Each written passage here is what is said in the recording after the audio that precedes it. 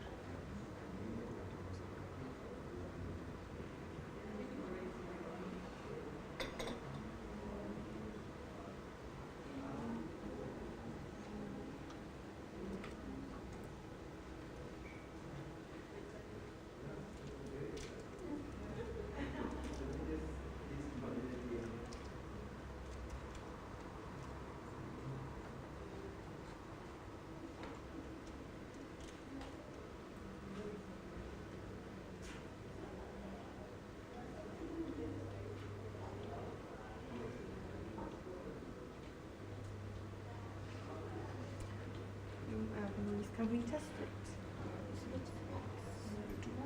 The both of them, yeah.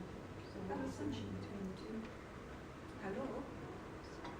So we can do practice. That was here. Yeah, I'm gonna check.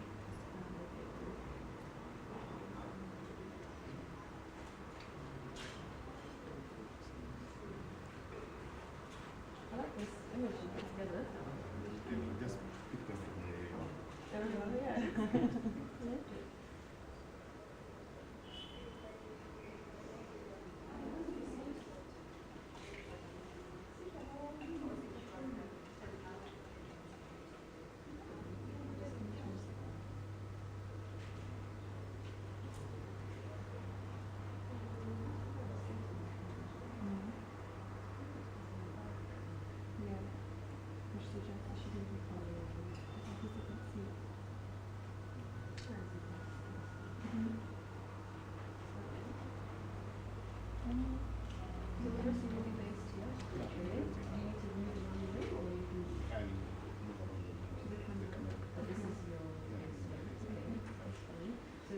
Set the laptop up so that it doesn't disturb the live stream if me or everyone on your CL are changing slides. Can you do that? I don't think we should this time. Hmm? And just walk. No, I mean the laptop. Yeah. When we need to change slides, we can just do that freely on the laptop. And it won't interrupt. We said we've got I've sent it. Okay. So this laptop needs to be projected for the streaming. Okay. So we're going to have both sets of slides on this laptop. Okay. But I can tell it's fine. We can switch between. We can control from here. And all it will do is make sure that the set laptop actually also sees the slides. Okay. So you're using this laptop. Okay. That's fine. Yeah. You sent your slides and our slides. No problem. So we should be able to control.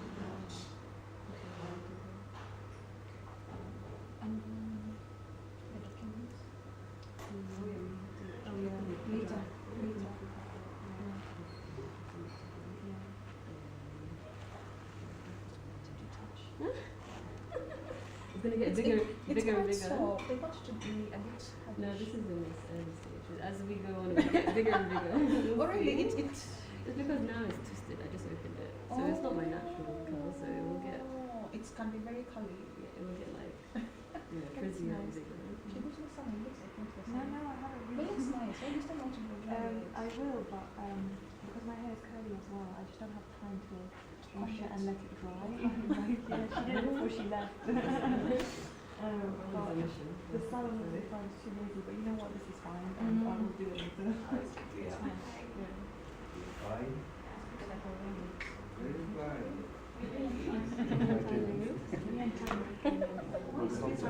African people play. Yeah, African people play. But probably from tomorrow, they will insist that we need to start early. I think so.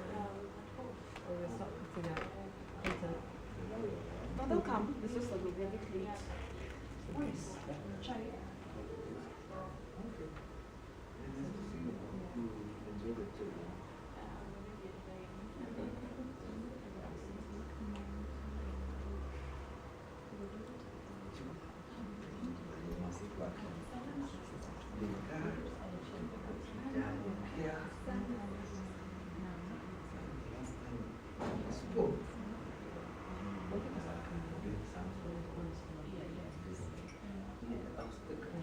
Complaints also. So it's like Give me a lift. it's projected. So when we want to I would see also the at the same time, this is the one that we share. so you use two shares. Just so it's open. Every time we move, stop sharing and go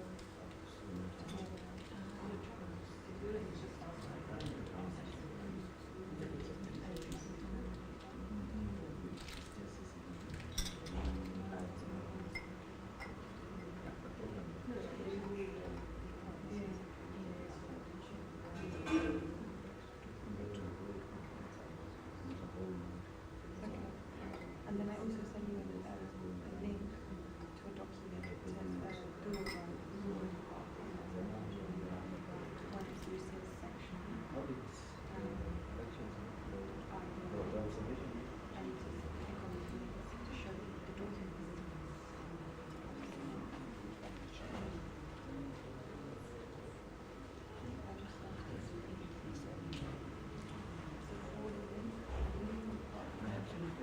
Original right? GRB Nairobi training schools to find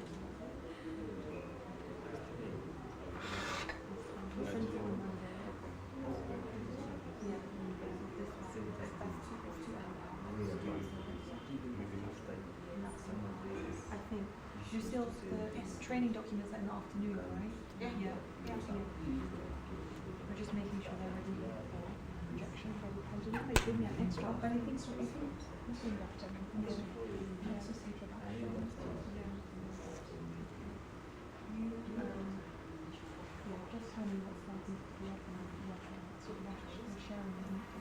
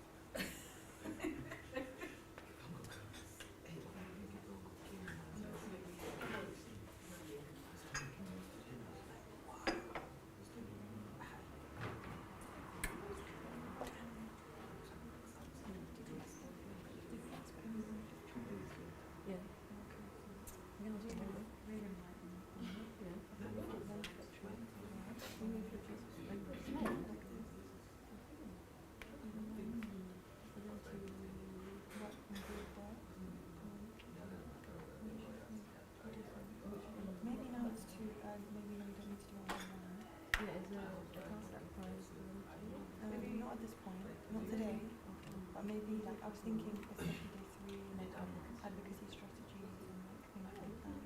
Yeah. When I do value setting, when I do that, you happy to write stuff down? Yeah. I'm extremely anxious about the situation. Like I do. It's been Zoom meeting and live stream and shoot at the same time. So every time we share a slide, we have to stop sharing, share a screen around slide. Every time you show us what Yeah. every good thing is there. No, but if we're going between us and my languages, or for example, when you say a slide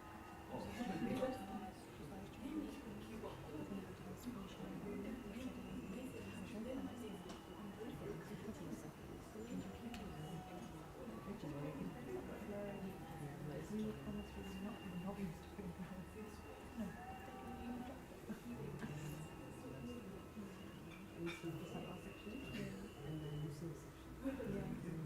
At least those two sheets. Yes, thank you so much. I just wanted to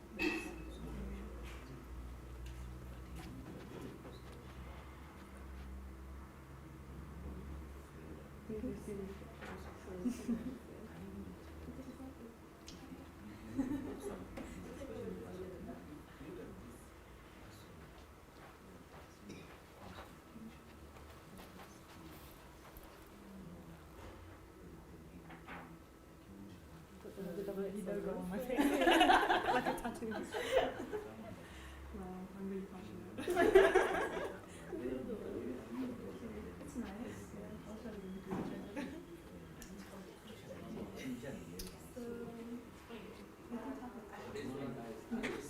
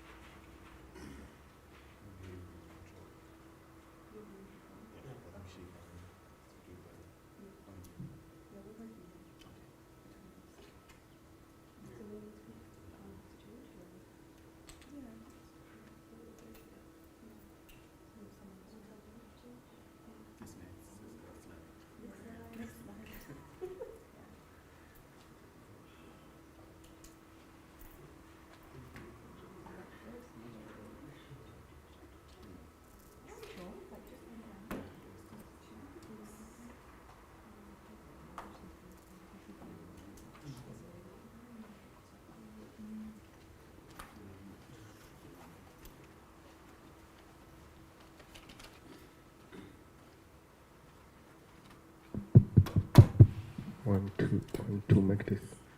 1, 2, make this. We okay, 1, 2.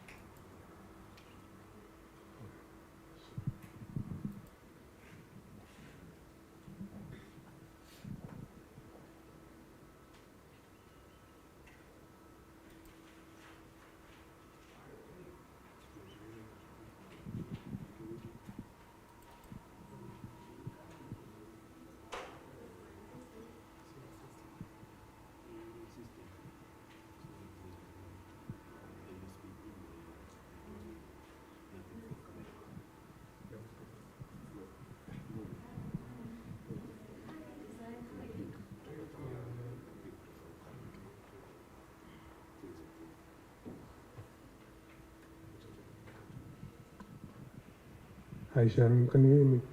Can you please respond if you can hear me, Sharon? And Tim.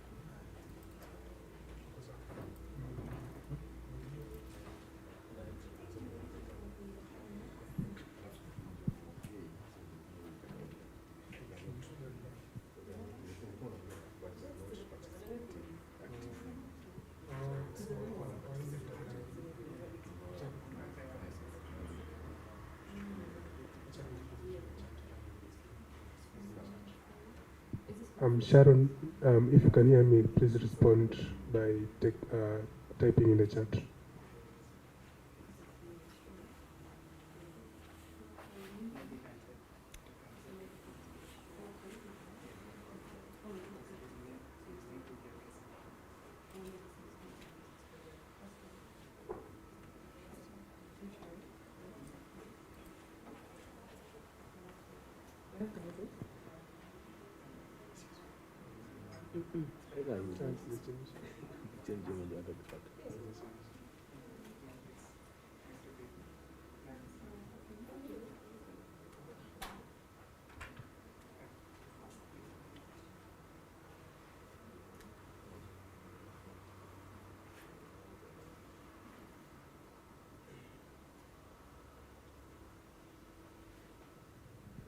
Sharon, please type something in the chat if you can hear me.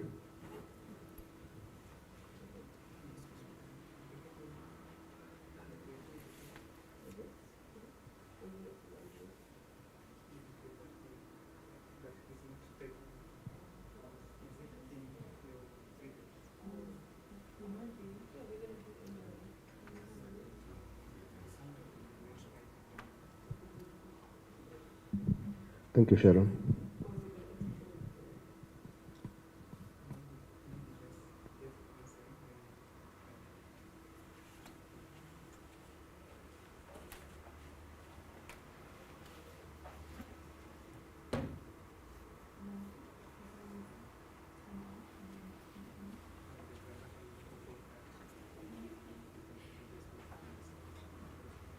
Hello?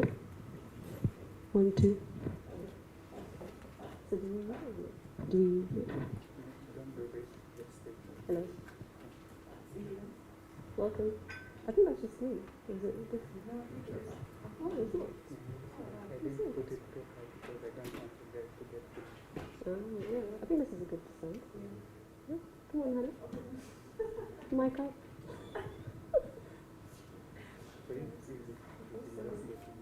I think Lucille as well.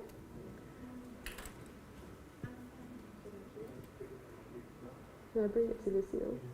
You're wrapping this up. You want to see that?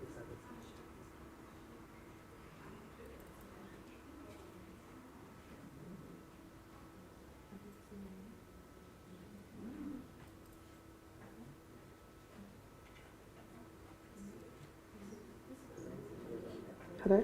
Okay.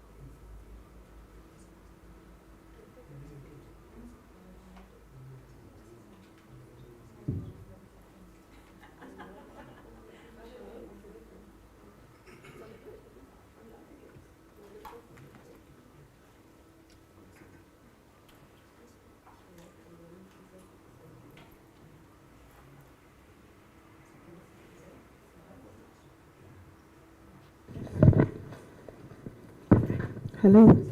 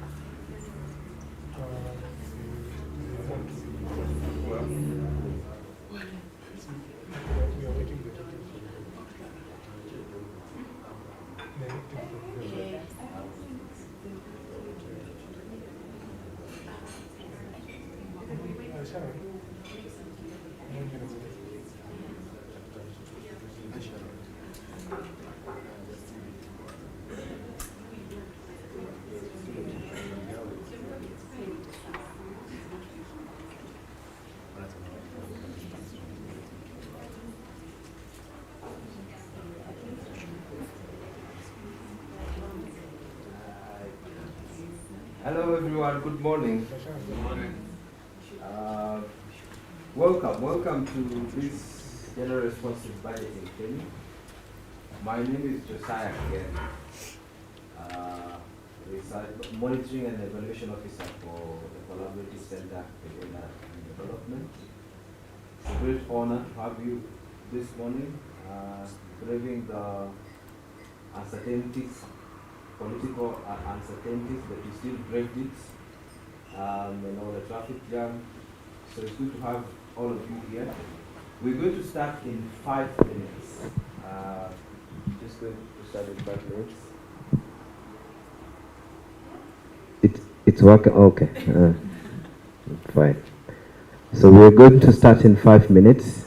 We're just waiting for, we'll start with the security briefing so that everyone is updated on the security situation and things to do around here so that we all feel safe. But I just said it's just to welcome you very much to this training, and I hope all of us have a good time. It's a very free space. All of us have different experiences, but one thing, we are committed in our specific areas of work to ensuring that resources are allocated in a way that is gender equitable. So I want to take this opportunity to welcome also Abian and Hannah, who are from the UK Women's Budget Group and who will be facilitating this training, and also Lucille, who's our trainer for the 3 days.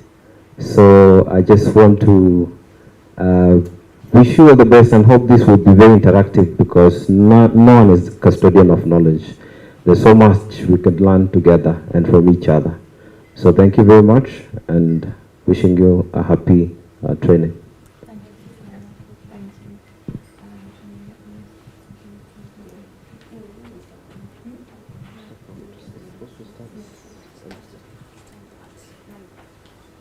Everyone.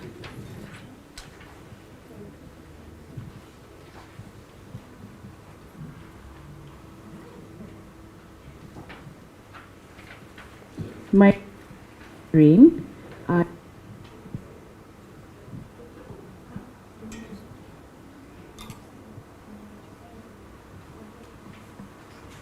to the African acknowledge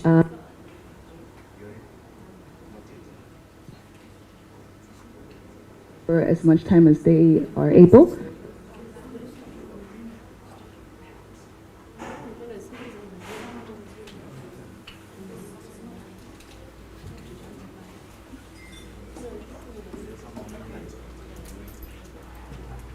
Agenda.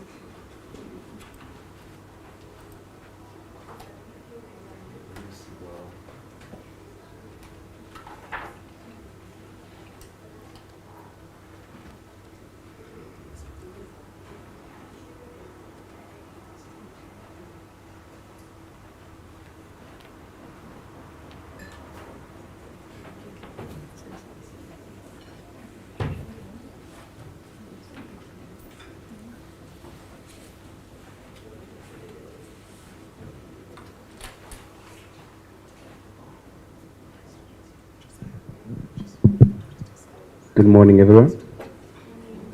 Hello. Good morning. My name is Simon Moneki from Security Department. I'm the one who is giving you our security brief.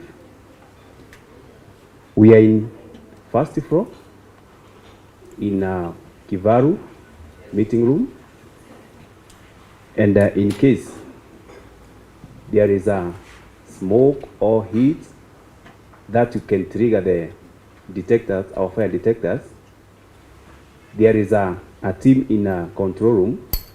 That's where the message will be sent to the panel.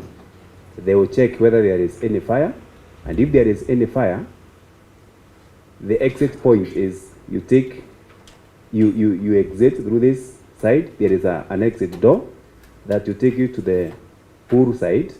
You're going to go on your right to the exit point where we have almost to the main gate where we have our assembly point. If you happen to go on this way, there is a white stairs that will take you to the ground floor. Then you take you take on your left, you go to the main gate, main exit, where we have our assembly point. If you happen to be on the other side, near the washrooms, you're going to exit through that. There is a stairs that will take you to the basement 2. To the basement 2, you exit through the gate, and then you come all the way to main exit, where our assembly point is. We have our fire detection system. That is, we have these fire detectors. We have a PA system that in case of any emergency in the hotel, it will be communicated from a control room. And we normally encourage our guests to have their badges that will be able to recognize you and the meeting you are attending. In case there is any eventuality, we'll be able to identify you as our guest. That's why we encourage our guests to have their badges. We encourage our guests even to have their valuables. You take care of your valuables. That is your phone, your laptop, your money, and anything that is of value, it's of value to you, please take care of it. Anybody who comes to you pretending to be in need, please do not help that somebody because they may turn up to be conmen. Any assistance will be given by our FedB staffs who are walking around and they are having their badges. Please, if you have any need, talk to them. Any security concern, we have our Daniel who is here. He will assist you. And if you need a further assistance of security, it is going to be communicating to the control room and you'll be served. We have 2 police from tourist police units who are manning the place. They are in uniform, and every corridor, we are having 1 security person. So on the side of security, we are secure. In the case of any assistance, we request you to talk directly to the reception. If you are near the reception and you have any query, talk to our reception agent. They will assist you. In case you want to move out of the hotel, we encourage our guests to use our taxis, our transport means, because in case of anything, we are able to track our drivers where they are. In case of any question, you can ask me as you continue your meeting. Thank you and have a productive day. Thank you. Sorry, for the washrooms, you go straight to the other end. The washrooms are on your left. That is for the disabled, for the gents, and for the ladies. Any other question? In case there is an active shooter in this hotel, our emergency evacuation is contrary. So you are supposed to go direct on the other side. That is where we have our safe haven. You are not supposed to exit the main gate, but you're supposed to go on this other side of the hotel where we have our safe haven on the other side. But it will be, in case there is, it will be communicated. Thank you and have a productive day. Thank you. Thank you. Thank you.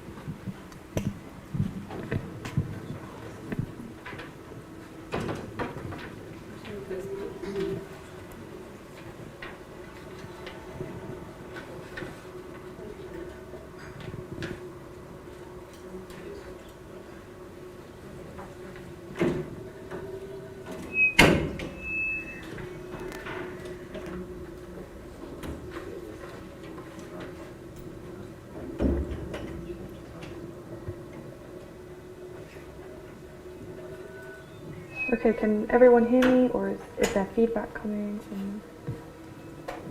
Yeah. Are you sure? Yes. It's all good? Okay.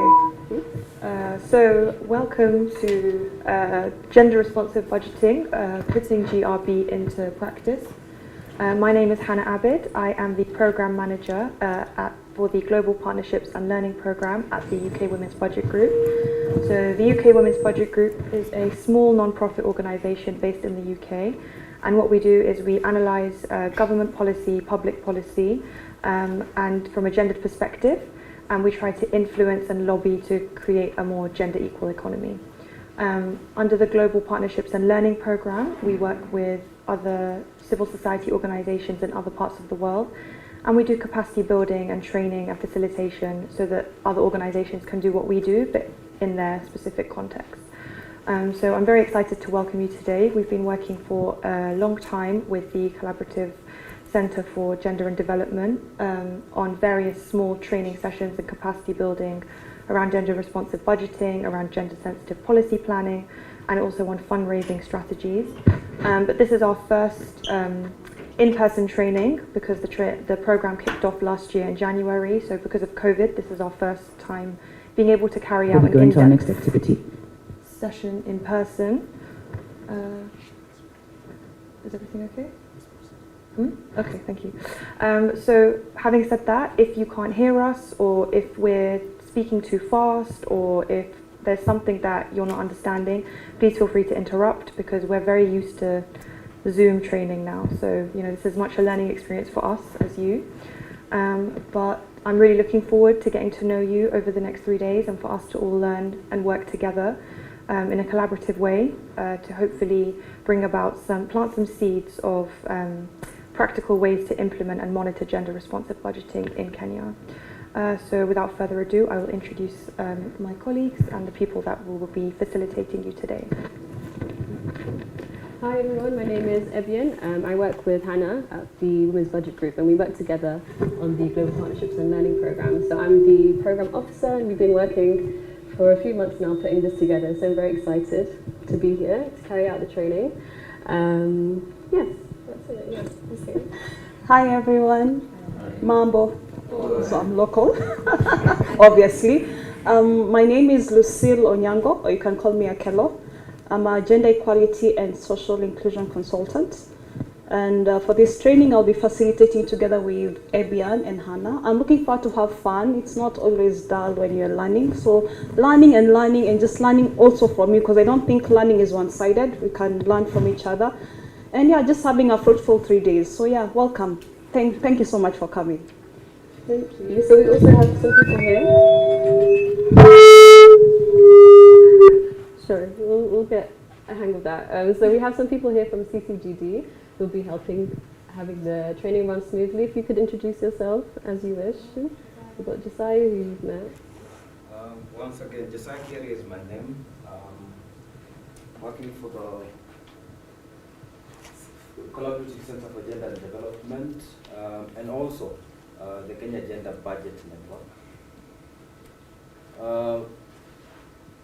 The Kenya Gender Budget Network is an open membership of individuals, consultants, researchers who work to advance gender responsive budgeting in Kenya through capacity building, advocacy, and all those things. And we're here, courtesy of Collaborative Center for Gender and Development, and also the Kenya Gender Budget Network, and now being supported by the Women's Budget Group, which we are very grateful for. I'm here with my colleagues, Prudence. I think she stepped outside. Yeah, Prudence, who's our administration and support officer, and also a member of KGPN. I think my colleagues can also introduce themselves. Good morning. My name is Calvin. We work with Josiah, and I'm in charge of data and research at CCTV. Thank you and welcome. So that's it. Have fun. Okay, thank you. Before we begin, if you just go to the next slide. We are going to be taking photos and videos throughout the training. So I just want everyone here to be comfortable with that, consent to that. If there's anyone that's uncomfortable with having themselves photographed, please feel free to say so, and we can exclude you from those. So is there anyone that's not comfortable, or everyone's happy to be photographed for the 3 days? Yes? Yeah? Okay. Perfect. Okay, so yeah, we've introduced ourselves at this point. We can go to the next slide.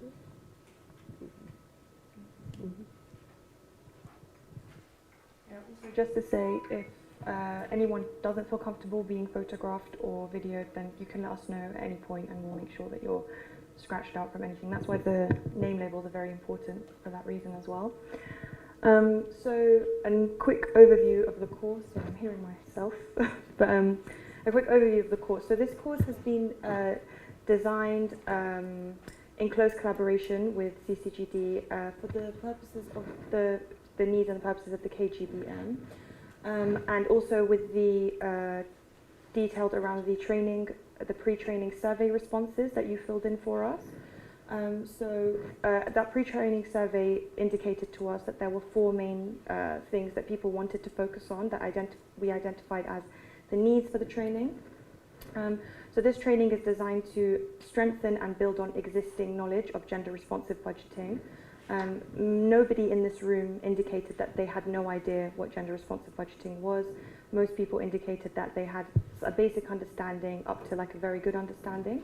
So we've based it on the fact that we have similar concepts and understanding of some definitions.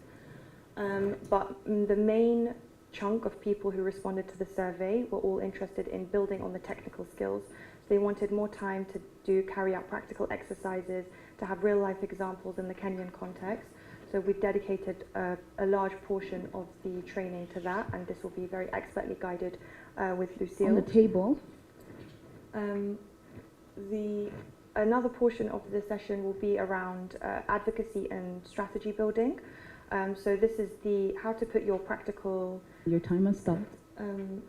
gender responsive budgeting skills into practice in an advocacy context. So how to build a strategy, including taking into consideration the political environment, any specific barriers, how to talk about gender responsive budgeting, how to communicate. And hopefully on the third day, what you'll be able to do is to put all of your skills and knowledge that we've been working on together over the first 2 days into an advocacy strategy. So that is the hope, and hopefully we'll be able to do that together. So yeah, the main content of the course has been designed very collaboratively, based on your responses, based on a series of meetings with the Collaborative Centre for Gender and Development, and also with our expert trainer Lucille. But if there's anything that you don't understand or any points that you feel need clarifying, please say so, interrupt at any point, and hopefully we'll be able to meet your needs and expectations throughout the 3 days. So, yep.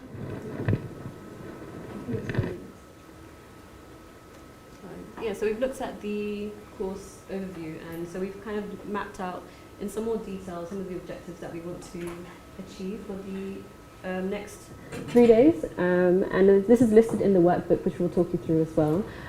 So some of the things that we want for you to feel comfortable walking away at the end of the 3 days is to be able to say sort of what GRB is, how to use it effectively in your work, and kind of how to intersect the work that you do with GRB so that you're able to kind of use it in a more effective manner. Have a basic understanding of the government budgeting cycle, and that would be specifically in the Kenyan context, which Lucille will lead on, and that you'll have an understanding of the cycle, especially with the new sort of government in place, how to kind of have greater impact at different points of the government cycle. Have a developed understanding of various GRB tools. So on day 2, we'll look at the more practical side of GRB and how to put them into practice. And then we'll also have data, GRB and data, which is a very important avenue on how to use GRB, and we'll also look at how to engage GRB in advocacy spaces, so capacity building, communication strategy. So this is some of the objectives that we've compiled using, of course, the pre-training survey, and just working over a few months on what's the most effective way for you to use GRB in your work. So we have a workbook that we've put together, so everyone should have one, and these are all for you to use, so feel free to put your names on, and it's yours to take away after the 3 days. The sort of point of the workbook is sort of to complement the training, and it's to complement the participatory exercises that we'll lead on. And the training, we've designed it more to be looking at the technical aspects of GRB. But if you were to go on and use GRB in the training aspect of it, this workbook is designed to help you do that. So there's exercises in there with instructions for you to carry out GRB in your own work in the future as well. We've got the agenda for the 3 days in there as well, and notes for you to take as well as the training progresses. And also, resources in there that we've kind of pulled from the Women's Budget Group case study guide. So they are kind of UK specific, but there's a lot of it that you can pull that applies in a more universal understanding of GRB as well. So even though there are UK specific case studies in there, there are bits that you can pull from there to apply into sort of Kenyan context or in a more global context as well. So we hope we'll be kind of interacting with the workbook over the 3 days, so we'll be going back into it. Is there anything else? Yep, so I will briefly talk you through the agenda, which you have in your workbook as well in detail, the topic list. But basically, over the 3 days, we've split the training into kind of various themes. So day 1, we're going to spend quite a long time getting to know each other, breaking the ice so that we're all feeling quite comfortable with each other, being able to speak freely and make mistakes and learn as we go. And then we'll be looking at definitions of gender responsive budgeting, just so that we're all on the same page, because I think we have a very diverse room, people working in very different areas.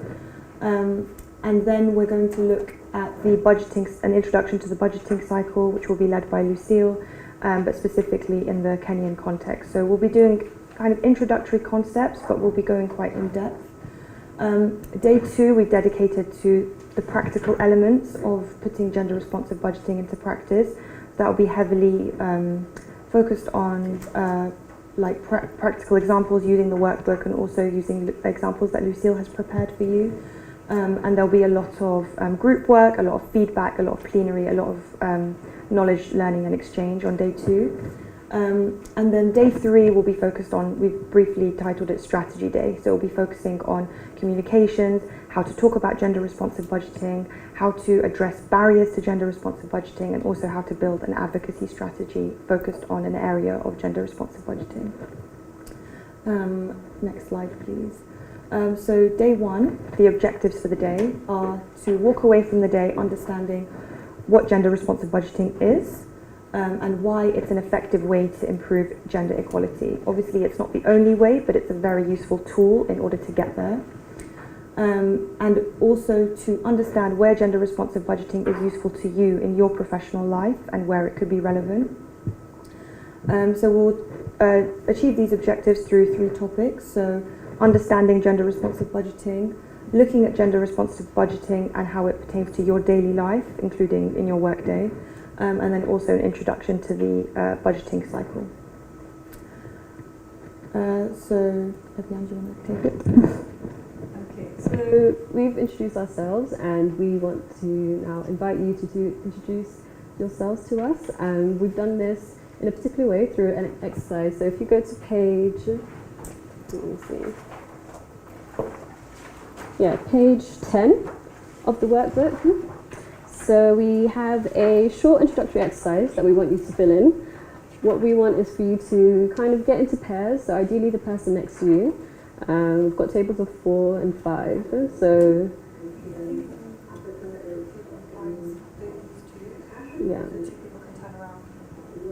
so we can, so the person next to you, we want you to introduce yourselves to each other, find out one fact about each other, write it in the book, and we'll ask you to introduce your partner to the group and the one fact that you've learnt about them. Okay, so we'll give you kind of 10 minutes to have this discussion and find out an interesting fact about your partner, and feedback to the rest of the group.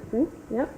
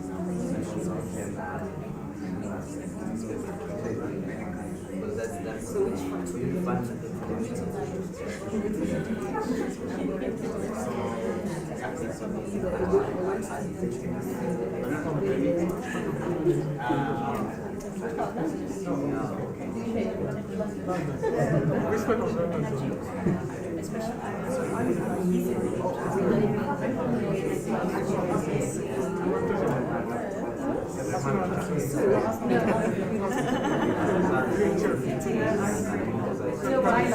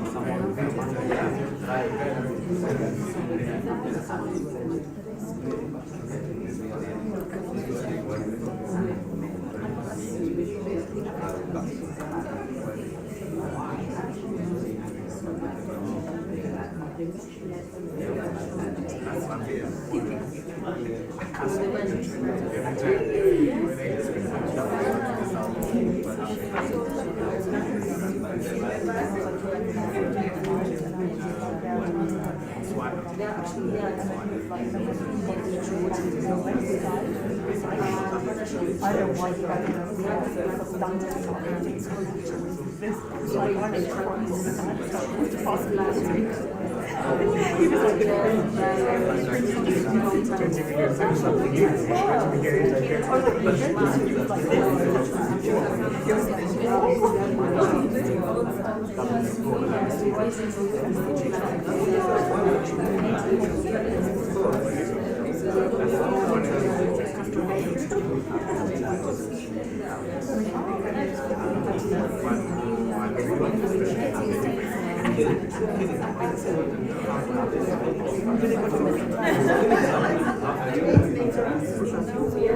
Hi everyone. We'll just give you one more minute. Yeah?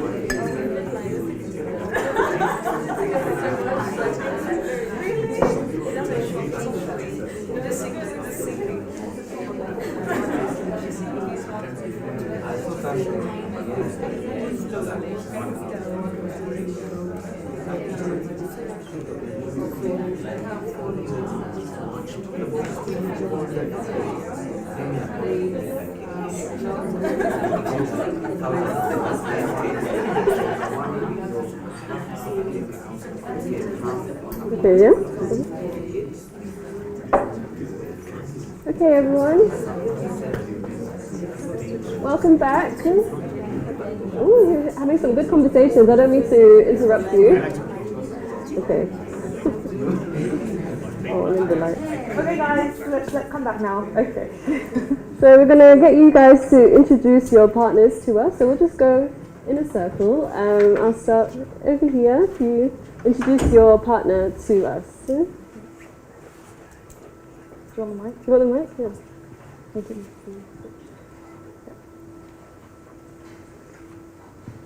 Let me see. Hello? Hello?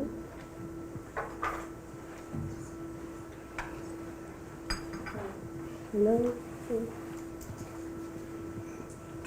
You get this one.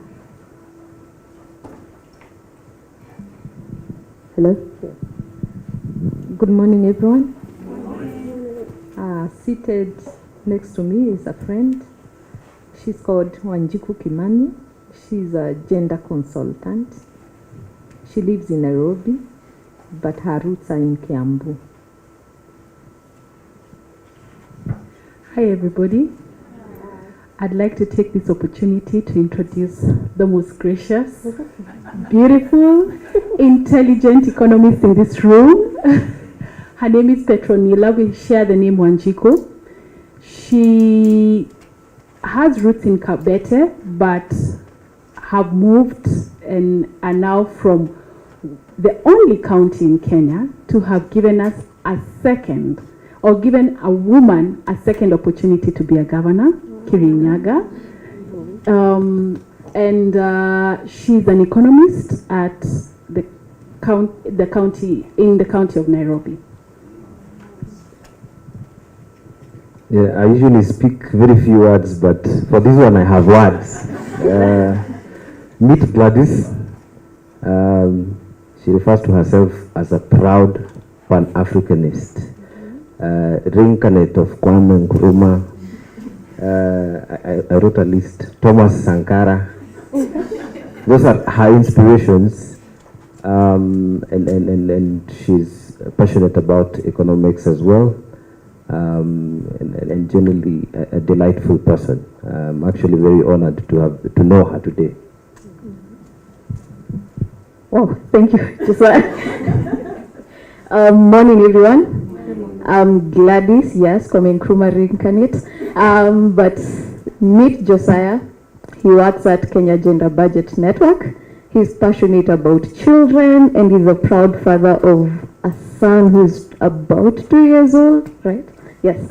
And, and also passionate about water and access to water by everyone, having grown up in a county where water access was an issue. So yes, nice to meet you, Josiah.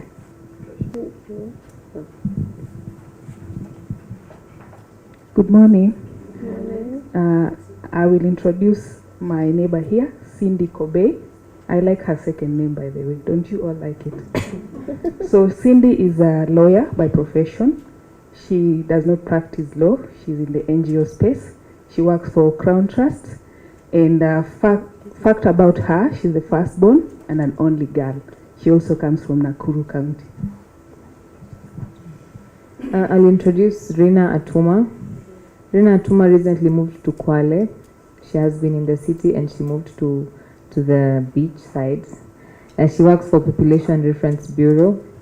And one interesting thing about her is that she has some unique black spots on her arm up to her elbow, and I thought they were felt pen marks. And she's a GRB specialist, and she learned it online. Hello everyone. I think I'll do it my way. My name is Asha Bakari. I'm from Kwale, but I live in Nairobi. My area of specialization is political science and public policy. And here's a fun fact about me. I have broken cultural barriers to be a better person while integrating into the modern society. Nice to meet you all. Hi everyone. My name is Sophia Momo. My home county is Kitui County. I'm an economist. My dream home is in the countryside. And if I could go back in time, I'd like to be 10 again.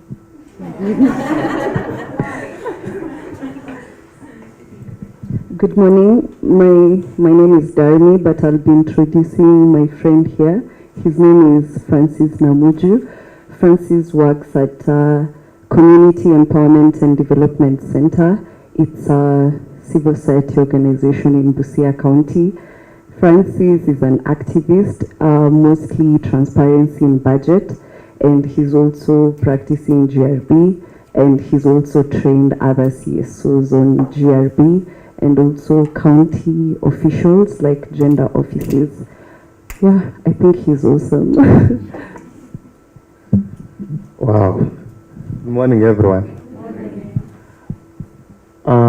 It's a privilege to introduce Darimi Jatani, who trails her roots in Samburu County. She works in the Institute of Economic Affairs. She's a budget guru, does a lot of analysis of the Auditor General's reports. She's passionate about traveling. She's also passionate about an inclusive, gender-responsive budgeting, and more specifically looking at how to ensure that an inclusive gender advocacy in terms of ensuring that men, women, youths, persons with disability are given consideration in our budget policies, and making sure that affirmative action is not enough, but mainstreaming gender issues across all sectors, ministries, and departments. That is just Darmi. Thank you. Good morning. Allow me to introduce Monica. She is from Nyeri County. She works there as well for the Nyeri Municipal Board. She is a civic educator. That means she travels a lot for work. When I asked whether that's an interesting part of her work, not really. So she takes a lot of coffee. She is also a last born, and she is interested in a last born. She's the last one. She is interested in public participation, reproductive health, and what she pursued in school was political science, gender, and development studies. That's Monica. Good morning. So allow me to introduce Faith Ann. She's from Nakuru County. She's a middle child, the ones that I always forgotten. She works for International Budget Partnership Group, and she's a statistician. And I think we're polar opposites because for her, coffee really hits, so she doesn't take a lot of coffee. And what else? She is into what is it called? Capacity building, and she's a researcher. Yeah. Good morning, friends. Allow me to introduce Prudence Jambi from Collaborative Center for Gender Development, where she works as an admin officer, and she's currently holding or managing some money. I'm very happy to sit next to her because of the money. I did not care to ask which part of the country she comes from, because we are all Kenyans. That is the spirit, yeah, of Kenyans. And Prudence is an ambivert. Ambivert, you know what that means? It's a mix of an introvert and extrovert. So Kenyans will call her watermelon. Yeah, because she's everywhere. So Jambi is an ambivert, and I've learned that term today. And maybe you can look at yourself and you will locate yourself that you're neither an extro or an intro. You could be in the league of Jambi. We're happy to meet her today. Thank you. So good morning, everyone. Thank you, Daniel. So I'll introduce you to Daniel Wathome. So Daniel works for the International Peace Support Training Center, which is based in Karen. It's an organization working within the Eastern African region. So his role is mainly, he is a gender specialist, and in addition to that, he is also a trainer on gender transformative approaches, especially on the peace building mission within the region. So other than working within the East African region, they also train people, even civilians outside the region, including other parts of Africa, to be specific. So something interesting about Daniel is that he loves the countryside. So he says he's only in the city to make the money and get the resources to relocate and go back to the countryside. Yeah, thank you.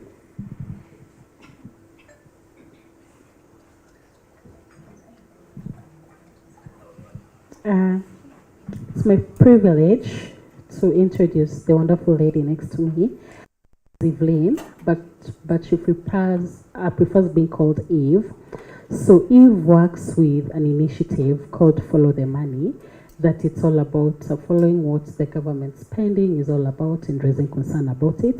She's also the coordinator of the budget advocacy in 6 counties in the country, and it is also a regional hub. So Evelyn also loves hiking beside her income engagement. So because she's so busy analyzing budget, she doesn't have time to go to the gym. So for Eve, the weekend is for hiking, just to enable her balance work and fun. Thank you so much, Purity. Good morning, everyone. Eve Madai, and I introduce to you Purity. She's alive. Where she builds the capacity of youth on meaningful youth engagement on the governance processes.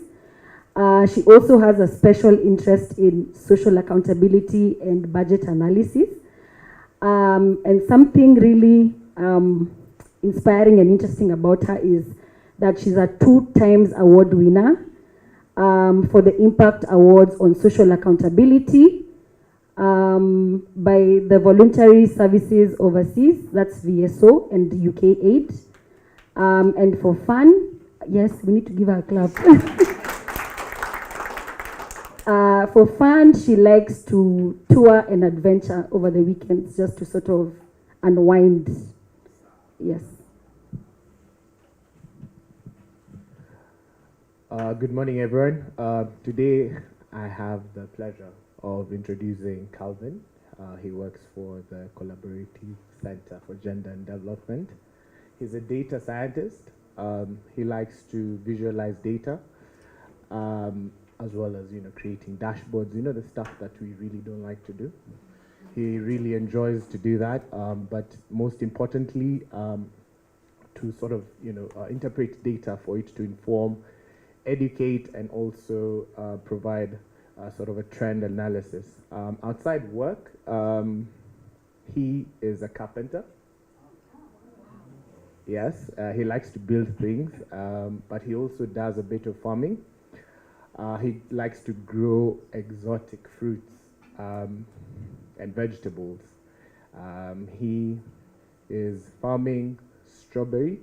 For the Kenyans, strawberry. Huh? but yes, he's also very passionate when it comes to building and watching things grow.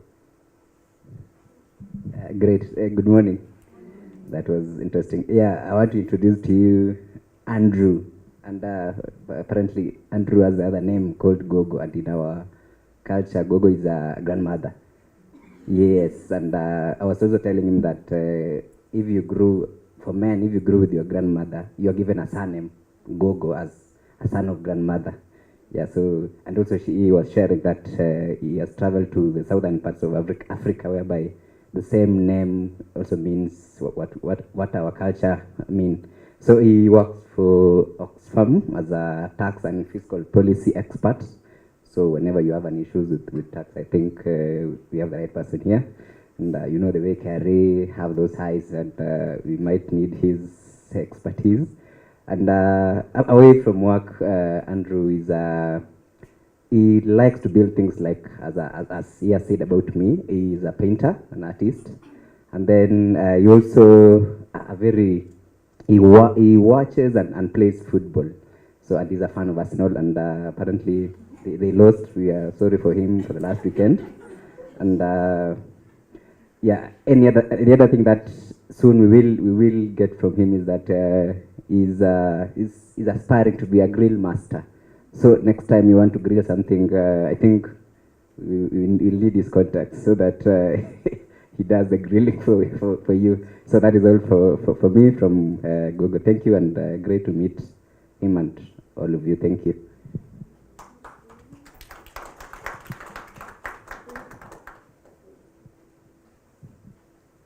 Good morning.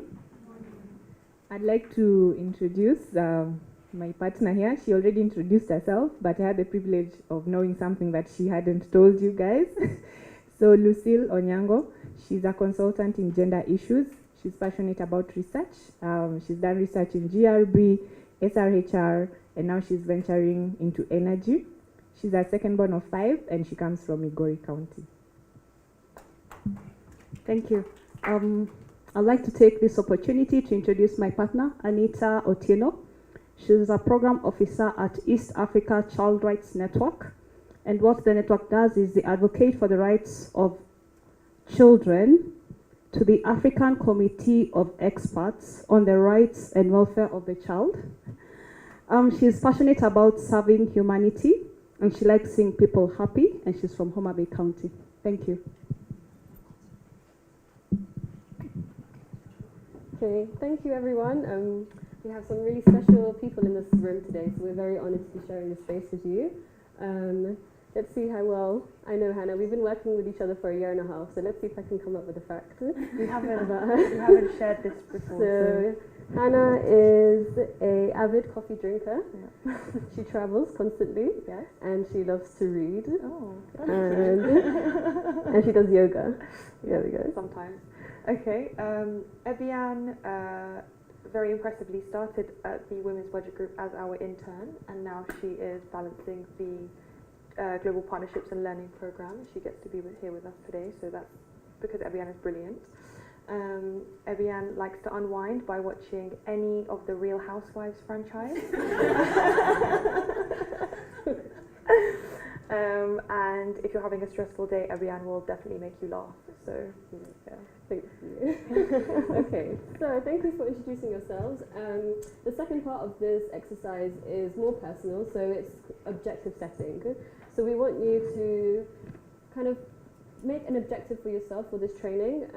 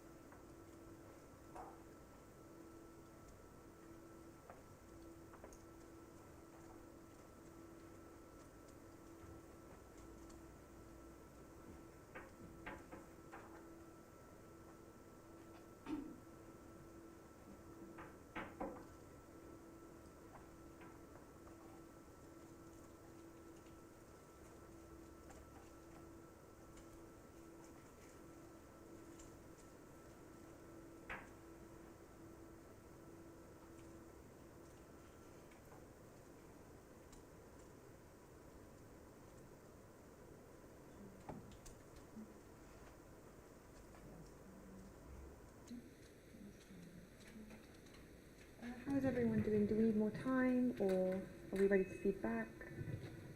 Okay, I think 2 more minutes. Yep.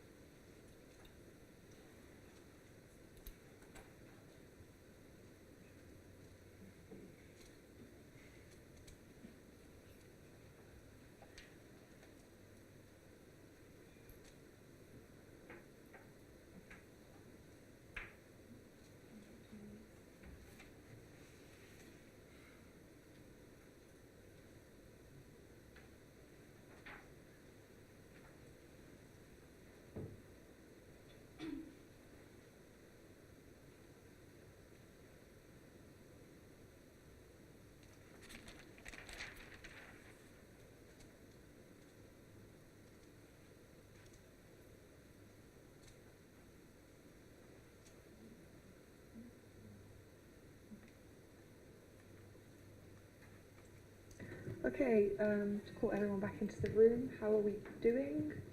Does anybody want to share? I don't want to pick on people, but I will if we don't have any volunteers. Does anyone want to share their first objective, so a professional goal or a personal goal they have for the training ahead of the 3 days that we will look back at the end?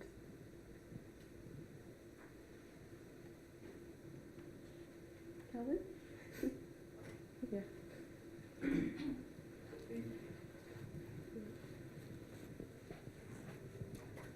you want this one? So, I think I'm... With your shout. Thank you. For my case, I would want to share my objective in regards to what I do with my profession. I'm a data analyst, and I usually like data. And my great what I hope to understand or yearn to understand from or to learn from this training is that how I can use the data for an effective budget as far as gender budgeting is concerned, and also how to consume data, how we are going to consume data for effective GRB. Yeah, that is my objective, like what I yearn to learn. Thank you. Thank you very much. Anyone else? Any volunteers? Sorry?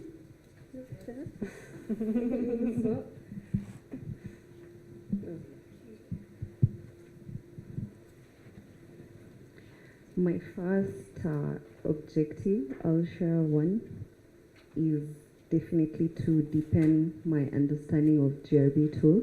I think so far I've only used the 5-step, and so my objective is the same.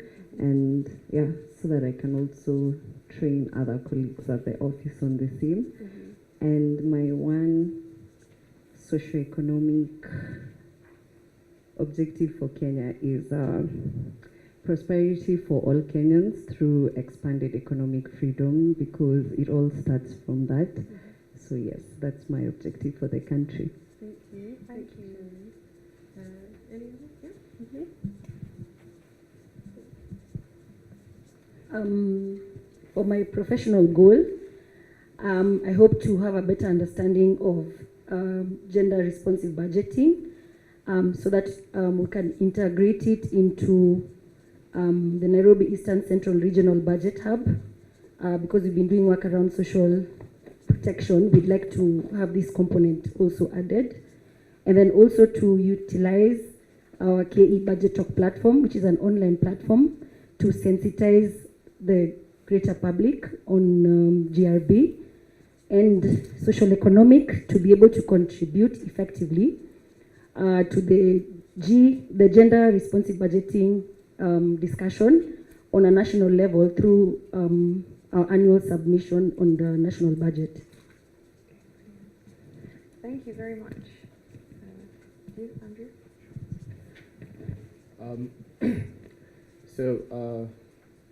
my professional goal is to sort of try to link gender responsive budgeting with unpaid care and domestic work, and also just trying to quantify and valuing women's work, especially in relation to the contribution towards the Kenyan GDP. In terms of the socioeconomic objective, just looking at more, most policies, especially economic policies in Kenya, are gender neutral. So how do we incorporate gender transformative approaches, especially in the policy formulation, but also policies that benefit both the formal and informal sectors of the economy? Thank you.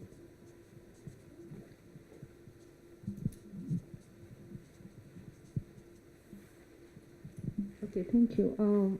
My objective from this training is the tactics we can use in advocacy of gender mainstreaming in our county budget. It's been a handle, it's been so difficult to mainstream the gender issues in our county budget.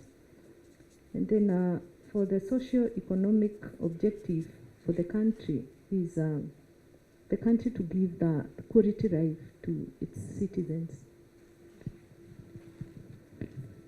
Thank you. Any final sharing for, oh sorry, I missed you.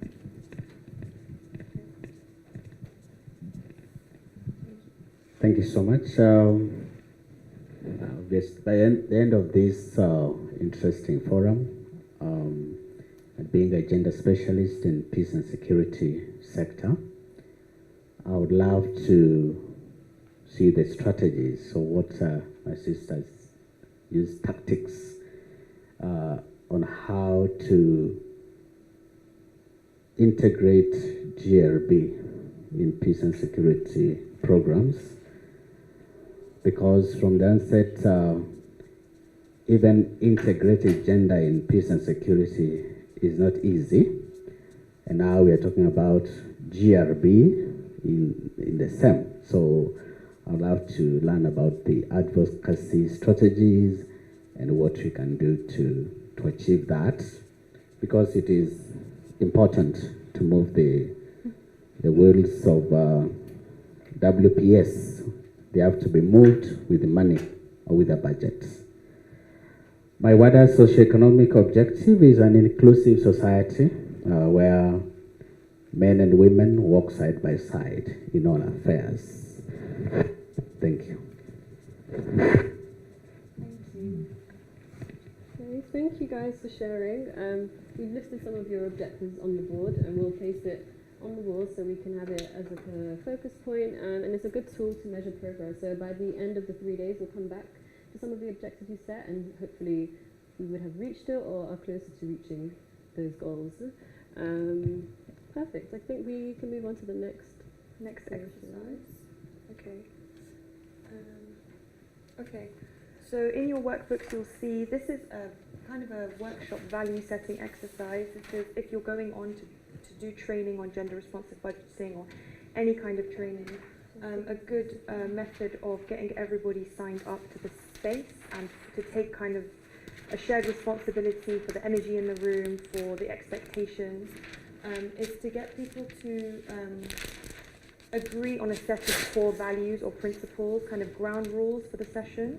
This will be the kind of the last exercise that we do that's quite introductory and about getting to know each other before we jump into the gender stuff.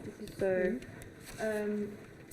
listed in your book you've got this diagram which is based on, there's some ideas for core values. So these are just specific words that we could start from. So I'm going to get Evian to do the writing for me, and I want to ask if you can, anyone just volunteer, like what kind of one word or a sentence principles should we build around the session around for the next 3 days. So for example, we've got a thing around teamwork. So if I were to build an objective around teamwork, I would say I would make sure that everyone on my table has a chance to speak through every exercise, and this will be something that I would hold myself accountable. So we'll make a list of the values and we'll keep them up on the wall for the next 3 days, so that to act as a constant reminder for how to conduct ourselves in the workshops. Okay, does anyone have any immediate ideas or ways that they'd like to proceed over the next few days? Yes? Maybe Mike.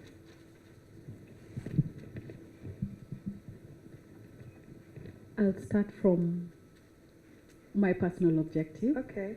So one of my objectives is to find areas of collaboration and ways in which I feel like this room is very rich and there are a lot of points of synergy, but because we do not know each other, we don't know what opportunities are held, for instance, in IPPSTC. And I don't know, so ignorance is maybe blissful, but it's also losing a lot of money on my end. Mm-hmm. So I would want to see points of collaboration, synergy, areas where maybe expertise may be needed. It is here in this room. Mm-hmm. So we shouldn't leave this room with pockets of lack of knowledge or lack of expertise that is in this room. Okay. That's an excellent one to start with. So we'll make sure that people are meeting each other, mixing up. Where you're sitting now will not be where you're sitting for the next 3 days. You're all going to get to know each other very well over the next few days.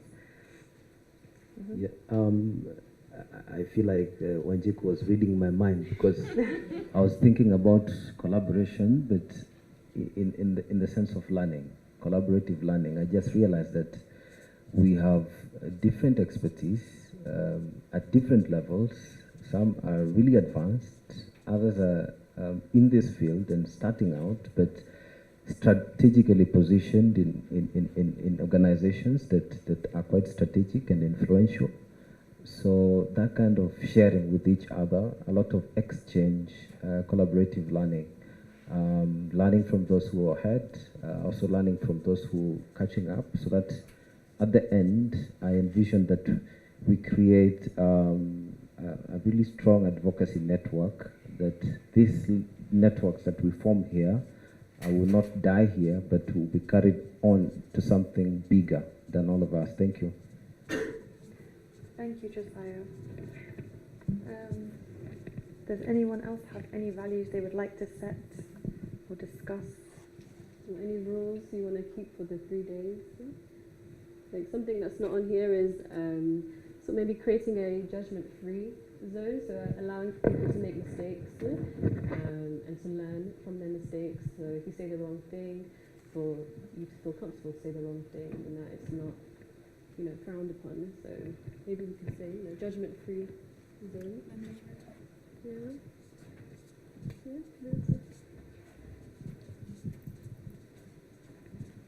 I wish to echo what you've shared, so that we should respect the opinion of everyone. Yeah, so we've got lots of different people here who probably won't agree with each other all the time, but that allows for an interesting exchange. I have one. Maybe we can agree that everybody is an expert. So like Josiah was saying, everybody is placed in different spaces and has been on different journeys, and there's knowledge and expertise that comes with that. So there is not one person in the room who knows everything or knows more. It's just all different. So, Prudence?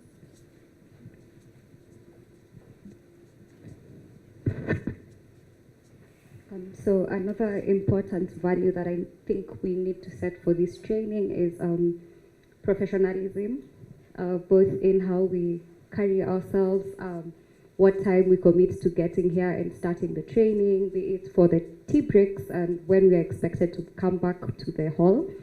So professionalism is key, and let's respect each other's time, and also understand that in as much as we've agreed that we are all at the same level, we have the trainers and the facilitators for this, so let's accept to be steered by their leadership. Thank you. Thank you. Yeah, that's a good one. So Lucille is the expert trainer for this session, and then Hannah and I are facilitators. We're here just to make sure the ambiance and everyone is feeling comfortable and ready to share. And you know, as Hannah explained in the beginning, it's our first time doing it in person. So if at any point, you know, if there's any adjustments we can make, please feel free to say so.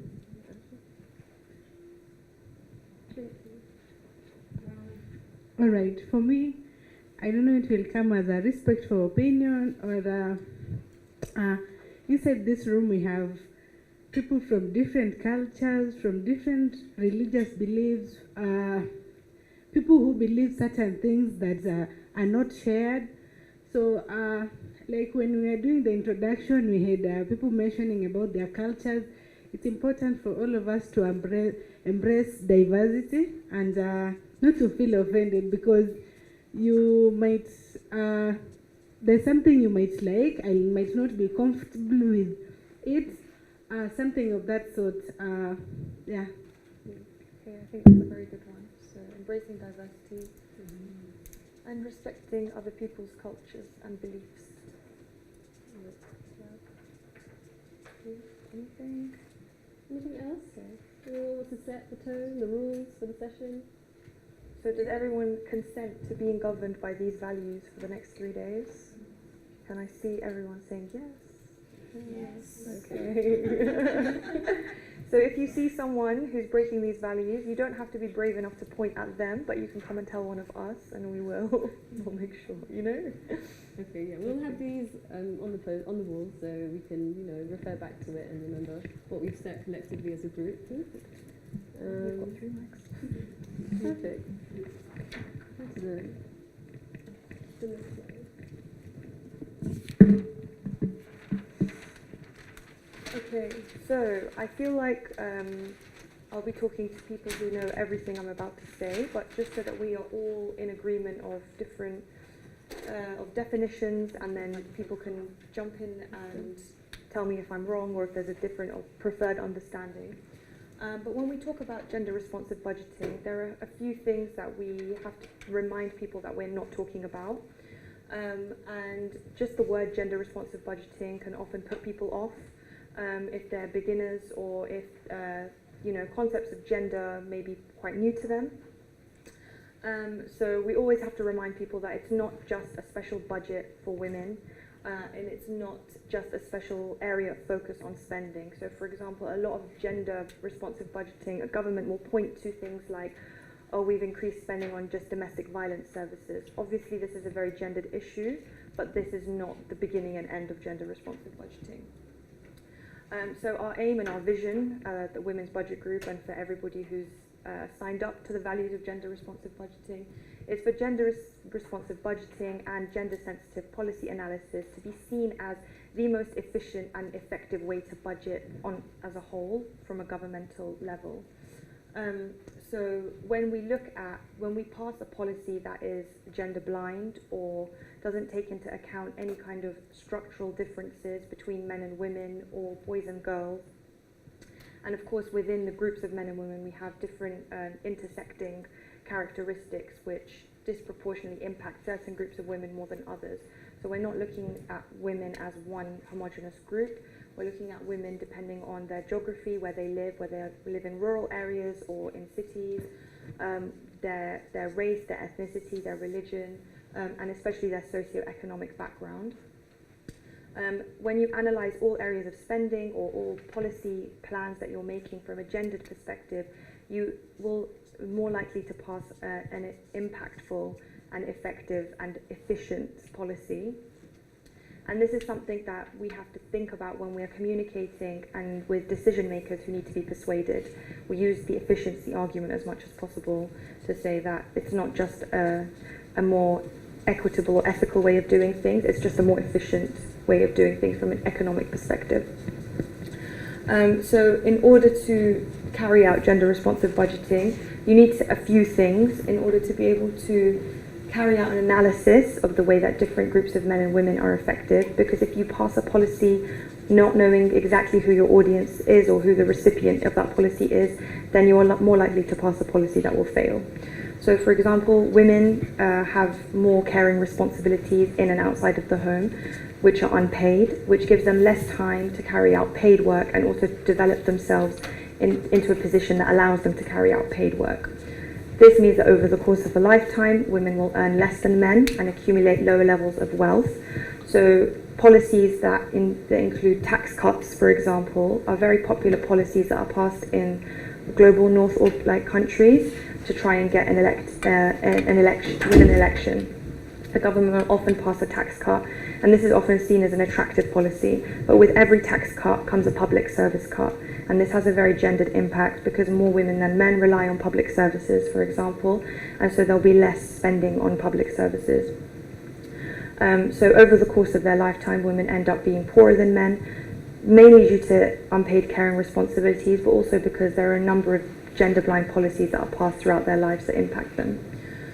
So you always have to ask who pays for what with every policy that is passed, and any gender-blind policy is much more likely to fail overall. So that's the what and the why. I think so most economic decisions around the world, most economic structures or economies are based around the activities of a single man, and then we're usually trying to fight fires to deal with the disproportionately harmful impacts that causes. So when policy doesn't take differences into account, it will fail or it will have unintended consequences that actually make things more harmful. So that's a very basic overview of the what and the why. And then we're going to move into a mapping exercise now. So to sort of complement the basic understanding of GRB, we have an exercise in the workbook called Mapping Your Daily Life. And the idea of this is kind of to take GRB from an abstract level and bring it to a more personal level to see how gender-sensitive policies impact your day-to-day living. The idea of this was based on a more of an introductory level, but I think we'll kind of adjust it a little bit because we wanted you to kind of list your day-to-day activities. But what we'll do instead, because we're running behind on time, we'll ask you to come together as a group on your tables and come up with a fictional character, let's say, and then you kind of map their day. So this can be based on, the people that you represent, that you want to help and work for, how you envision their day-to-day life to be from day to night. So when they wake up, what kind of responsibilities do they have at home before they leave for work?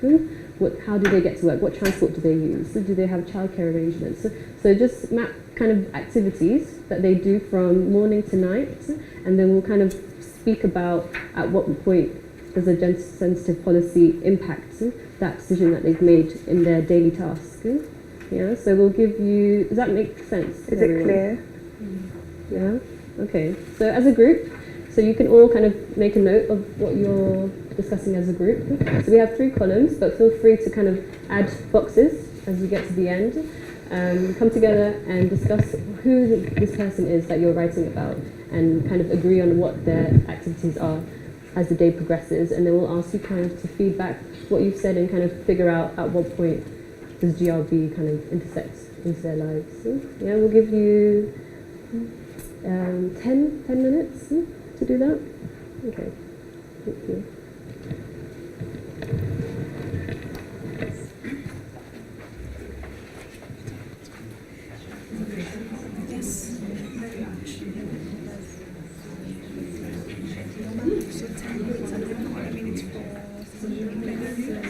It's 10:30. Okay, 10:14. It's fine. Time is fine. Yeah, 11.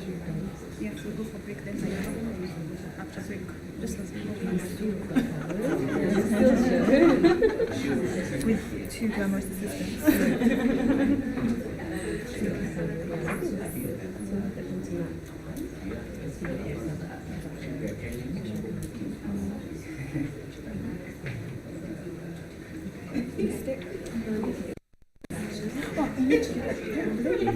Do you need flip charts? Do you need flip charts? Or you write on your books? Yeah. Can you give your flip? I think we should give you flip charts, yeah?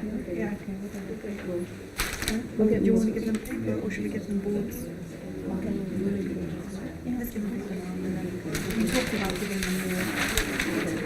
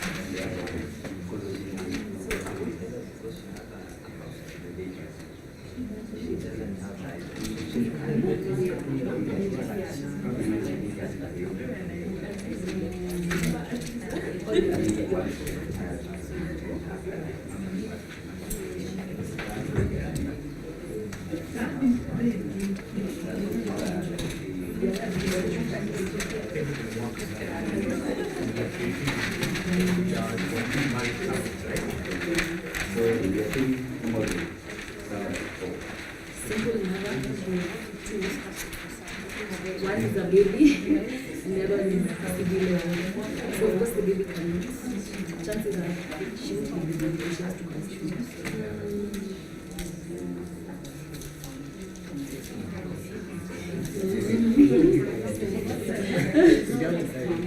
Yeah, there's no risk. And there's no support. She's the sole.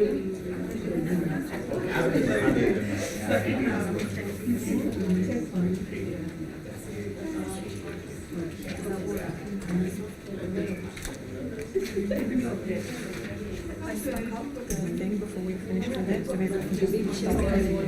Yeah, because as soon as you're ready, she says,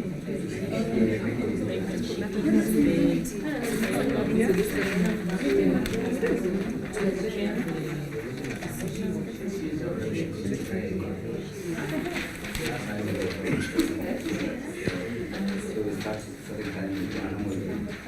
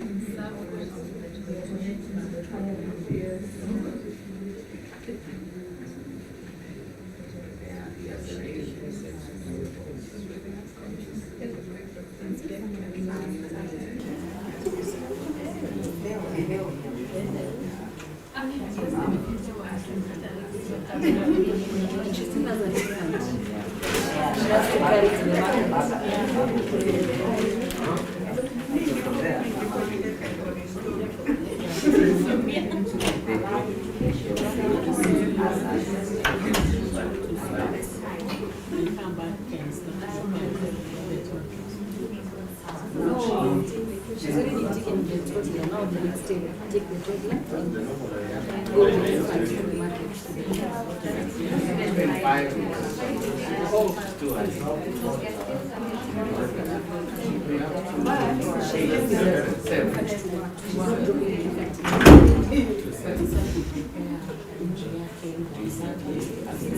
She goes back to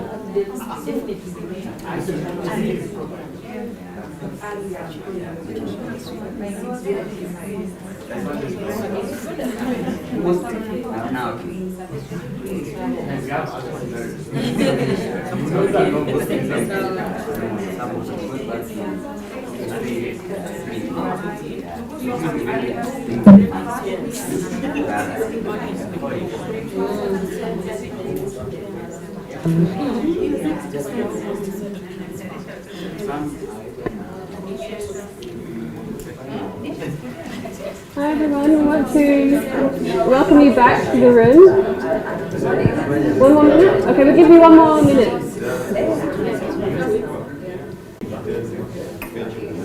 Okay, 1 more minute before we go back. Hi everyone, 1 more minute before we go back up there. Yeah, we want you to break for 11, so we don't want to run. Hi everyone, we've got 1 more minute and then we present, yeah? No.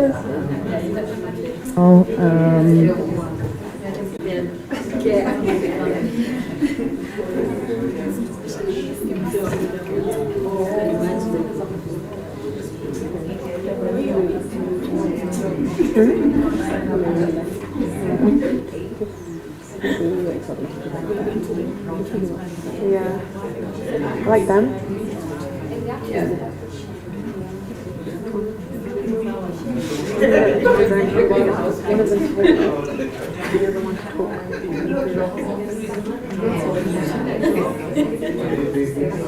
We should be like looking at this. Two in my head. It's just going around and being like, oh, how's it going? Okay.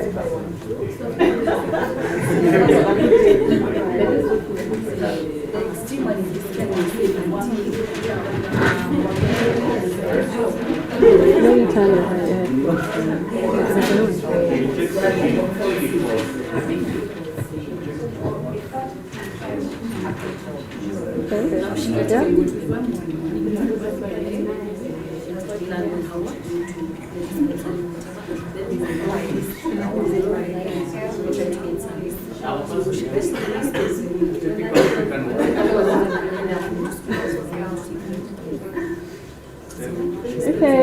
Okay. Let's come back and feedback and present. We can still have more discussion as a big group. How did everybody find that? How did you guys find the exercise? Is it interesting? Did you come together as a group? Okay, we'll ask you to present your map to us. Does anyone volunteer to go first? So if one of you holds up your diagram, if you've made one, and then someone else can volunteer to talk the rest of the group through the diagram. Yeah. I can see. Yeah? Okay. Brilliant.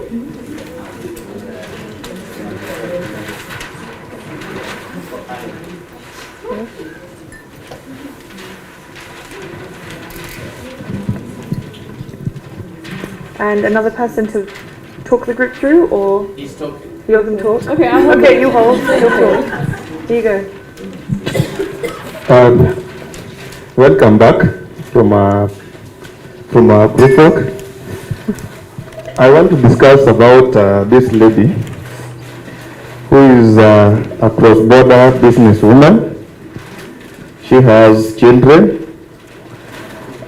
She stays in Namanga. She wakes up at 4 a.m. to prepare breakfast and prepare children who are schooling. Between 6 and 7, she ensures that children have gone to school. Then she comes back to take the young one to the daycare center, so that when she leaves for her business between 7 and 8, close to Tanzania, to bring her hardware for sale. Between 8 and 9, she is already in her store, selling her hardware or consignment, that's clothing and beans. She rushes home at 12:30 to prepare some lunch for the children and attend to check on the other one at the daycare. Then between 12 and 1:30, she goes back to her stall to continue with her business. She arrives there at 2. She continues with her business up around 7 p.m. During this time, the children are back from school, attending to some domestic work, although the mom is not at home. The father is not at home, he's in Nairobi hustling, looking for a security officer in a hotel like this one. He works up around 9 before he thinks of calling back to find out how the wife and the children are at home. Then this lady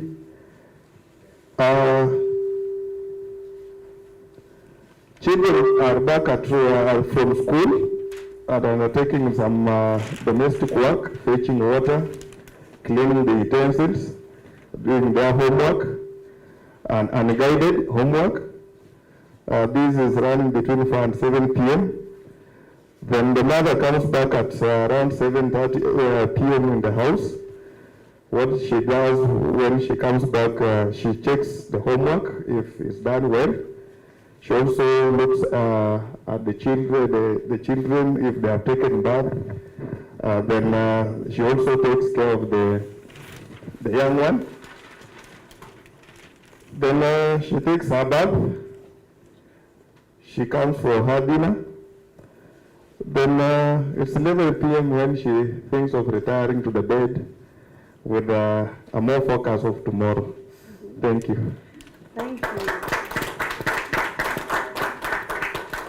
So So, as a whole group, did we, listening to all of this exhausting day, do we have any thoughts about in what way this woman's life would be made better or worse by the presence or absence of gender-sensitive policies? So, are there any points in this Women's Day where a gender-sensitive policy or an act of carrying out a gender-responsive budgeting at any level would have an impact?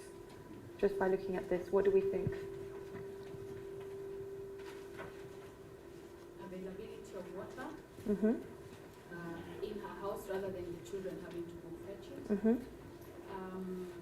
I also think an active care policy where she doesn't have to leave her business at prime time to go home, make dinner, or make lunch, and then go back to her business, because while she's at home, the rest of all of us are in the streets looking for things to buy. So she loses out on an opportunity to actually sell her wares to us. Brilliant. Yep. Additionally, she's expanding travel home and back. That is profit being utilized on an productive journey. So we're talking about a care service that would provide the lunch and the feeding for the children between these hours, so she wouldn't have to return and lose the profit. Yeah. Anything else? Yeah, and I think also the policy or infrastructure to ensure that the markets are closer to the residents than. Sorry. An infrastructure policy to ensure that the markets are closer to the traders. Then the markets should also have the care centers in it, so that her babies can still be in the markets as she's making money and live with the baby when her day in business is it's also done. Yep. This is a very important one, and something that is a universal global issue is where childcare is in relation to the workplace of the parents. So some very progressive workplaces, like we're talking offices in some places, have open daycare, but it's very minimal and it's not the norm at all, but it has a massive impact on the time spent going to provide care and working. So that is a big one. Yes, Anita? I think also just to highlight some of the achievements that we've had as a country.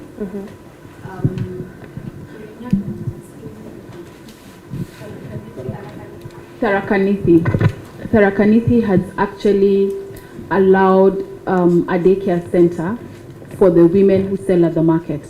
So women, and our markets are like open air markets. So you will find that the women who have younger children or children who come home during that lunch hour would ideally come to the daycare center and spend the time there as the women are in the market. Yeah. So that's one of the achievements that has happened. Yeah. Brilliant. Yeah, Anita. I don't know if this is far-fetched, but I think having her husband around, so having opportunities, economic opportunities for the husband not to have to go far from home. I think having a husband around would ease some of her burden. For example, checking the kids' homework and taking the kids to school, so she doesn't have to make too many trips.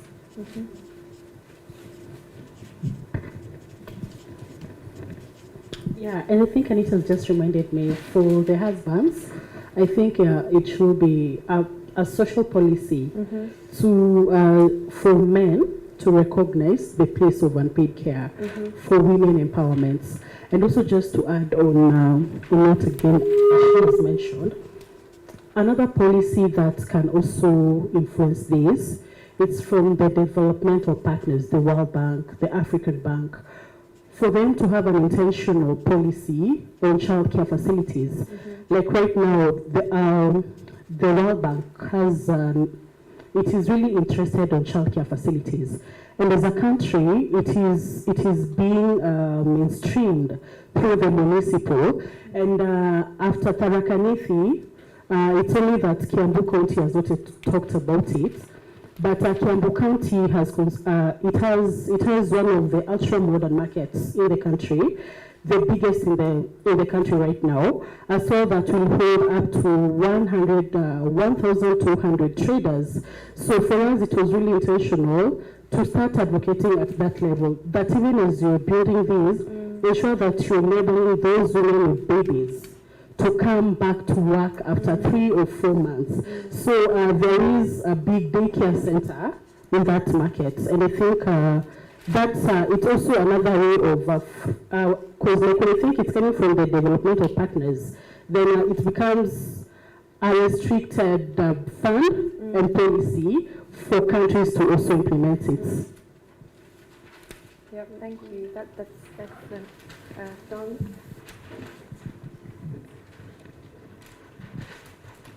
My takeaway is because she does the cross-border trade, the fact that we have a policy like the East African integration, I think now that makes it easier for her to access the goods from another country. And I'm sure when they were coming up with the policy, it was gender neutral, but in that sense, because women are generally small-scale traders who are not able to maybe import on a large scale, that ease of movement between borders, so that's another policy. Yeah, that's brilliant. Yeah. Should we present one more? Okay. Because of time and because you guys come up with such a rich discussion, I think we have time to present one more, but this is something that we can always come back to if people feel that this discussion is something they want to return to. So if we could have, thank you very much for your presentation and for all of your insights. I think we're all learning so much from each other. So if we could have one more who's really, yeah. Yeah. Okay. Yeah, okay. We'll give you one mic. Do you have one?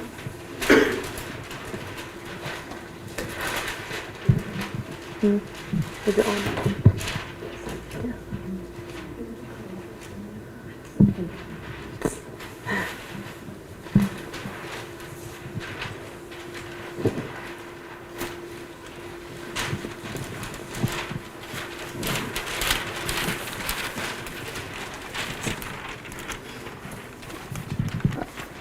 Our fictional character's name is Aziza.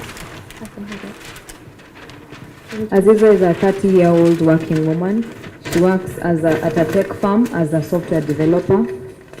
She's married with 2 kids. The firstborn is in school at grade 2, and the secondborn is breastfeeding. And she earns a salary of 150,000 Kenya shillings. And she's married. So she wakes up at 4, and then from 4 to 5 she studies for her master's. She's furthering her studies as a software developer. And from 5 to 6, it's her morning routine. This is, since she's a Muslim, it's her prayer and meditation time. And also preparing breakfast, ironing clothes, and doing some cleaning. And from 6 to 7, she prepares the family for the day. This is waking up the kids and giving them breakfast and washing them. And from 7 to 8:30, she drops off the kids at school, and also she goes to work. From 8:30 to 5, she goes to work. She works somewhere in Nairobi. She doesn't have a lot of traffic. From 5 to 6, she gets off work and goes home. And from 6 to 7, in between the day, she pays someone to pick up the kids at 3 from the daycare, and also the kid who's in grade 2. From 5 to 6, she gets home. 6 to 7, she prepares dinner and serves the kids and also the family, and the husband also comes in at this time. And then from 7 to 8, she cleans the house and the dishes and everything else. From 7 to 8, as she's cleaning the dishes in the house, the husband is taking care of the kids, helping them finish their homework, and also looking after the young kid who's breastfeeding. And from 8:30 p.m. she tucks the babies in bed. From 9 she showers and prepares to sleep. And that's her day. Thank you.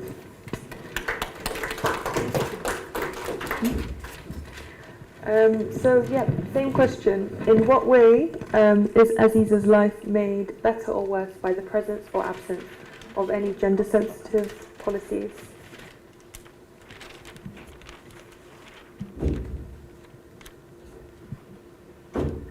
Yep, beyond the mic. The fact that she can work, she has employment, so she's able to pay someone to pick the kids for her, which reduces the unproductive travel that we had seen before. And I realized she's working in a male-dominated space, which is good.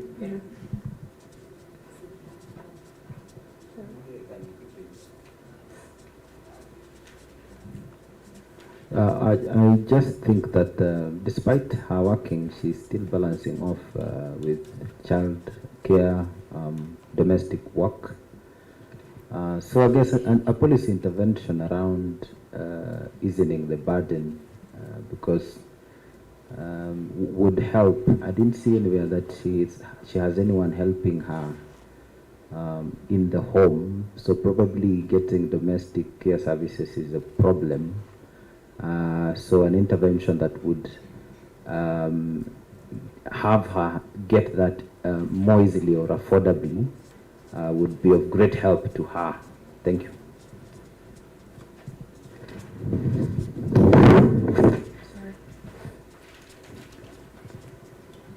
Yeah, thank you. Maybe to add also is that I say that she needs to go to have someone to pick the children at 3 and children need someone to drop them in the morning. We could also have a policy that allows certain mothers or even fathers to report work at later after doing the work or leave early to support the children. Yeah, that's my point. Thank you. So a flexible working policy. Yeah, flexible, right. Assuming she's in Kenya because of the Kenya shillings, you know, the whole most communities in Kenya are very patriarchal, and you know some of the gender roles are clearly coming out in through her day.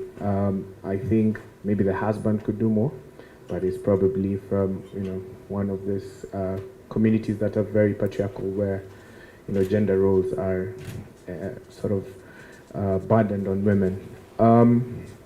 I think also in terms of the social welfare policies in the country, even from her pay, it's an assumption, but I'm pretty sure the unpaid work and the extra hours that she has to work that much harder than men to actually survive in such a male-dominated sector is not accounted for in the salary.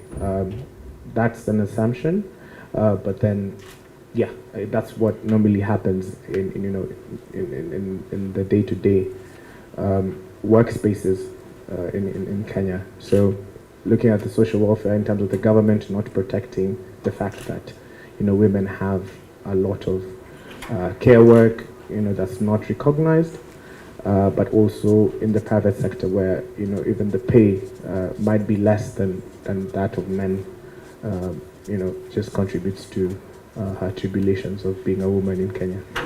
Thank you. I think also when we think about societies being patriarchal, when we're designing policy initiatives or we're looking at advocacy, a lot of the time when a policy is put in place and it becomes the norm, societal attitudes around it change. So it's one way to tackle these things. Yeah, I think you do have a position. Okay, this might be a bit far-fetched, but since she's from a higher taxable income bracket, she's contributing based on the tax policies, which will basically contribute to generating revenue for the county and then in turn contributes to service delivery. So the revenue contributed will go into educational services, infrastructural services, healthcare services and so forth, which will enable her to be able to take her kids to school, be it a public school facility, access healthcare services within the same community as well. Brilliant, thank you. I think we need to break now because we've scheduled an 11 o'clock break. So I hope you enjoyed this. I feel like we had some very rich discussions, but I think we can come back to this if people feel that they want to discuss mapping GRB some more. But thank you so much for engaging with us so far. I know it's been a long morning, but please take, I think we've scheduled 20 minutes. There's coffee and tea and some snacks outside. Feel free to go, come back, eat on the terrace, network, enjoy, and we'll see you back here at 11:20. No, it's 11:10. 11:30. 11:30. Yeah. Okay. I can read something for the other two groups. Yeah. Nice.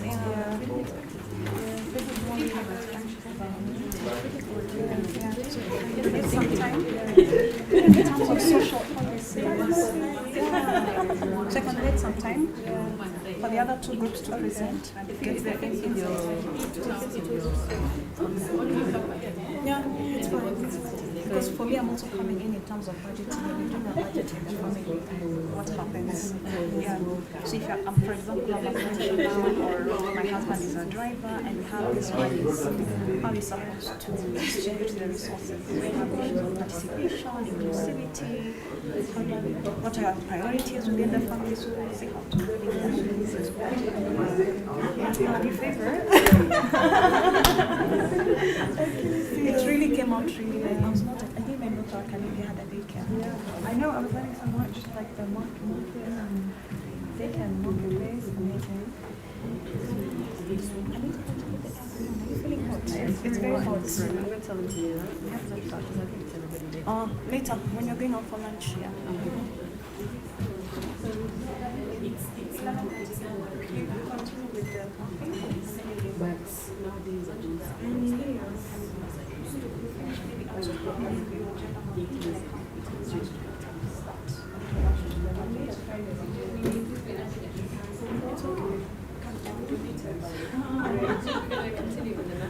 Yes, for the other two groups.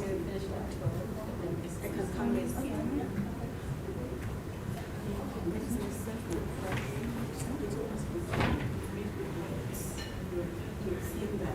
Yeah.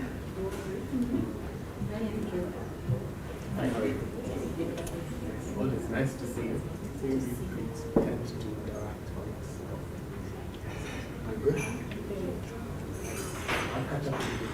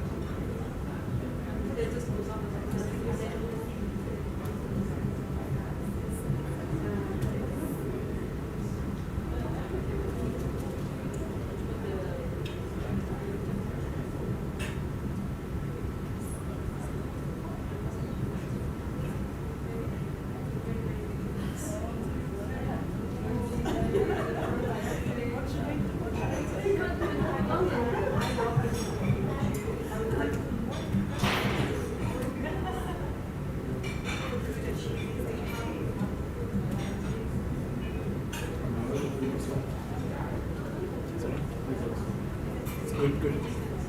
We've interacted. You were there? I can tell them. You know people there?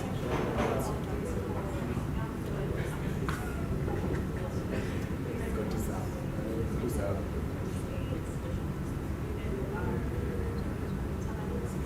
You're in comms like Jack of all trades. Can do so a little bit IT, but not really.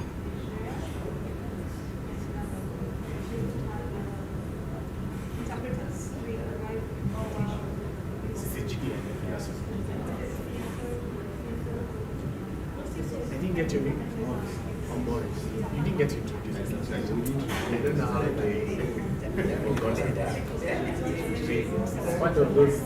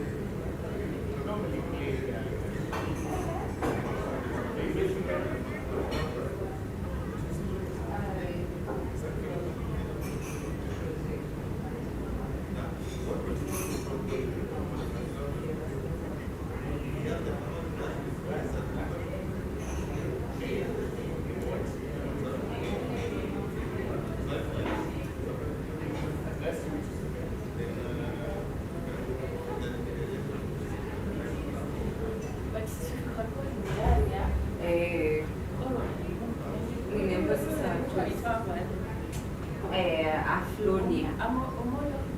Omolo sio wetu.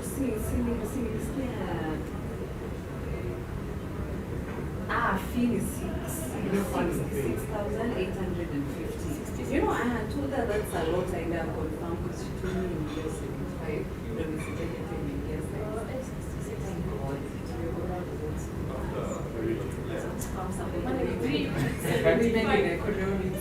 3 weeks should be way cheaper. I'm kidding. I was like, wow, doing this place movie. Obviously, I know it does with something like that. When you have the ramp, those I know. the glass. I am a person. I really true. Like that would be too much natural. So obviously, that was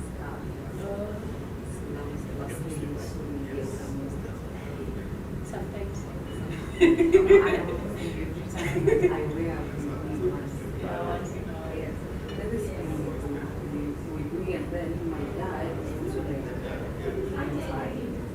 So yeah, sitting with him and he's like, let's move very good together name and then slowly it has changed. Is he Muslim? Yes. So they're very prayer. But at least you are away from one day you get a something like that. Some Muslim things. You could tell the representation. There's so much going on here. We went to celebrate to the town the last year. I was like, every kid has been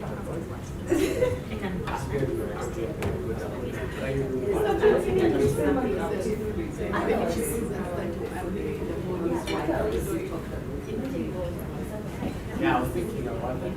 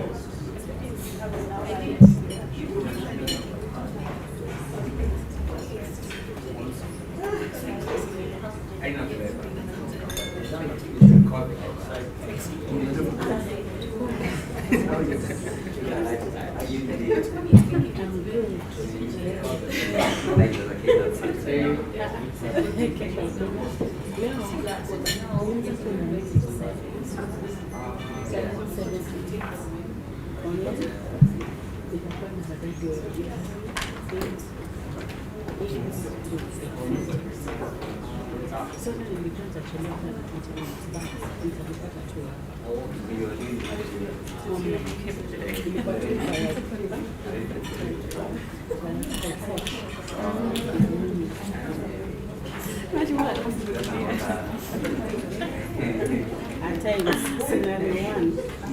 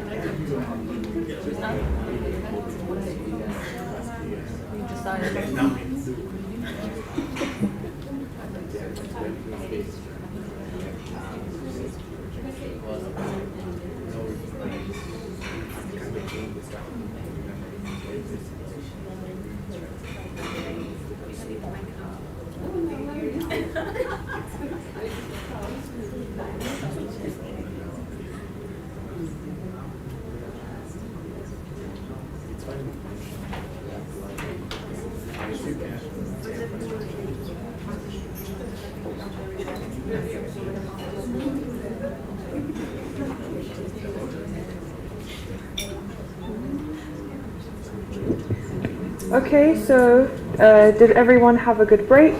Welcome back. So the mapping exercise we felt went very well, and we want to continue some of these discussions. So we've adjusted the schedule slightly to allow for that. So 2 groups have already presented, so thank you very much. I'd like to invite both the remaining 2 groups to present. I don't mind who goes first, but maybe your table is... are you still waiting for one of your... for Elu to come back? Eve, yeah. We'll wait for Eve to come back. Yeah? Okay, we'll start Okay, with so then this table, please. So one person to present, another person to talk us through.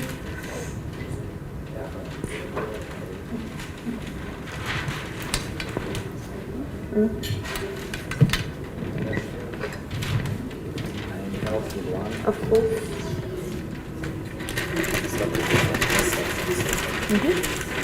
Hi everybody. So because we are here on a gender basis, we did both. We did the man side and we did the woman side. I'm sure as you can see that For the man, there's a lot less activity going on than here. So we shall start with this environment. So we profiled Mama Mboga, the one who proposed William Ruto at IBC, just to see what her life is like. So she wakes up at 4 a.m. and because she's a Mama Mboga, she has to do a lot of her household chores in the morning. That includes preparing breakfast, clothes, food, for her kids to pack, for her to carry to the market, for her husband. Then she will do some cleaning. She has a 2-year-old, so she will also be doing some nursing work, breastfeeding and that kind of stuff. After that, she will take the children to school and she'll drop off one at the daycare. So she has 2 primary school going kids and 1 under 2. So the under 2 will go to the daycare. So then she goes to the market, Marigiti. She collects her stock, her vegetables that she'll be selling throughout the day. She will open her business. And then at lunchtime, we have all seen this in the streets of Nairobi. Somehow the little children come to the market where their mothers are selling their wares. So the children will come. The lunch that she cooked in the morning, she will give them from the small plastic tins. And then at 5 p.m., she will leave them or leave a neighbor to watch over her wares for a minute, dash, pick up the infant, and then come back because this is prime time. So she will be together with the kids at the market. And because this is prime time, this is when most of us are leaving the office, so that's the time for buying vegetables on your way home. So then she'll close her business at 7 p.m. and her together with her infant and her 2 children, they will go back home. At this point, they arrive home, she'll start making preparation for dinner, children to shower, supervising their homework. As we know, CBC nowadays is quite demanding of parents. So if she's making a broom, she's making an abacus, those things on guitars, this is the point where she's doing it. She's also taking care or nursing her small baby, preparing clothes for the next day, and then preparing the meal, ensuring everybody eats and sets off everyone to sleep.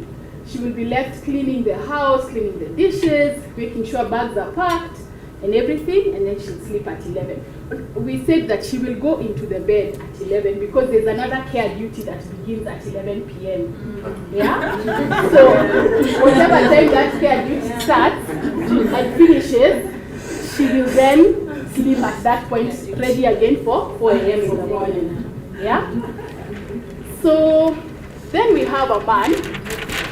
This is the boda operator who proposed our president. He wakes up at 6 a.m. That's why I stand here so that they can see what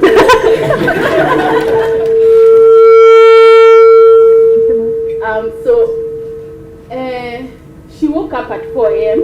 The king wakes up at 6 a.m. His preparation involves his showering and his breakfast. And then he leaves for work with his boda. By 6:45, he's on the road because as Nairobi people, we have to be in the office by 7:30 to impress our boss. So 6:45, he's at the stage, he's ready to pick someone to go. And he'll spend his time mostly at work. At around 5, 6, he will stop at some entertainment place to gather intelligence as all men do. And he will get home after collecting sufficient intelligence at 9 p.m. He will then have dinner, perhaps shower, and at 10 p.m. he'll be wondering why his wife has not come into the bed for the duties, the care duties that she's responsible for. So he will be in bed at 10 p.m. and making noise why she has not yet reached. And or why she's tired, she has a headache. Yeah. Thank you.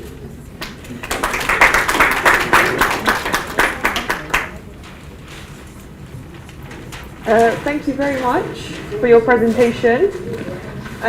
So thinking back to our 2 examples, I think it's very helpful to have the comparison between a man and a woman. The same question, in what way is either of their lives made better or worse by the presence or absence of gender-sensitive policies?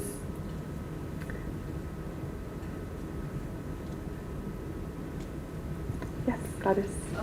I think I'll focus on how it's made worse. Because one thing that we noticed was the mental health aspect, because you see, like, even her even her sleep is affected, because if she's going to bed by 11, has to wake up by 4, and in between there's breastfeeding hours and all that, you see that she'll get minimal rest. And I think eventually it will have to blow up in one way or another, and I think that causes a mental health issue. Yeah. It's not just mental health, I think also health outcomes are severely affected by sleep, yes? So, anything else that we're thinking? Thinking about her day, thinking around transport, any childcare arrangements that she may have in place. Anita? Is it possible to say if we had an education policy that feeds children at school, so it's part of the arrangement in school, it would save her time because she has to get up, make the lunch, and then wait for children to feed them at lunchtime. So I think that's a policy that could benefit her in the long run. Thank you. Josiah, and then I will pass to Prudence. Rachel. I also think on the parts, let me concentrate on, she's a woman trader. At a point where she closes her business at 5 p.m. to go pick her kids. That's the prime time when people are coming out of work, they are buying groceries, they are headed home. So she either closes her business and her profits, so she doesn't really get enough profits for the day. And if she leaves for her neighbor, her work, you know, the neighbor also has her work to concentrate on. So really, she's not really going to do a lot for her. So I think that's the other way. It really does affect their income.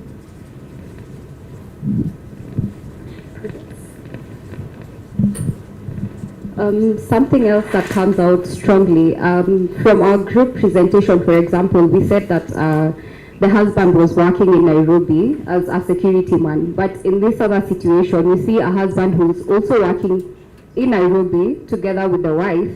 But as we look at the policy on unpaid care work, we also have to integrate the redistribution of care work in the family setup so that the husbands or the men in the family are able to assist in providing care for the children.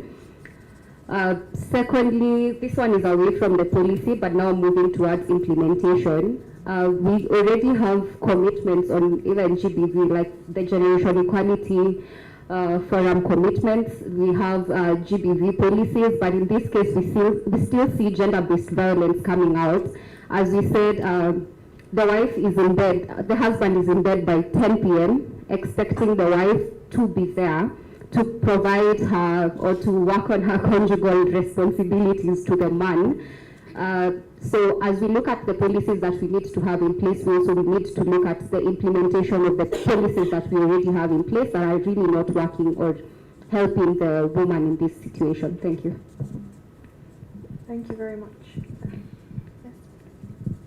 And I think another policy, it could be on the taxation policies, with a bias on equipments that can reduce work or reduce the workload of women. We can look at things to do with energy, the gas cylinders to be made more available, affordable, electric kettles.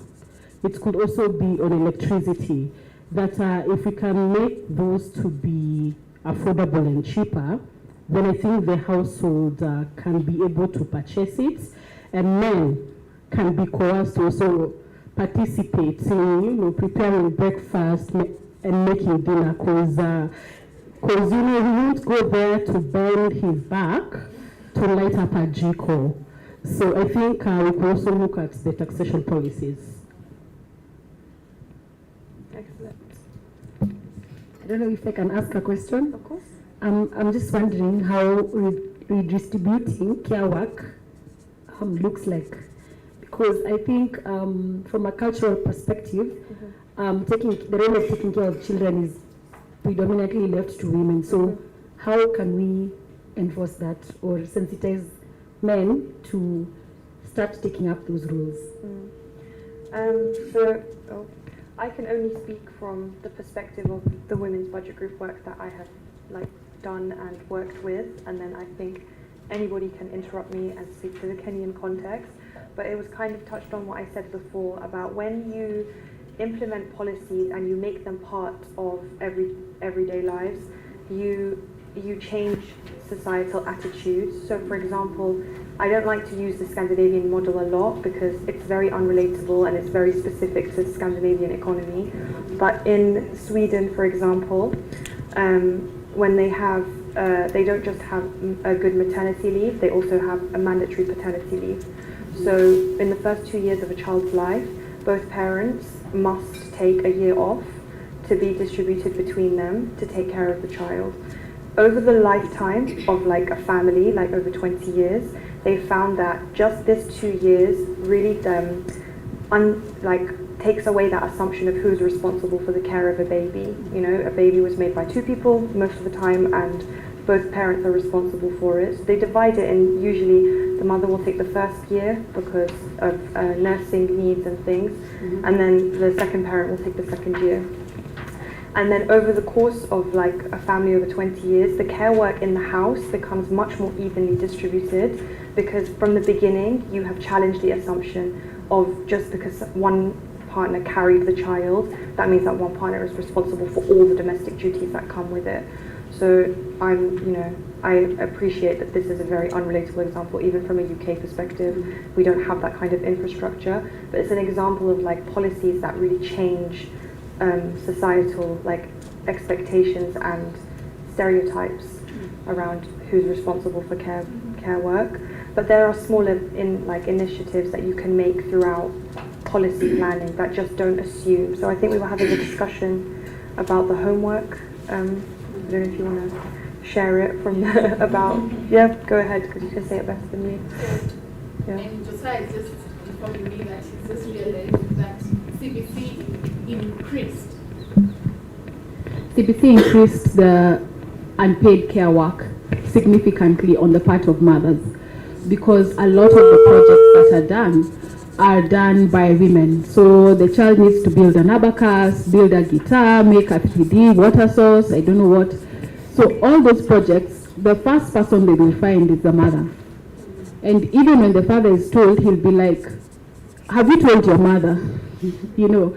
So it's kind of initially the work of the mother, and until maybe it comes to purchasing, even this printing, we may have in this room our own printers in the house, but by and large, the bigger Kenyan society does not have a printer in the house or a laptop. So this business of download these pictures, stick them to a manila paper or stick them into your art book, that really falls in the hands of a mother. Yeah. I think we have a couple, but go ahead and then pass the mic after. Yeah, mine is quick. I just wanted to mention on the part of the redistributing care work, it's good that social norms are transformed, and what Hannah said really works very well. I'm also thinking that there's a use of some appliances or technologies that could help. Culturally, men will not, in many societies, they will not wash clothes, but men love machines and things.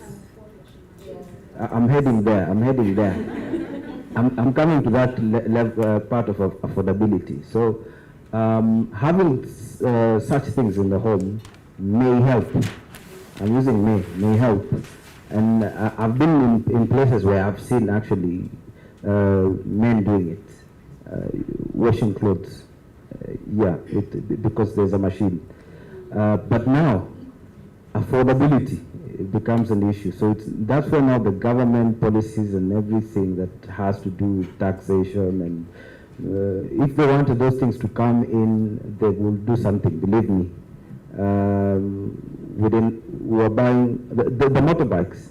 A long time ago, motorbikes were very prestigious. Headmasters, just people, yes, people of status and men of status had motorbikes. So what the government did, the regime then, is that they made it very easy to kind of import and made them very affordable, so that every young man now has a motorbike. So the same way, if they had made sure every household could afford a washing machine, then perhaps there will be some significant reduction in those things. Thank you. As much as we can put policies in place for people to be able to afford washing machines, but there's also the infrastructure behind it. Supply of water and electricity. Yeah. So even that needs to be looked at. So it's a whole ecosystem. All right, I wanted to contribute to the discussion, and I'm glad this discussion is coming up, because along the way, as we are doing the exercise of doing the professional objective for this workshop, I had a thought of what are some of the barriers to gender responsive budgeting, and as people who engage the policy makers, how can we advocate so that you're able to, as much as we might have a policy, but then remember there are barriers such as the cultural barriers as mentioned. So then we need to address, because as much as we might be advocating for the gender sensitive policies, but looking at another angle, the implementation part of these policies, we have barriers such as cultural, it could be religious, it could be social norms, such issues when it comes to, for instance, the redistribution of care work at a household level. Nothing stops a man from holding the baby while I'm cooking. It is not written anywhere that I should be the one cooking while I'm having the baby. So just looking at the household level and seeing the different gender roles that exist within our society. And some cultures, I would say, are not really useful. So society is progressing, because even when you look at, for instance, from where I come from, I'll give an example. Women going to work or even going to the university is a big issue. You know, in the morning when we were doing the exercise, when I was growing up, I wanted to be a magistrate, a judge. My grandfather told me, you cannot be a judge because it is only God who can judge. From a religious point of view, you know, say you go there and say, someone will tell you that, yes, I've stolen, but I want you to defend me on my case. So it was really something that disturbed me, and I had to kill that dream and joined another school at the university. So I feel like there are certain cultures that are really retrogressive, but even as we look at the bigger picture of the policy issues, let us take note that there are certain cultures that are barriers towards achieving what we want to achieve. Yeah, no, thank you very much. I think it's something that we'll keep in mind across the 3 days when we talk about barriers to gender responsive budgeting, gender norms, social attitude. But at this stage, it's like a reminder that change only takes place when it takes place on multiple levels. One policy could be the best policy in the world. If the change isn't happening at multiple levels, the policy will be useless. So it's something that we have to keep in mind. Thank you. Just want us to draw our attention as we discuss these policies and applicability of these policies in the typical rural areas. For instance, where I come from, at this age of time, I don't have electricity in my house, in my village. Then we are saying, for instance, that we need to ensure that there are some things that need to be done at a household level, or care for these share responsibilities, for instance. Labor, for instance, is purely given, 90% of the rural labor is provided by women. Men tend to overlook that.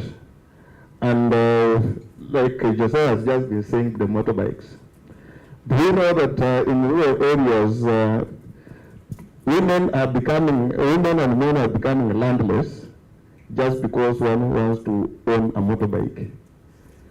So you sell your land for you to be able to acquire a motorbike, so that you look like your neighbor who is a teacher and gotten a loan and bought a motorbike. So as we engage these policies, let us draw attention back to our rural areas and bring this woman, the typical African woman in that rural area, the kind of responsibilities, the tasks she does, and then how do we ensure that the policies actually respond to the issues of these rural women as they undertake their daily obligations in the rural areas. Then two, when we talk about patriarchy or culture, this is very typical in the village areas, where where I'm seen washing clothes, then this one is married, the woman has married him. He's seated, the woman has sat on him. So for me to run away from such a kind of stigma, I have to avoid to be in the house, at home. I come back at around 10 when everybody is asleep. So I just have to walk into that house, demand what this woman has prepared. So this is the practical and typical experiences that we find in the villages. And if the policies have to apply, then these policies need to start from the village level. Thank you. Thank you very much. Okay, we need to wrap up. Okay, thank you very much. The poverty index in women still remains higher compared to men, and we are finding all these issues circling around poverty. This woman, the common woman, and the one we give the example, this lady who is a mama mboga, it's because she cannot afford a house help. That is why she has to undergo all this. So if we would come up with a policy whereby there are multiple women fund, and they are not limited, because currently for you to access this credit, you must be in a group, right? Yeah. Otherwise, these other loans, the freezers and all that, their interest rate is very, very high. So in that government policy on these funds, they need to have a broad spectrum of women fund where these ladies can access the loans with very minimal interest rates.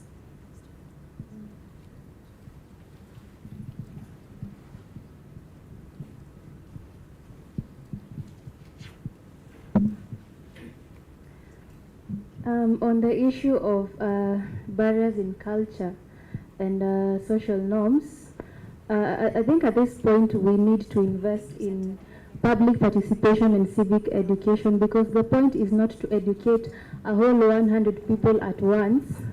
The way we change society is to invest in that one person or that one household and get them to understand the idea behind whatever new ideology that you're bringing into the community. And when you get them to understand, then the society itself, they're the ones that are going to implement that ideology. But when you just impose ideas or just new things on them without them understanding what you're bringing to the table or what or how it helps them, then that is how we end up having these barriers, because we don't invest in actually helping these people understand, the society understand what is this that you are talking about.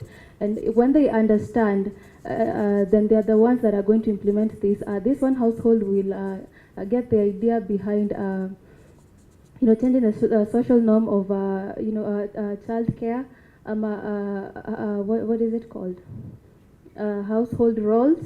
And when they get this idea, then they're going to help other households understand. So basically the idea is that the society itself needs to understand what you're talking about, and they're going to make it practical themselves. Okay. Okay, thank you very much. We are running very tight on time, but I would like to invite the final group to present to us their example. And then, we will have a very quick discussion, and then I will hand over to our expert trainer, Lucille.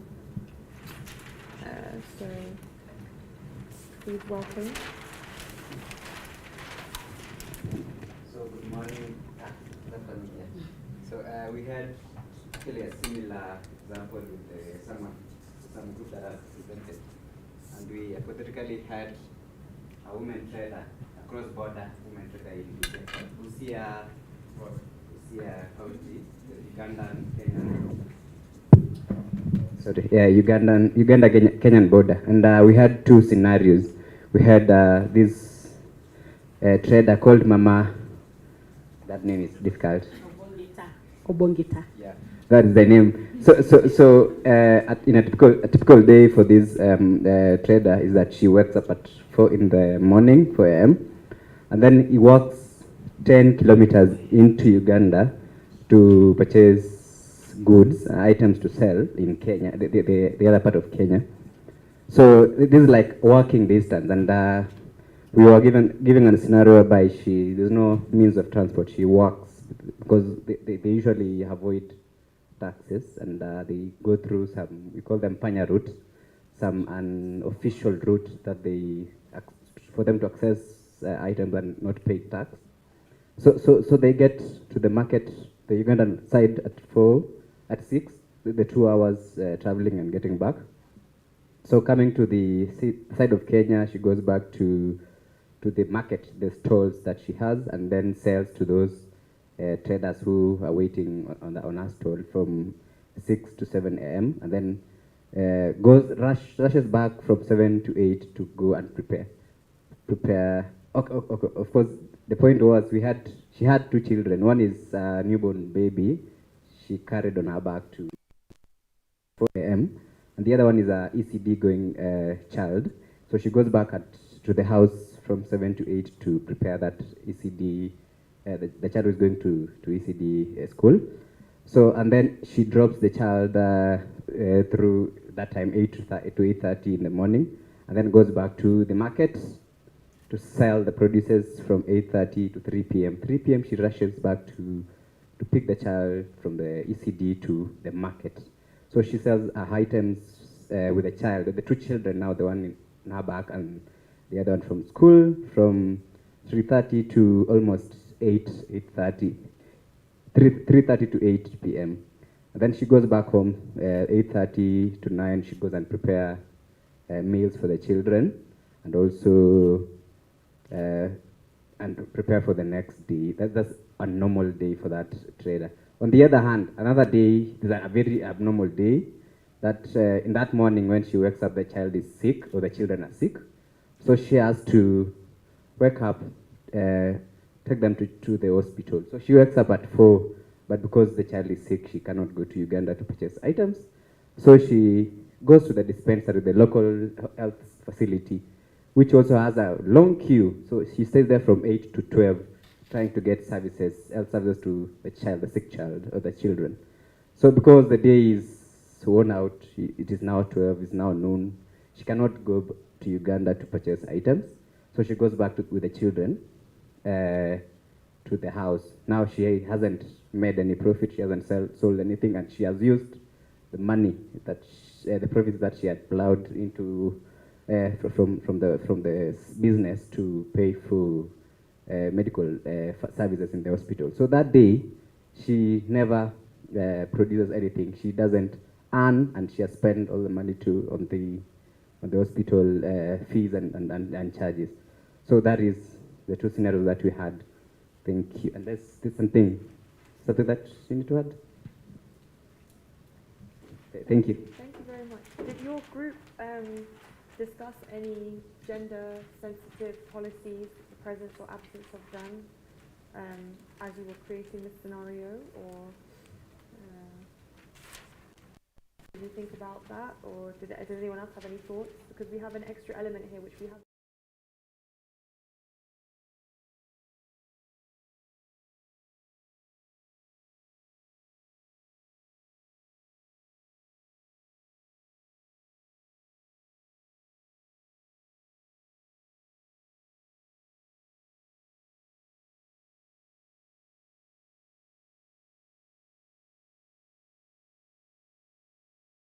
certain panya route is because some of the taxes are, not progressive, and there could be other, trade tariffs that she's trying to avoid, and I think this is something that the government could then step in to ensure that women do not have to go through certain. I mean, it's already hard enough to to go to a different country to get the goods, but also they incentivize the sector so that they're able to not only trade but also are able to access goods and also benefit in the whole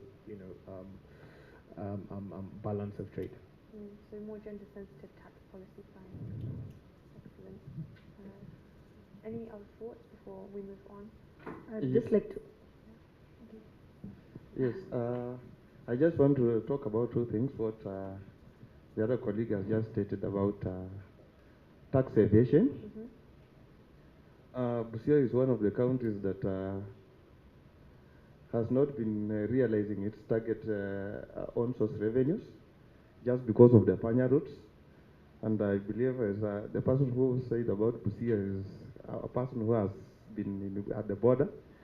We have those panya routes are too many that the government has also failed to actually address. The border is so porous.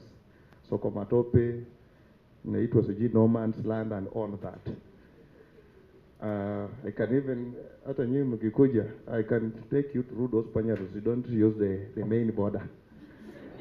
So there's a lot of business that is happening in Busia that is very lucrative, that would have earned a lot of revenue, but because of tax evasion and the kind of taxes that our government actually imposes to businesses is what actually explains, and the levels of poverty level is actually explains why people are evading taxes.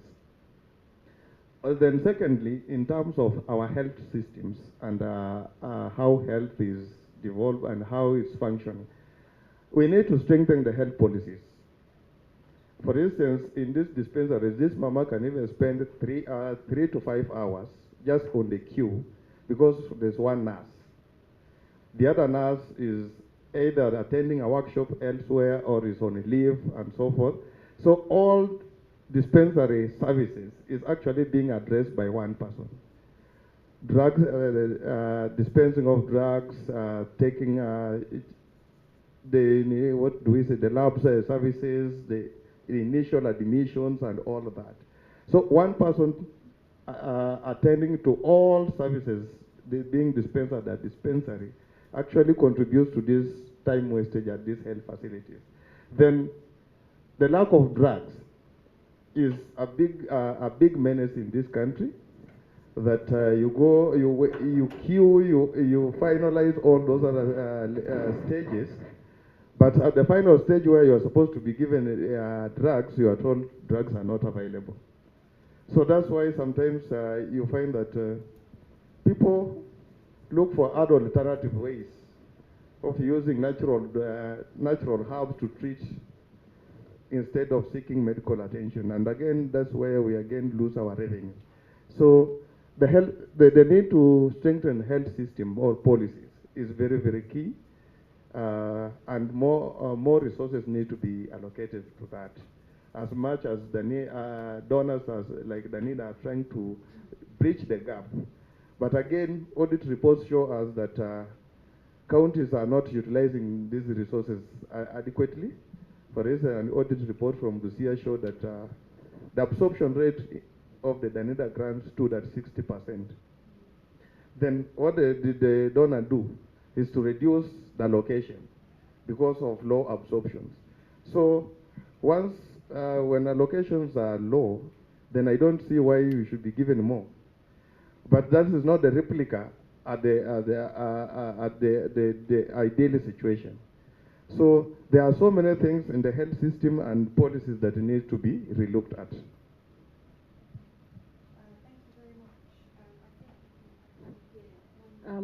It was basically on health reforms and improving healthcare services. the government recently launched like the UHC program, and they had like 4 counties that pioneered.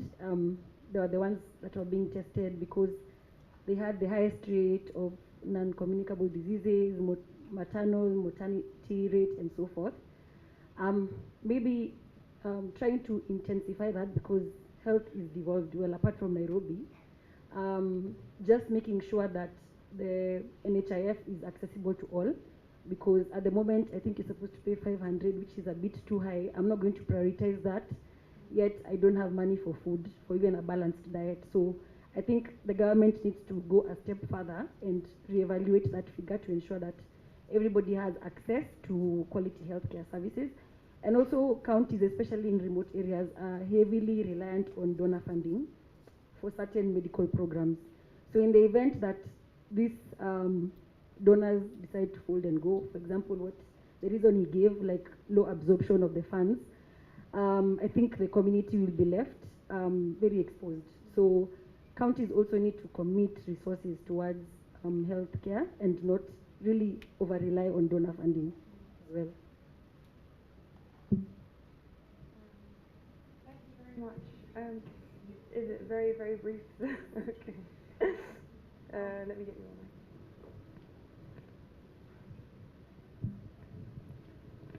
on. On a complete family, mother, father, and focusing more on the day of the woman. We have child-led households, we have high-income households where parents never come, we have single-parent households. So just to note that I think that's a bias, in the way we perceive society. Yes. So sorry, I forgot. Our scenario was a single parent. Yes. Okay, that's good. It's very interesting when we talk about bias, because often when we talk about unpaid care and the gendered impact of certain policies, it is the motherhood burden that creates a lot of these disparities. So it's something that it can't be avoided when we have discussions, and it's something that comes out when we're talking about stereotypes, fictional characters. But it is very important to remember the diverse range of women's situations. It's not just parenthood that we need to focus on. So thank you so much. I know we are running behind, but your discussions were so enriching. You were very, very generous with your time, with your thoughts. So thank you very much for the care that you put in. So when the invitation attached to this exercise is, if you were to adapt it, but when you think about your day, or when you think about the day of the women that you are advocating for, the women that you are striving to work for, where could they use gender responsive budgeting? What would you need in order to carry out gender responsive budgeting? And how would a gender impact analysis of the budget support your work? So these are the 3 things to keep in mind. But now, without further ado, I'm going to hand over to Lucille for the next session.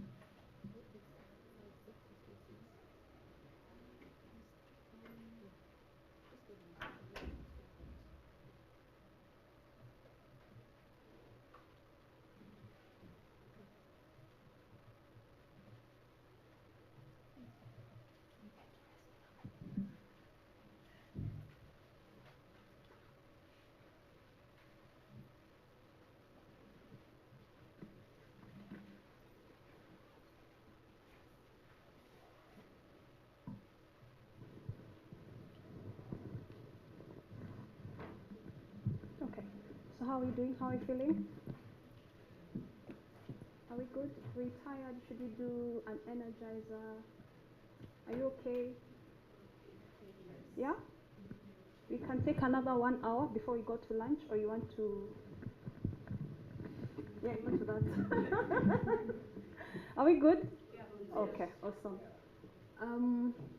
So I'll be taking you through, I'll be doing an introduction to budgeting. I appreciate the level of experience that we have in the room, from the economists, the statisticians.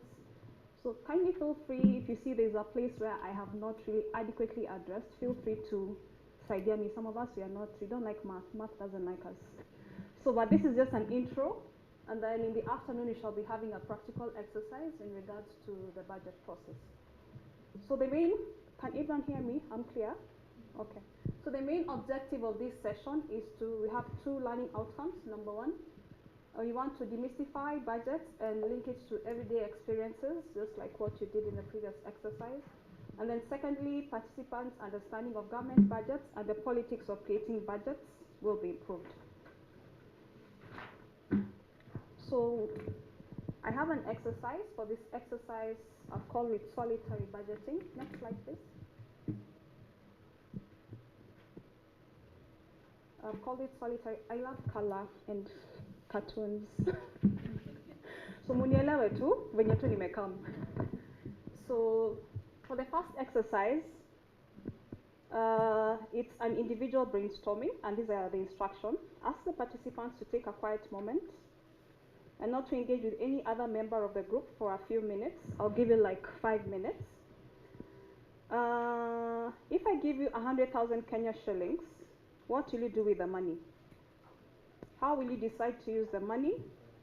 Do you need to consult anyone before you use the money? If you do talk to anyone before you use the money, who will it be and why? Should I repeat? I've given you 100,000 Kenya shillings.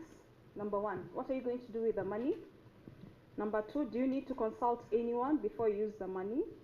And if you do consult anyone, who will it be and why? So 5 minutes for you to think about that.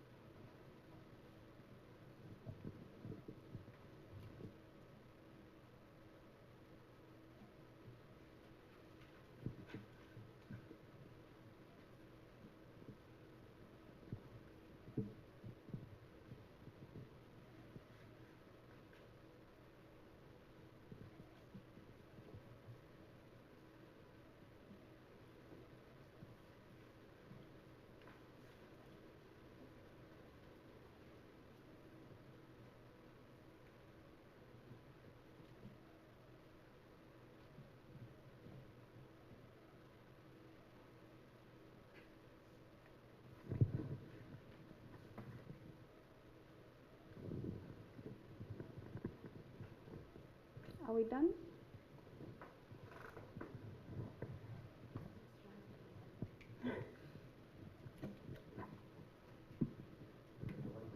Are we done?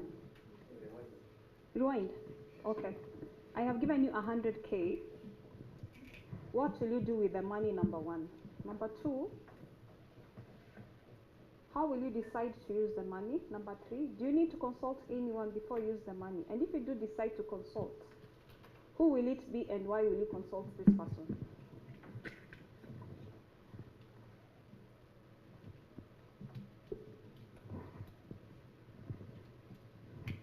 So 2 more minutes. Yes, as you.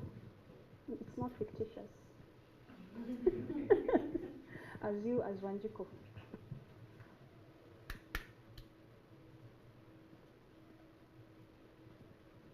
Wait, you ready? Unafikiria bado? Okay.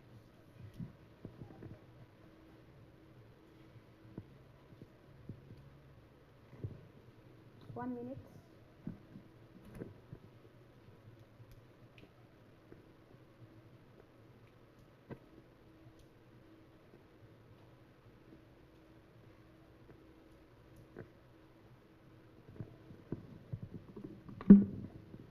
with this table, in whichever order.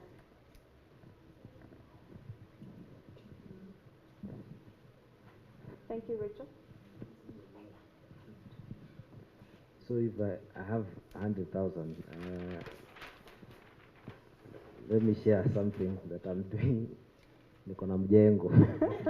He has a construction. Niko na mjengo. I have some building projects. So this 100,000, and you know it's stalling. So this 100,000 will come in house alone. It's our house. So I would consult my partner because she also has ideas of what she wants in the house. I might buy blue tiles. She wants pink. And yeah. So there are those discussions anyway that will now lead to making that decision that this is exactly what needs to be bought. Yeah, that's it. Thank you. Anyone else from that group? Thank you. I don't need to consult anyone. I have 100 and plus needs. So I'll prioritize them. And then I use the money. So for you, you're the sole decision maker? Yes. Okay. Thank you. I guess for me, I'll just use the whole amount of money to pay for my school fees because it's my education, and I don't really think that's like a discussion, something to discuss with somebody. It's about my education, so I'll just pay all of it for my education. The rest of the needs, we'll figure them out later. Thank you. I also do not need to consult anyone, and for me, I split the money into two needs. First is to pay off my policy premiums. This will come very handy.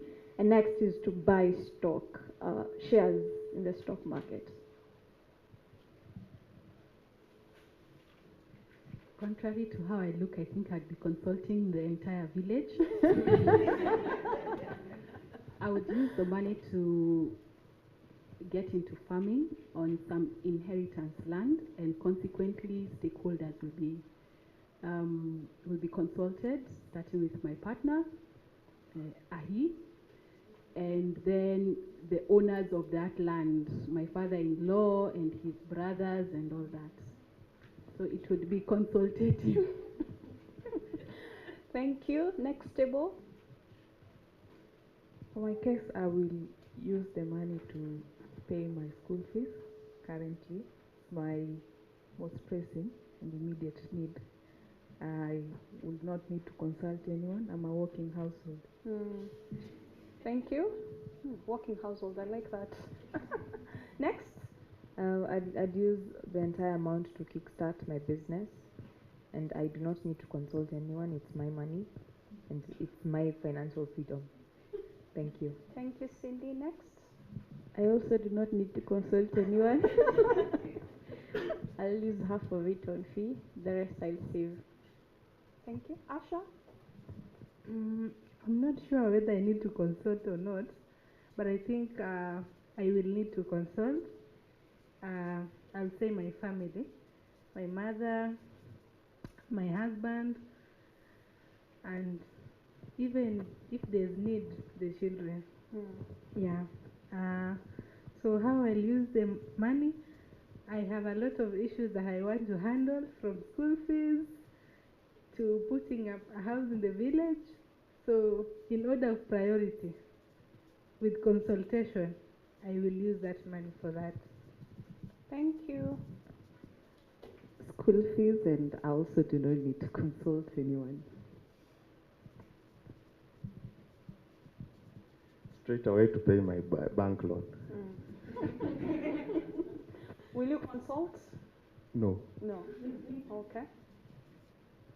So I also don't need to consult. I will use some of the money, probably half of it, to meet some of my secondary needs, and the other half I wrote I could save, invest. Yeah. I would consult my mom, because moms know best. And I'll invest in my business, because I have this rule where I don't spend raw money. I only spend that which I get from after investing. Thank you. Assuming there's a grand or a jackpot that I got, I will invest it in a fixed deposit so that it can earn me more as I figure out what to do with the more that will come. And I will consult my partner because we work side by side in this. Thank you. So for me, I don't think I'll consult. Otherwise, consulting might just result in black tax. So I'd say part of the money would probably go to a premium policy, part to an MMF. That's the monthly contributions. Then basically also boost payment for school fees for a course that I intend to start. Thank you. Thank you. Last table.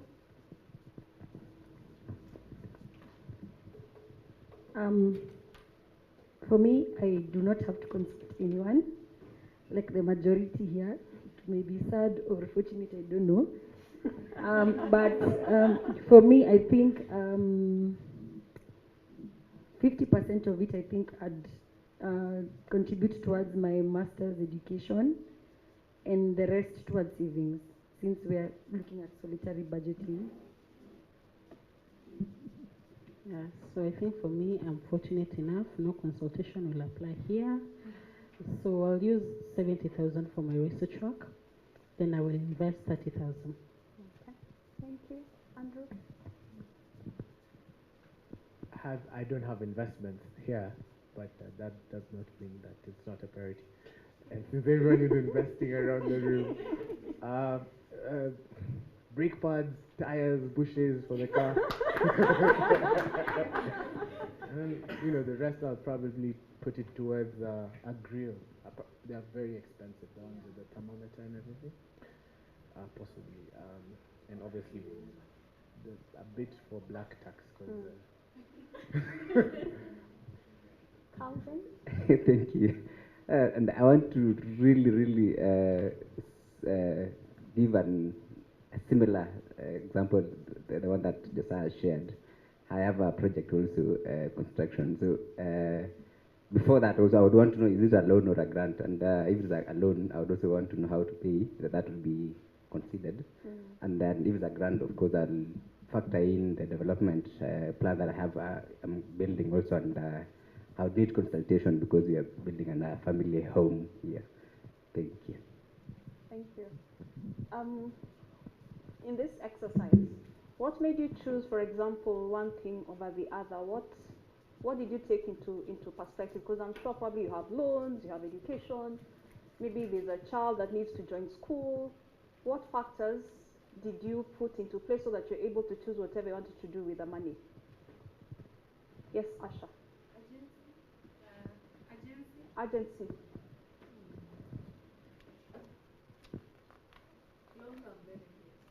Long-term benefits. Yes. Prudence. Personal development. To be at peace. Peace. You said peace. Yes.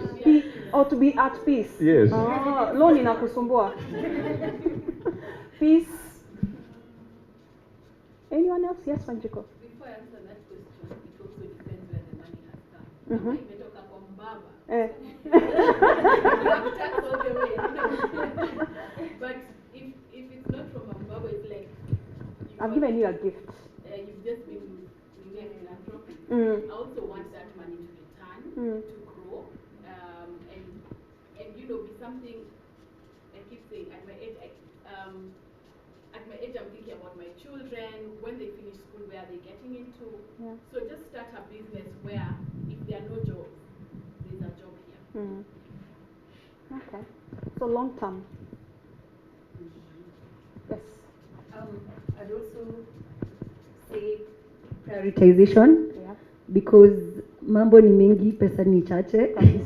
So I'll have to go with what is pressing first, what I consider a priority, and pay for that first before thinking of the rest. Okay, so you prioritize. Anyone else? She has said what I wanted. Okay. And there's also for those ones who are married, there's a lot of consultations with your partner on how you can spend the money. Anything else? Okay.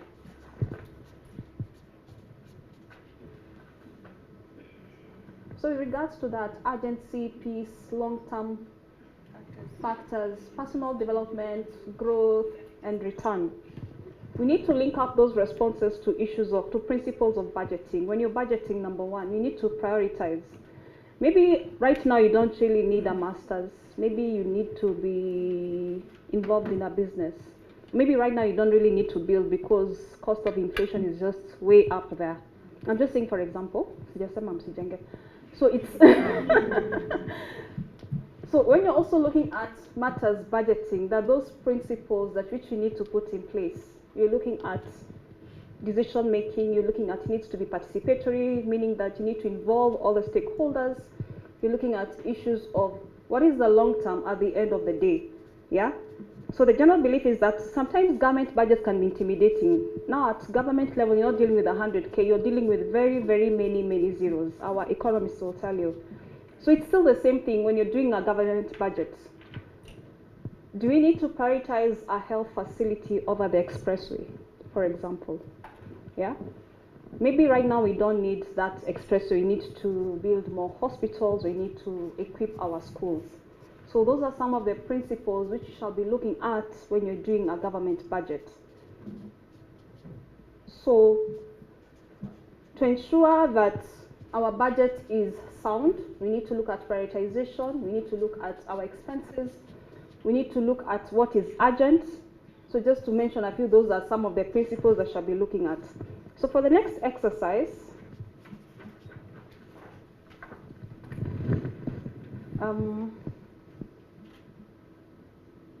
I've called it family budgeting. We just did individual, now I want to set you up in families, yeah? And for this exercise, we shall have different categories of people. So these are the instructions. How much do you think a pensioner from civil services paid? Give me a figure, a pensioner. It depends on the level. Okay, we can agree. Which level? Which job group here? S. How much? As a pensioner? Per month. 70,000. Okay, pensioner, 70,000. How much are security guards paid? Private firm. 25,000. Security guard, 25,000.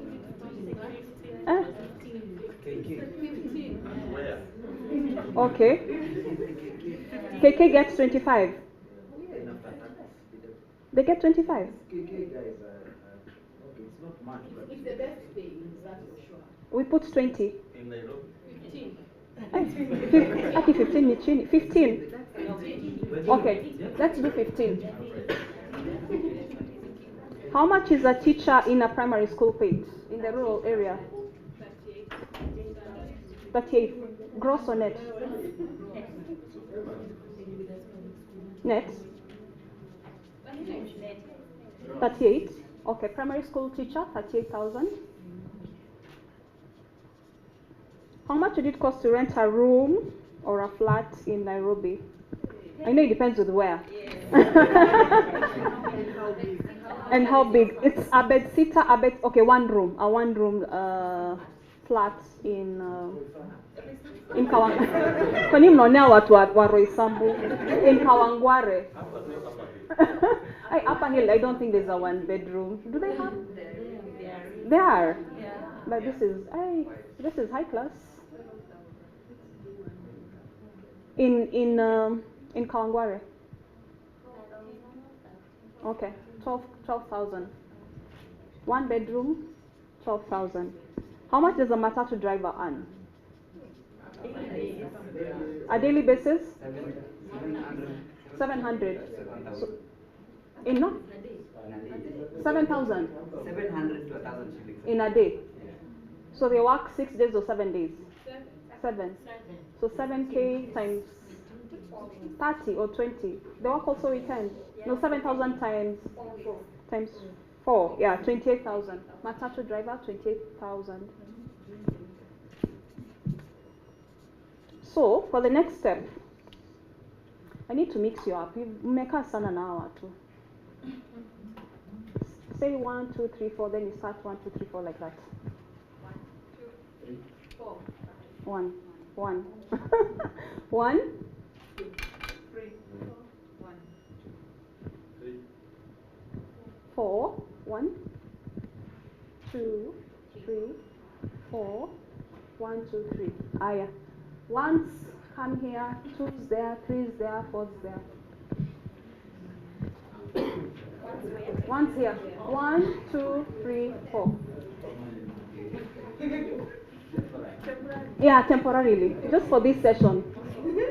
You also get to hear different voices. You stretch a bit.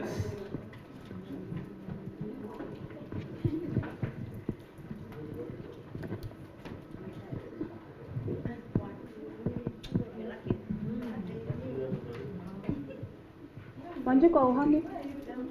Oh, uko tu? Uko tu?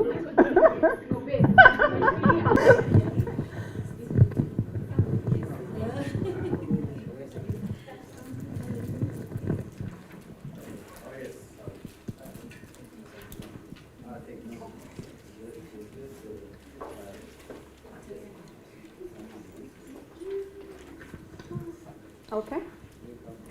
In our new groups, now within the groups, I want you to decide as a family, your families. Number 1, how much is available to the family each month? That is, how much family income will you have per month? What are you going to spend the money on? And decide how much they'll spend on each item. Sawa sawa. So I'll give you scenarios. This is family 1. No, you don't have.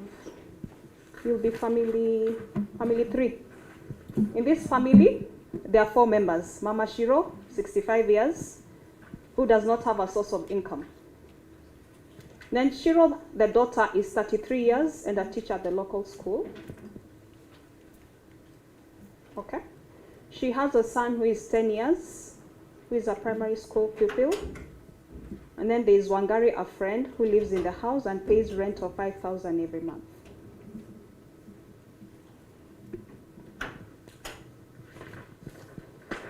So you're supposed to decide how much is available to this family in terms of income, what will you spend the money on. And for example, if you're supposed to do, for example, the family shopping, how much do you have available to you? And then, how many are you? 1, 2, 3, 4, 5. How many are 6? 1, 2, 3, 4, 5. Sawa, you knock off 1 member. In this family, there are 6 members. There is Minotis, 65 years, is a pensioner. Remember we had figures for the pensioner and how much you get per month. Who previously worked for the national government. Otis, the son, is unemployed, is 34 years. Akinyi is 29 years and married to George Washington Omondi, who is a teacher at the local primary school. They have 2 children, Consti, who is 12 years, and Bibi, who is 1 year old. Am I okay? I'm too fast. Okay, sorry. We have Minotis, 65, pensioner. We have Otis, 34, unemployed. And then Akinyi, the daughter, 29, and married to George, who is a teacher at the local primary school. They have 2 children, Consti, who is 12 years and in primary school, and then Bibi, who is 1 year old. Sawa sawa. I continue? Oh. Where are you? The children. I think there are more. There'll be more. You've captured the children, the 12-year-old and the 1 year old. And then living with them, I think here you'll have more family members, sorry. Living with them is Minotis's nephew and niece. One is 16, the other one is 18. They're both in secondary school. You have all the details? Okay. Okay. In this family, we have Mama Shaka, 65 years, a pensioner, who also previously worked with the government. Husband, Papa Shaka, is 68 years, who is an ex-railway staff member. He now works as a night watchman at a hospital. Their son, Shakalaga Hwa, is unemployed. He's 34 years. And their daughter, Nafula, 29 years, is married to Wasike. Nafula recently lost her job as a teacher at a local private school. Wasike is a matatu driver with a transport company. You get the figures from what you had discussed. The two have children, Wanjala and Nekesa. Wanjala is 12 years, Nekesa is 1 year. Wanjala has sickle cell and requires special treatment every month. I know Mashidamo is Nanjala is 12, Nekesa is 1. Wanjala has sickle cell and requires special treatment every month. His treatment costs 12,000 per month.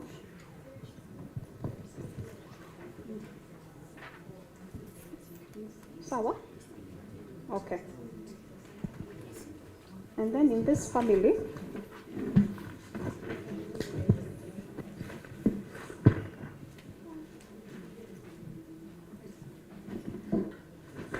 okay, this family we have 5 members. Jane, 35, she's a nurse at a local county hospital in one of the counties. John, 37, recently was laid off due to COVID and is trying to get back on his feet. When he had a steady job, they had a mortgage and they were servicing 2 car loans. 2 car loans, and of course the mortgage. Since he was laid off, they've had to downgrade their lifestyle.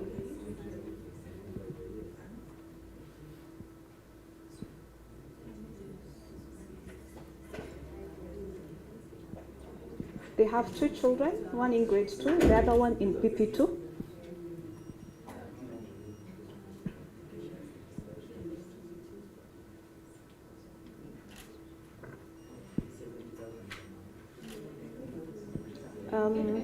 Currently, Jane is the sole breadwinner, and they have a live-in nanny who takes care of the children. So, just a few questions to guide you on how to discuss as a family. Who decides on what is allocated and how much within your family units? Who has a voice and who is silent? Who benefits most in the household? And then who does not benefit sufficiently? Sawa, acha niende pole pole. Who decides on how much, who decides on what is allocated and how much?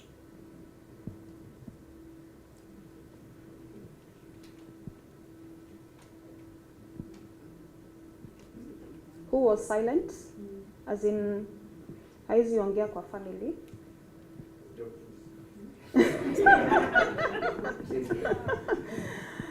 And then who benefits most in the household? And then who doesn't benefit sufficiently? Number 3 is who benefits the most. And then the last one is who does not benefit. I'll give you 15 minutes this hour. So it's now 12:50. At 1:05, we'll have plenary. That's okay? Awesome. Are the instructions clear? Okay.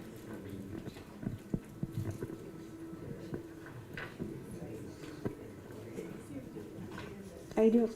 This is my. No, I've used it. Ilikuwa na juice.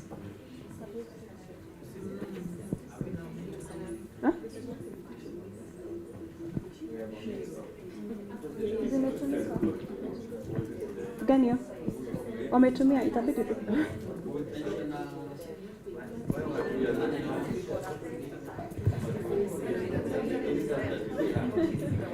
Sorry, kindly remember to refer to those figures for the pensioners, the drivers, yeah.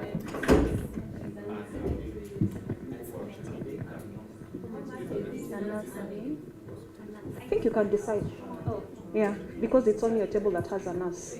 And then remember in each table, you decide how much income you have, and then now you distribute it to the various activities. You can decide.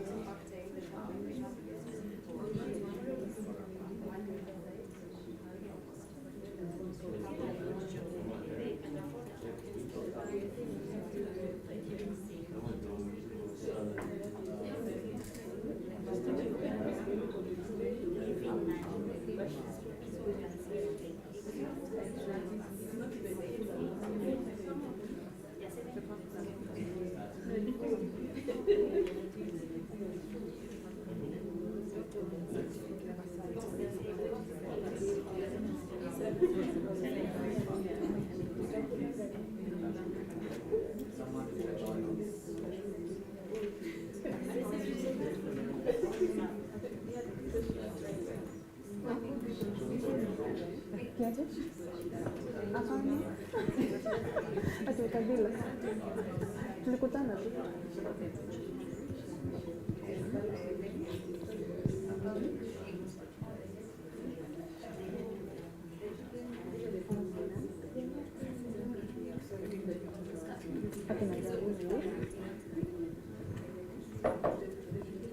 Tunawapoteza slice.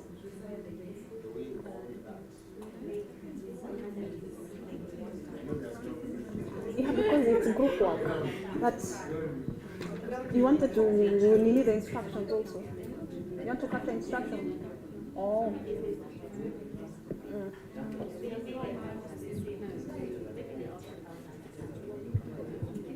We wrote it. The what? We've been doing this for a while.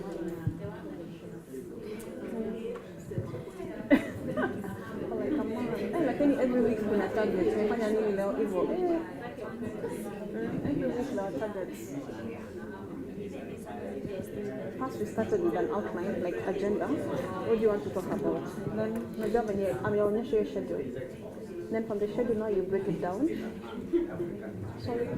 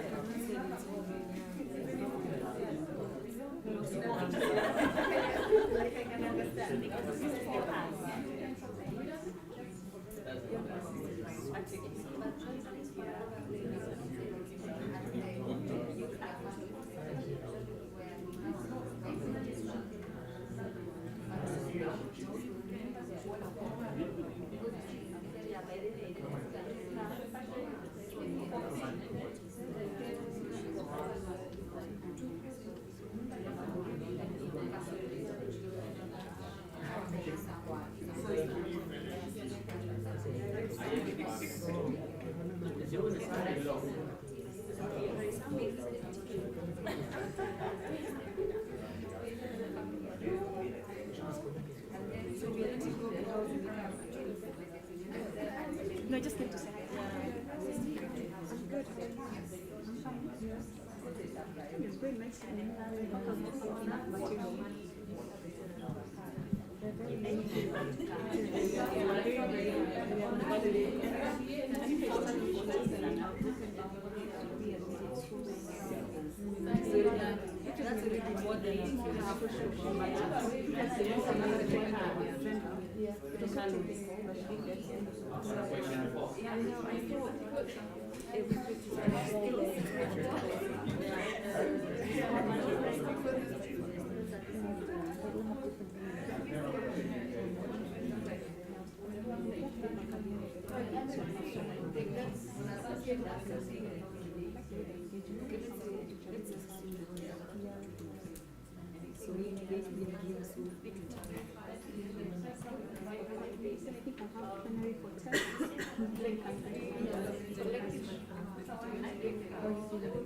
That's really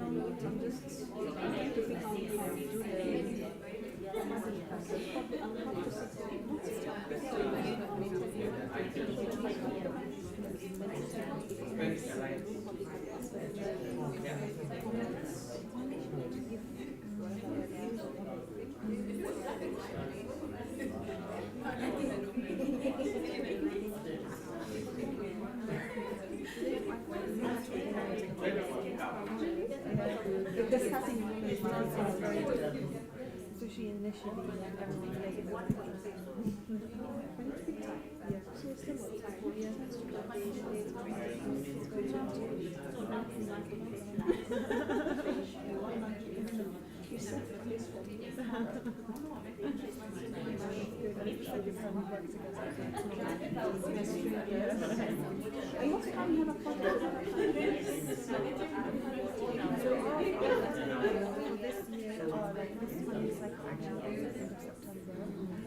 and we've applied for a renewal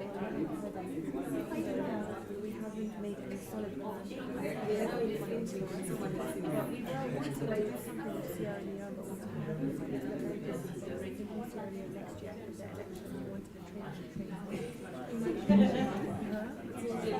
Yeah, me or whoever is running the project. And then we were working with an organization they wanted to train in Istanbul with 6 Arabic representatives. So this one we wanted to focus with us.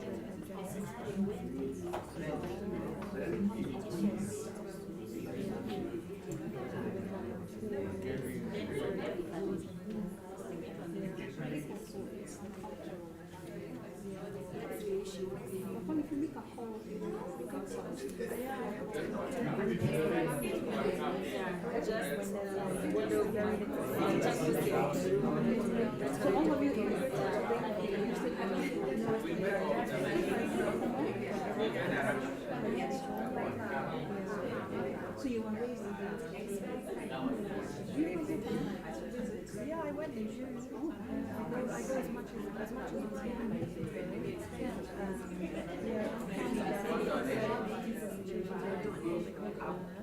So we it's like 5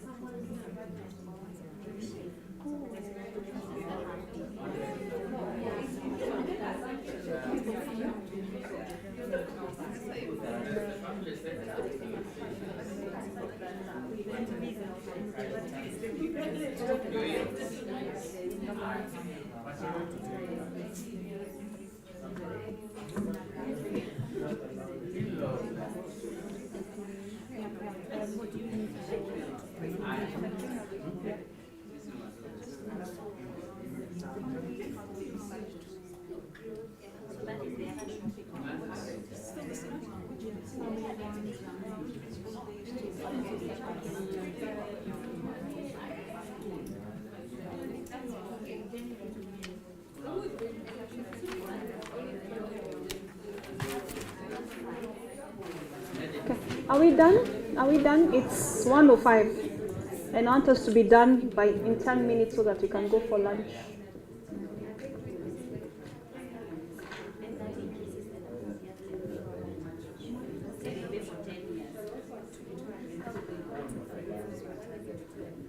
You seem to have finished. Are you done? Not yet. Are we done here? Hi, people. Are you ready? Ah, yeah, 2 more minutes. 2 more minutes.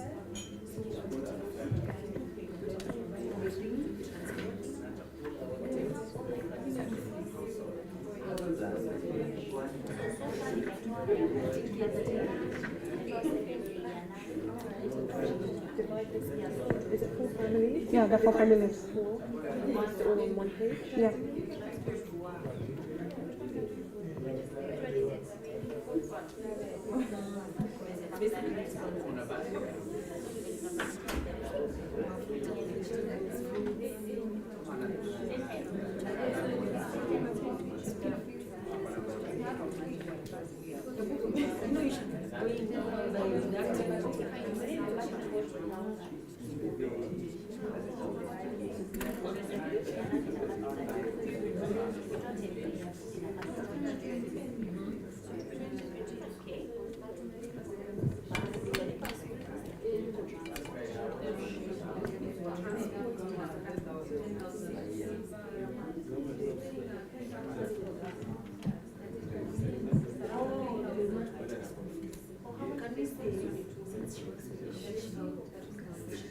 Are you finished? This group, are you done? This plenary. We are going into plenary. Kindly, we have 10 minutes, please. Who's presenting on your behalf? Faith Ann. Okay. One meeting, please. One meeting, please. We are presenting now. Faith Ann. Where is the mic? Mic. Thank you.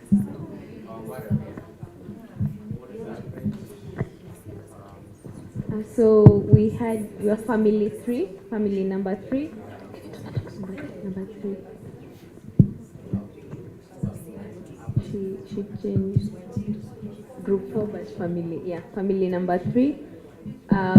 It's Daniel's group. Family number 3 has 4 people.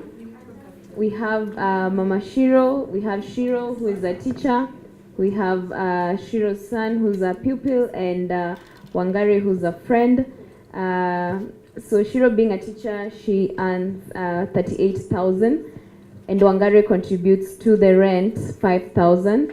So they live in Kawangware, their rent is 12,000. And what remains after Wangare contributes is 8,000. So we had 8,000, is 7,000, but plus 1,000 for rent and utilities.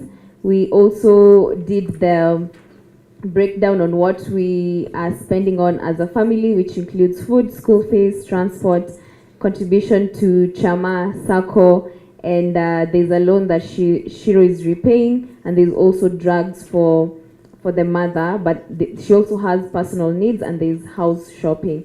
So that our total came to 39,500, which is in excess of what Shiro is earning by 1,500. So she has to fuliza the extra amount. On who decides what is being spent on, we agree that Shiro has a bigger say on what the money is spent on, since she's contributing a lot to what is being spent.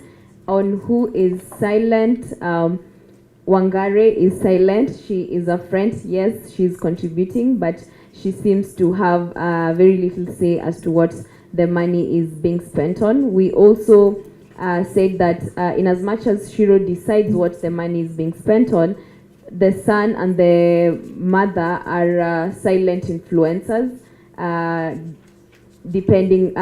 influencing what the money will go to. So the son could be having things like birthdays, the mother, black tax comes into play, in unfortunate circumstances, guilt tripping, with regard to I raised you and all that. So they are silent influences, but who benefits the most? We agreed there's the son, the school fees side of it, food, rent, he lives there, but also Shiro, with regard to just how much money is going to her. Who doesn't benefit sufficiently? Wangare, in as much as she's contributing 5,000, she doesn't seem to benefit sufficiently in that family. Yeah. Thank you. Next group, please.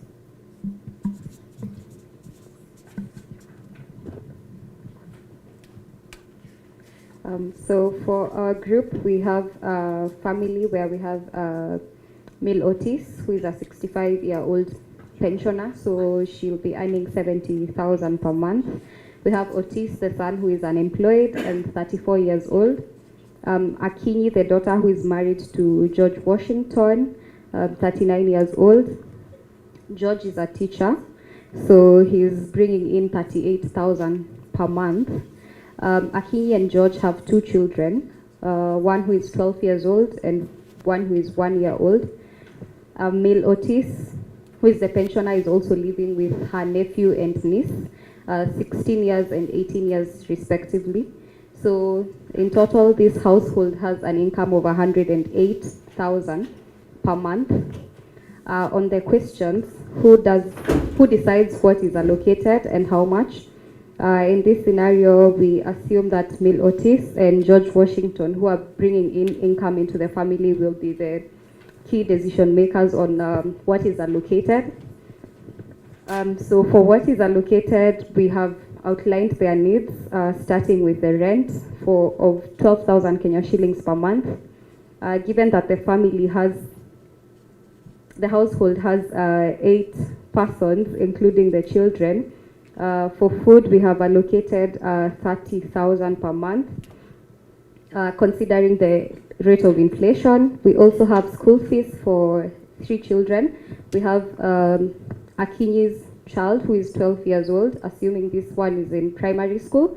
We also have the nephew and the niece to Mil Otis, who are 16 and 18 years respectively. So the two are in secondary school.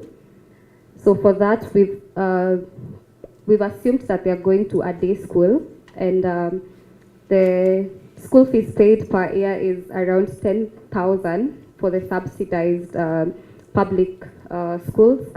So if you try and allocate this to a monthly payment, you'll see that they pay around 1,000 shillings per month, because with 10,000, we've moved this to around, divide by 3, it's 3,000 per term. So divide by again 3 months, you get around 1,000 shillings. So the total paid in terms of school fees per month is 3,000.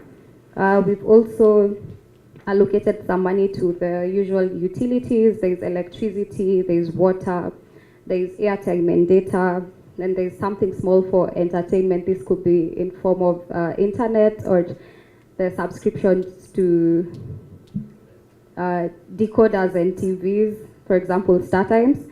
So for that, we have a total of 10,000 on the utilities. We've also factored in that there's a baby in the house.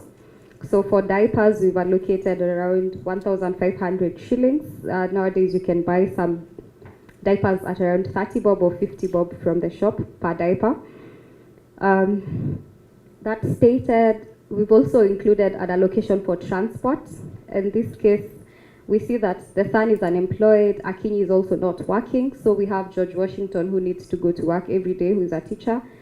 And Mil Otis also has some leverage on how the money is spent, so she might want to move around and enjoy her free time. So for that, we've allocated around 5,000 Kenya shillings per month.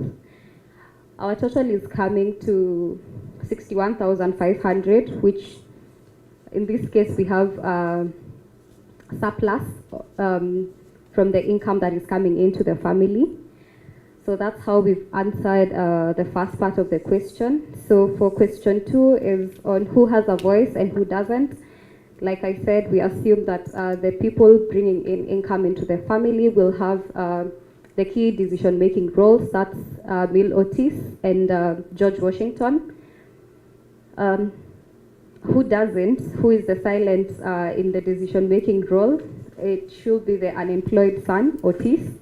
Akinyi, who is also somehow unemployed, but still has some part in decision-making on the upbringing of her children as the primary caregiver. On who benefits most in the household, we have the children who have their rent taken care of, they're provided with the food, school fees is paid, they have their utilities catered for. As we said, we look at urgency and prioritization. So in every household, the person who is prioritized are the children. So who doesn't benefit sufficiently?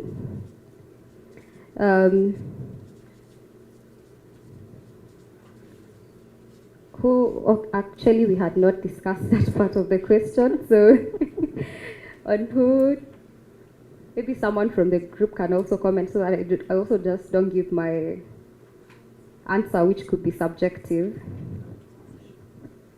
So we have Mil Otis, we have the son, we have Akinyi, and so who doesn't?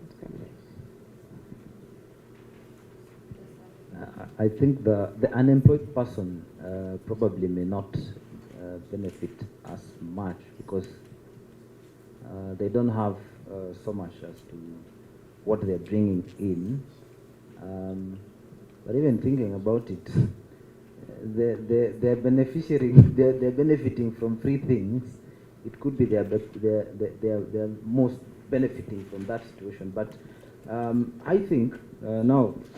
Actually, my thoughts were running. There's a caregiver who does not have employment in the house. Probably they are bogged down with work. There are two sources of income, so probably they have leeway. Those ones will not. But Akinyi, who's unemployed and has young children and in the house probably most of the time, may be getting a raw deal. Thank you. Group number 2.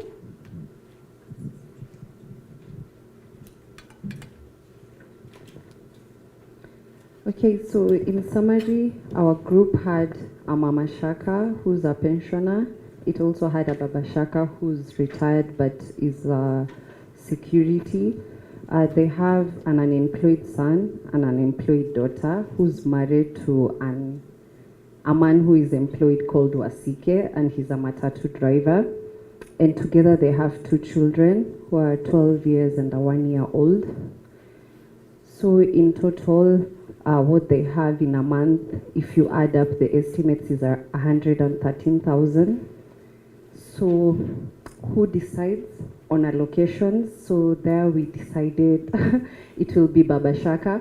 As much as Mama Shaka is the highest earner in the household, we've gone by what is on the ground. So Baba Shaka seems to be the one making the choice. And then who doesn't have a voice? We say the unemployed son who's 34 years old.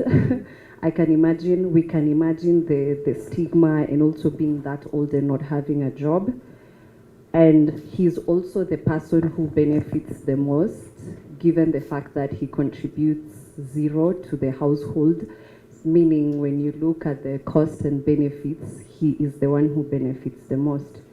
And who does not benefit the most? We said it was the 1-year-old child in terms of their needs across the month. So they had the least cost. So out of the total budget of 113,000, they were spending on health because the 12-year-old has a health condition, and it's like a fast charge in our assumption. And we went with 12,000 on health expenditure. And then the rent, we went with a rate of 24,000 for a 2-bedroom. And then their highest expenditure is on food, which is 30,000 for the family of 6. And then there is also school fees, which is 7,000 on average monthly. Then there is transport for Baba Shaka to go to his work, which is 6,000. And then there was also utilities at 5,000, and that was water, electricity. There was also clothes. This was also 5,000 because we went with the second-hand prices. Then because there's a 1-year-old, there is this baby expenses, the diapers, the wipes, the milk at 5,000. There is NHIF contribution for the whole family, so that we went with the informal sector rate at 500, which was 2,500. And then finally we had a Chama contribution for Mama Shaka at 10,000 each month. And then when you add up all these, they're only left with 6,500 out of their 113,000. So that's what either goes into savings or for a rainy day. Thank you. Group 2? Group 4 now. Sorry, group 4. Family 4.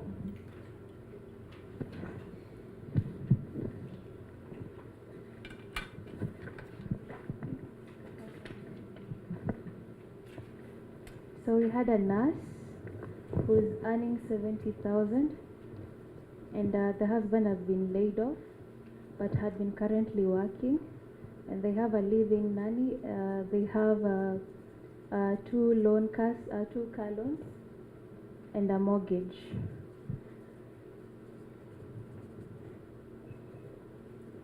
So after the husband has been laid off, they had to downgrade their lifestyle. So based on we budgeted as per priority, based on the basic needs, because currently they only have 70,000 as the only sure money that they have at the end of the month. So we started with the food. Having lost the job, we assumed that the family at home would come through, especially with dry food like unga, and things that can be kept in the fridge and you can use after for some time. But for other things like oil and daily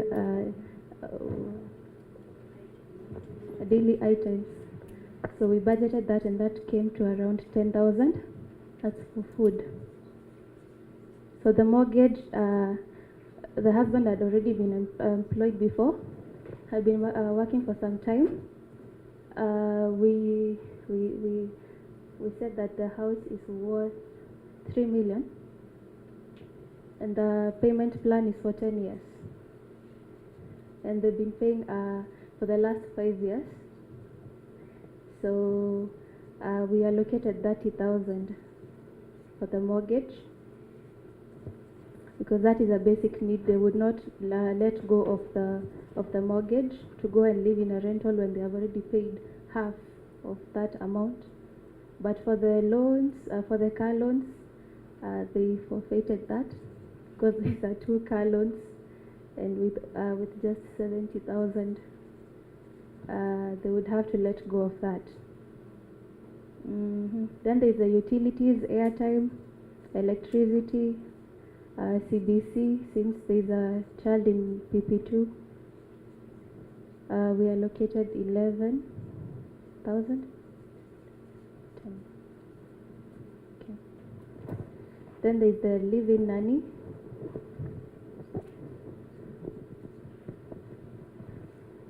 $7,000.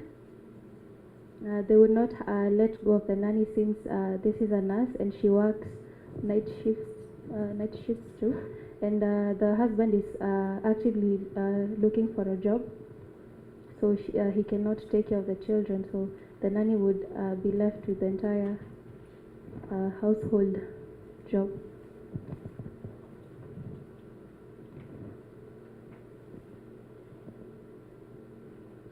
Who's the decision maker? Both. Since the husband had been working before, he would assist with the finances, with the planning. Seeing that they already have a mortgage plan, and they had car loans. That means they had 2 car loans, which means they both take care of each other's needs, which means there is some equality there. So I would assume that he would help with the planning.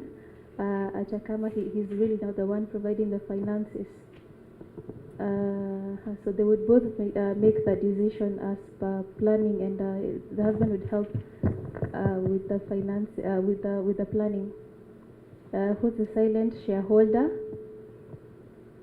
I'd say the husband. We said the husband, since he doesn't really bring in any funds. If anything, he probably asks for transport when he's going for interviews. Who benefits most from the family? That would be the house nanny,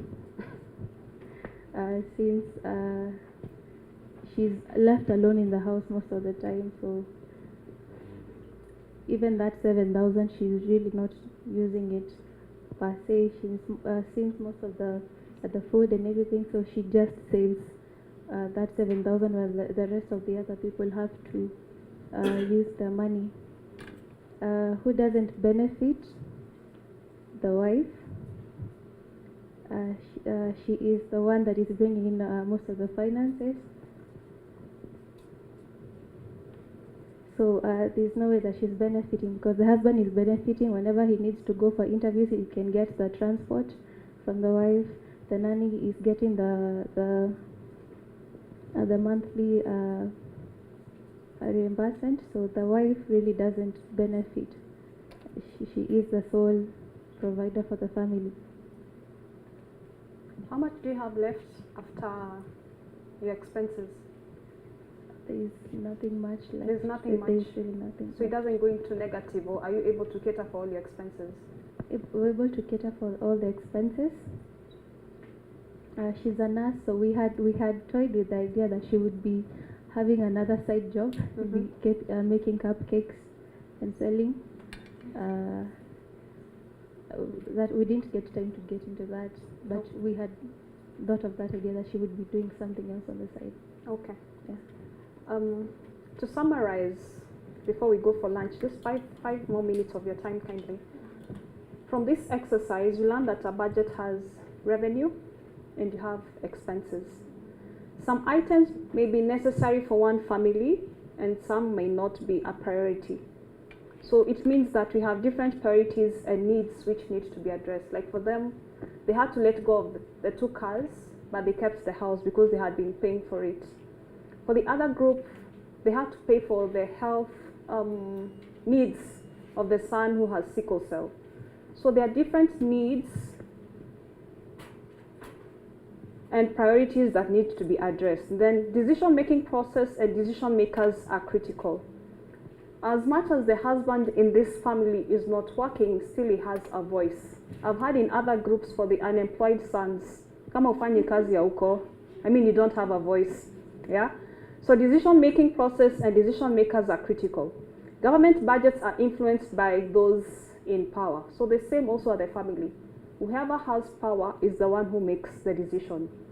So this explains why in some cases government spending does not have to have an impact on the lesser, what do I call it? Poor people, as they are disadvantaged in government power relations. So the way out is to play an active role in government budget processes. So you need the voices of the voiceless to also participate in the budget making process so that their needs are able to be prioritized. So they need to speak, they need to be there so that they are part of that process. Government budgets are influenced by international and national priorities. When we had COVID, things changed. I'm sure they had to move monies here and there so that they're able to cater during the time for COVID. Right now we are in an economic crisis in terms of unga. So we were buying unga at 100 bob. Okay, maybe it was an election gimmick, I don't know. Now it's back to 200. So sometimes it's influenced, most of the time of course by politics, or sometimes it's international priorities when you look at matters COVID. Advocating these priorities depends on the strength of the voices that can be heard or who has political clout. So your voice needs to be heard. We might not have the clout, but you have a voice. So you need to hear your voice so that you're able to advocate for your priorities. A deficit occurs, like I'm suspecting in this family there's a deficit. I suspect. And sometimes when your expenses exceed your revenue, what do? I had Fuliza. Fuliza for our friends is, we have this mobile app which allows you to borrow money and then it's an overdraft. Then you repay it at an interest. Yeah, so we call it Fuliza. So sometimes when someone sends you money and they don't know you have this Fuliza, then it chops off that money, right? Yeah. So that is what happens in Kenya. We just find ourselves in a cycle of you borrow from here, you borrow from there, you borrow from everywhere, so that you're able to cater for your needs, like Akinatala, Branch, I don't know which other apps are there. Because Masani Machache, and it's really, we're really stretched economically because of inflation and everything going around. So you're not able to cater for all your needs. So you need to be able to cater for the deficit, and that's how Fuliza comes in, the branch and the tellers. So if you're in a crisis, what would you drop as a family? And who would be most affected by the decisions that you make? Like I know, for example, if that family that has a sick child, what would you drop if you had a crisis? And who would be most affected? The chama. You drop the chama. Yes. And who would be affected? The woman, the mother. Yeah, because those are her savings, so she'll lose her savings. And this group, what would you drop?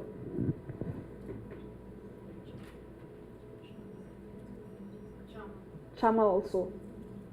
That group?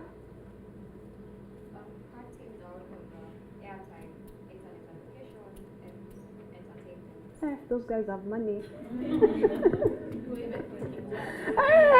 You have money.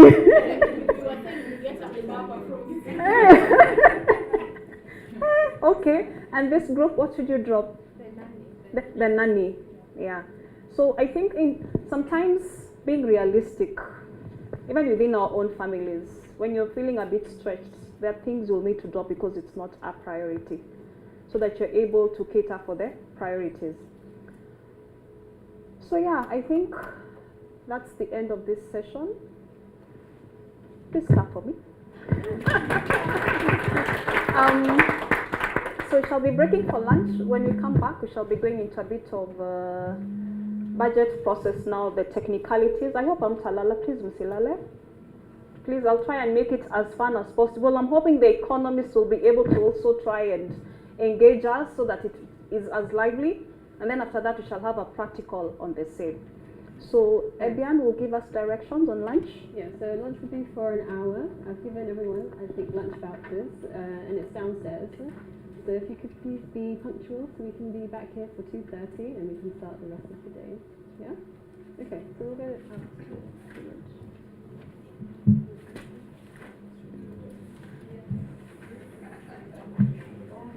I don't think I have a card. You too. I think she'll give us as we head out. Yeah. Okay. Nadhani watafunga.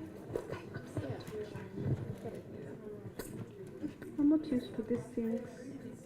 Here it is. Sorry. Here's the phone. Here's the picture. Sorry, she's doing it.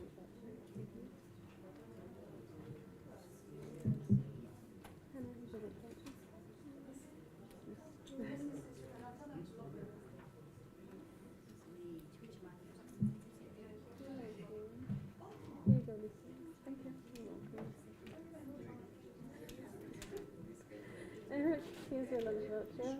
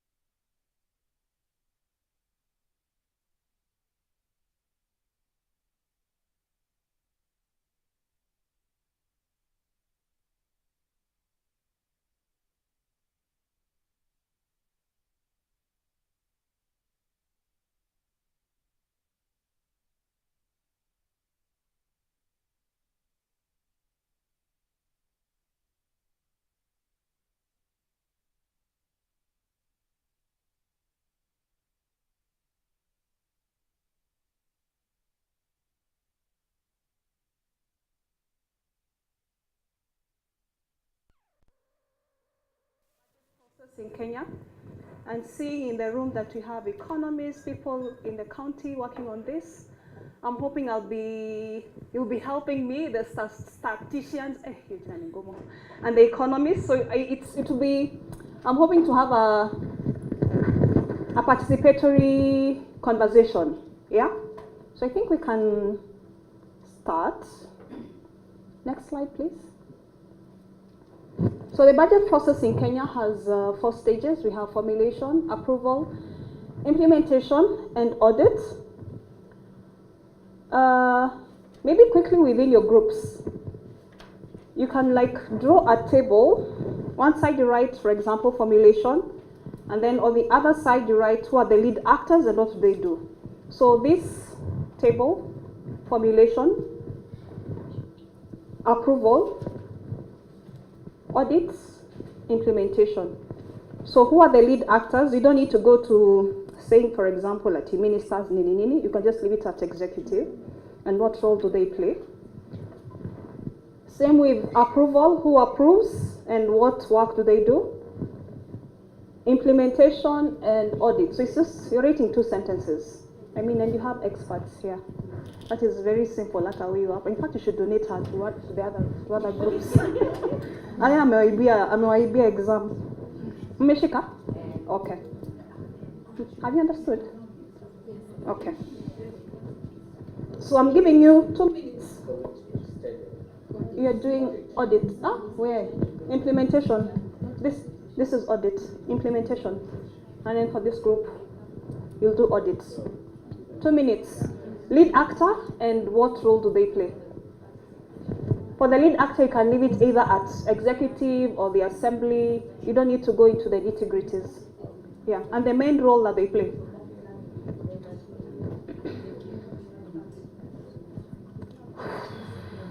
You should put that aircon on. Yeah, it's very hot. Oh, yeah? How do you... Kindly help me to distribute. Yeah, I think they should be color coded. What do you think?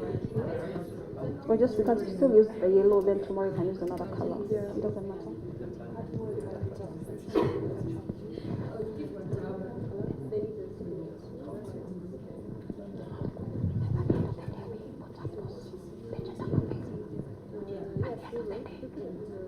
Yeah, at the end of the day.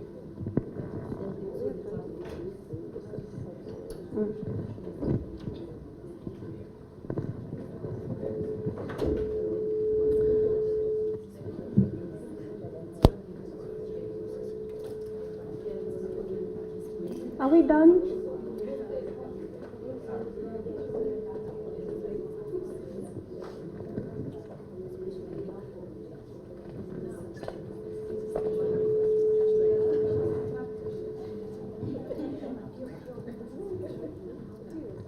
Implementation team, you ready?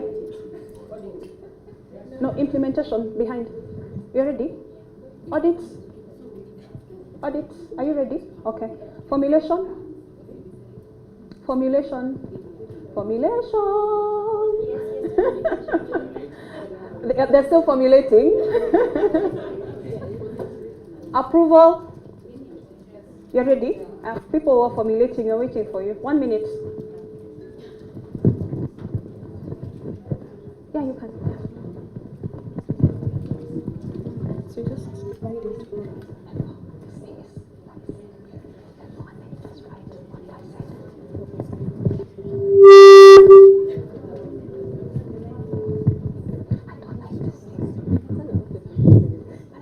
Forgetting to put it on.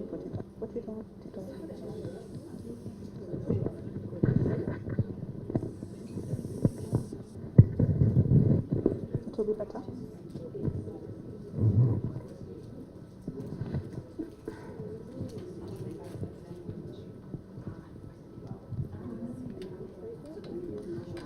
Don't make it so complicated. Please don't go into the nitty-gritties. I know you have experts. Nijishikilia tu. Kidogo tu.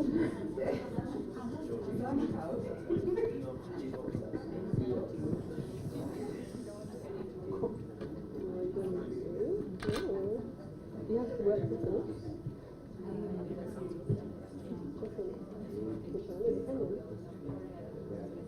you have any nice series in Kenya, no? Hakuna. Kina vya jamaa kama ni which series? We do, yeah. We do American. What American shows do you watch? Everything.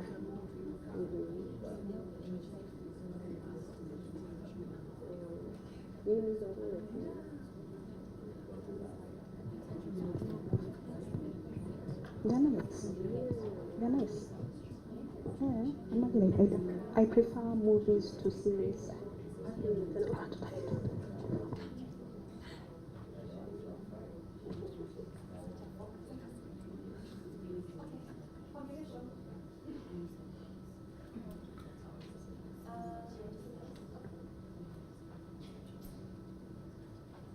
Where is the mic? Okay. Lead actor and the main role. Experts. Okay, for the formulation, we have also included the planning because we cannot formulate before we plan. And our budgets are participatory. So the planning bit will involve Wanjiku and other stakeholders. For the formulation bit, we involve executive. What does the executive do? The executive, because they have the skills, they'll compile all the views they collect from the public and the stakeholders in the respective sectors. So the formulation is done by the executive, but the planning bit, it starts from Wanjiku, starts from the stakeholders, and that is why we call it participatory budget. Okay. I'm assuming the executive is both national and county? Yeah. I thought it was distinct and, okay, we didn't separate, but it applies to both. It applies to both, exactly. That's what I wanted to hear. Thank you, formulation. Approval? For your roles, kindly include national, governments, and county. Okay, so at the approval stage, at the national level, we have the National Assembly doing the budget approvals, and at the county level, we have the County Assembly in the 47 counties doing the approval, and the key action there is to debate and approve the budgets, but again, citizens at this point also have an opportunity during the validation upon approval to give some inputs. Awesome, thank you. Can we implement? Implementation, the main actor is the executive, so both at the county, national level, they actualize the budget, they implement for service delivery. So we said service delivery, but they also monitor, and we also have another actor in implementation. The assembly also has a role in implementation, and that is oversight.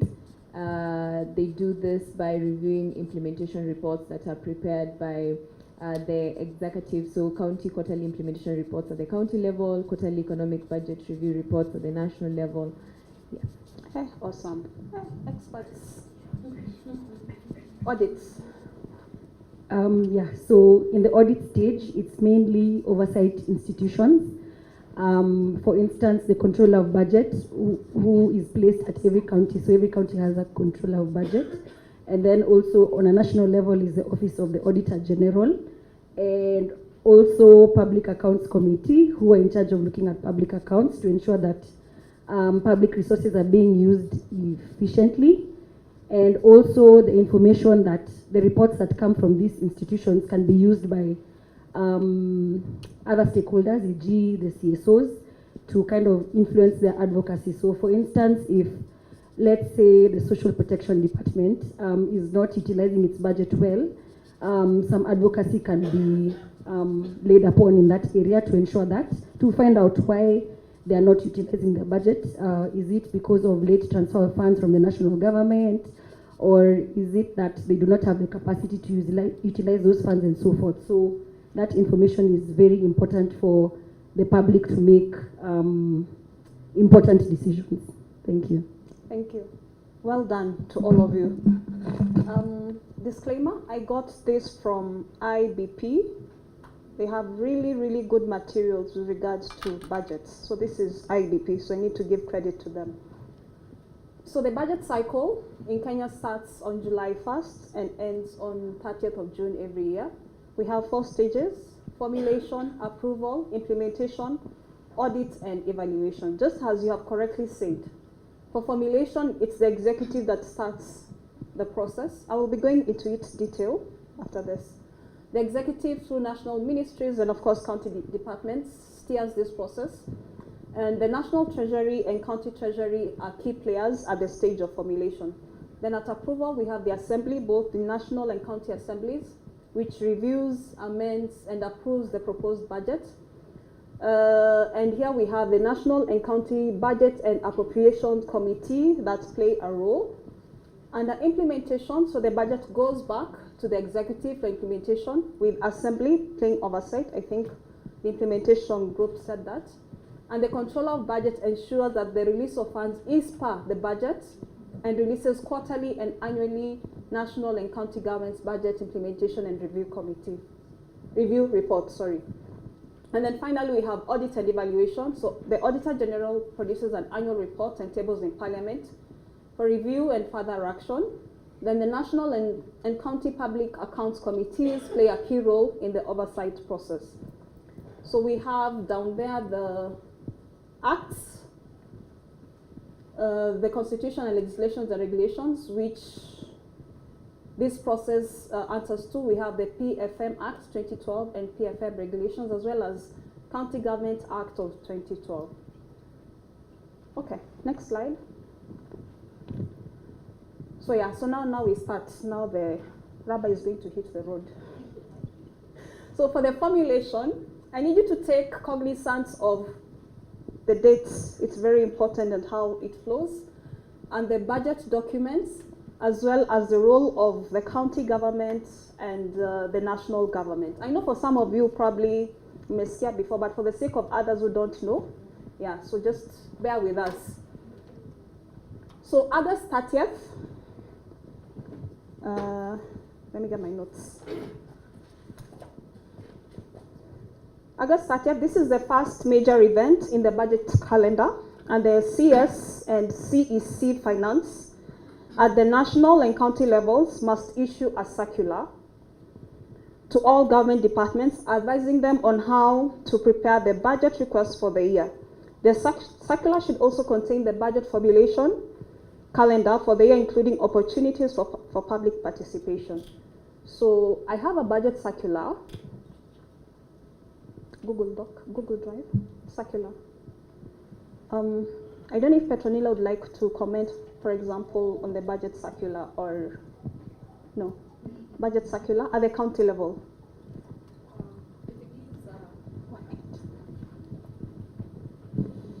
Thank you. The budget circular, it gives the guidelines of how to formulate the budget, and in it, it constitutes how to form the sector working groups, which are very key. But all along, the question is, do you see we received the circular in August 30th, and by 1st, we are supposed to submit the ADP. There are so many questions there and gray areas, because it's not possible, but we are forced to do it prior to 30th August. In anticipation, whatever we put in that ADP is aligned to that circular. It's always been a problem. Yes. Yes, Francis. Thank you. The 30th of August is the legal deadline that budget circular is supposed to have been released. But it can come earlier than that to facilitate the development of ADP. As you say, it's not practical to release a document on the 30th, then on the first day, the document is supposed to be tabled to the account assembly. So this is a process that once the financial year begins, other works also begin. Now, this is where the sector working groups play a very critical role in ensuring, in reviewing the budget that has just come to a close, then reviewing other documents, and starting reviewing the CIDP. So picking up out projects or priorities that need to be taken into the next financial year, which is just beginning, as much as we are starting a new financial year in terms of implementation. So the dates there, those are the legal dates that by those dates is actually the last dates that something has to be out. So the 30th there is not per se tied to that document, but is actually telling you, like for instance, today is 6th. By 30th of September, this must be out. But nothing stops you from instituting this document or bringing this document as early as this. Okay. So this is how a circular looks like. So it will be either from the CS Finance or CEC Finance. You're squinting. Can you see? You can't. So you make it better? Okay. So it will either come from the CS or from the CEC Finance, and basically it's just a guideline on how counties or ministries should prepare budgets for the next financial year. So we have all these documents in our Google Drive. We shall be able to share the link, hopefully by the end of the 3 days trading. So from the circular, we go to ADP. Now the ADP is the Annual Development Plan, which is supposed to have been, counties must prepare and table their ADPs in the county assembly by September 1st. And the plan must be made public within 7 days. The ADP is meant to be the key planning document that guides the budget making process at the county level. So it is a 1-year extract of the 5-year county integrated development plan. So you have the master plan, which is the CIDP. So the CIDP is a 5-year strategic plan for counties. Then from the CIDP, we extract the ADP. So the ADP is annual, the CIDP is 5 years. So I guess like right now, they should be formulating their CIDPs, yeah? And then from the CIDP, then they should be able to extrapolate the ADPs. So we have CIDP and then ADP. So as they're fetching it, the next important date is September 1st to February 15th, for the national level, and then September 1st to February 28th. We have National Treasury and various ministries and agencies undertake some consultation with public and other stakeholders, the sector hearings. So is this all throughout the cycle, or do we have specific times that we have the sector hearings? Petronile and Francis. This is a process, and there is a lot of deliberation, there is a lot of talking, there is a lot of validation between when the ADP is formulated by executive to when we write our policy paper sometimes and submit it in February 28th. So there is a lot of talking, and all along we've been wondering why, kwa nini tunaharakishwa tupeleke ADP by 1st of September? Because you find even towards December, we still have the draft, still floating. Yeah.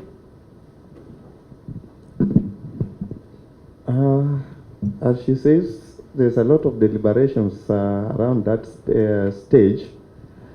For instance, there is the county budget review outlook paper that comes out October 21st. Then there's the budget review and outlook paper at the national level. These are documents which help in reviewing the ADPs, then realigning with even the government policies, where government has released certain policies after the release of the ADP. So the county budget and review and outlook paper assists because it gives us the outlook, the review of the previous the budget that is being that has been implemented, and is actually giving us an outlook of how the budget in the next budgeting process should look like. So it also gives us provisional ceilings that helps in guiding in the development of the county fiscal strategy paper. At the national level is the budget policy statement or policy paper. So these are documents that help in guiding counties and national government budgets to come up with documents that are actually aligned with the policy statements that have been worked across, within that time. So at the county level, when the county fiscal strategy paper is tabled on the 28th of February, the county budget review and outlook paper has also been reviewed, and the inputs from the CBROP is actually informing the county fiscal strategy paper. And at the national level, the budget review and outlook paper is actually informing the budget policy statement, or the BPS. So during this time, until March, where the document is supposed to have been approved 14th, then sectors have adequate time to deliberate. And this is the space where the sector hearings are actually taking place. For instance, I've been coming to Nairobi at KICC to discuss our sectors where we have our interests, like in health. So these are the spaces that we have for us to input into these documents. Most of the times people come when the budget is almost at its tail end. When the budget estimates are already out, that's when people come with inputs. But this is now the space where we are supposed to be inputting the budget process. Thank you. Anyone else who wants to contribute? Yes, Eve. Oh, it's okay. I wanted to add, in regards to the annual development plan, it's basically an annual plan that is there to update the CIDP. So, for instance, in the case of COVID, we didn't anticipate that COVID was going to happen. So, of course, it was not in the 5-year plan. So the ADP now comes in. When we're formulating the next DP, we'll factor in that something unforeseeable took place. For instance, that period during COVID when there was an increase in teenage pregnancies. So we didn't have programs to take care of that. So that's what the ADP basically does, to update the 5-year plan in case of unforeseeable circumstances. Thank you. Yes, Wanjiko. For the case of the COVID and all that, we have provision for emerging issues. ADP is just 1-year plan, and it is contained in the 5-year plan. So just in case there are emerging issues, we incorporate them. But ADP is not there to update the CIDP. Something like disasters, there is also provision for that in emerging issues. Okay. Wanjiko?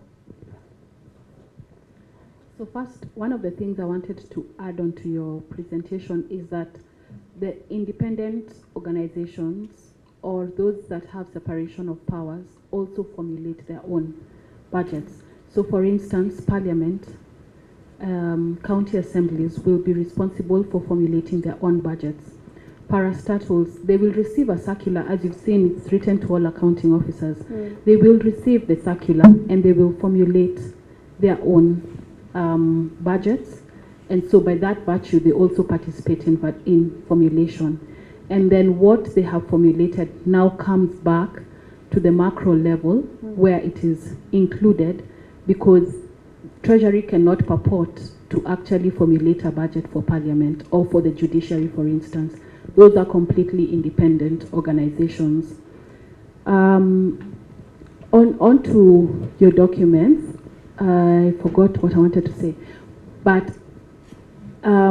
what I wanted to say is I think maybe we can ask Faith Ann to help us or to take us through how IBP has done it as well, because we have the MTF. So in Kenya we budget for 3 years in advance. And so it's not really a new process. Like in this year, we'll not be really looking at a new process. We will be looking at a process that has been continuing and that started 3 years ago.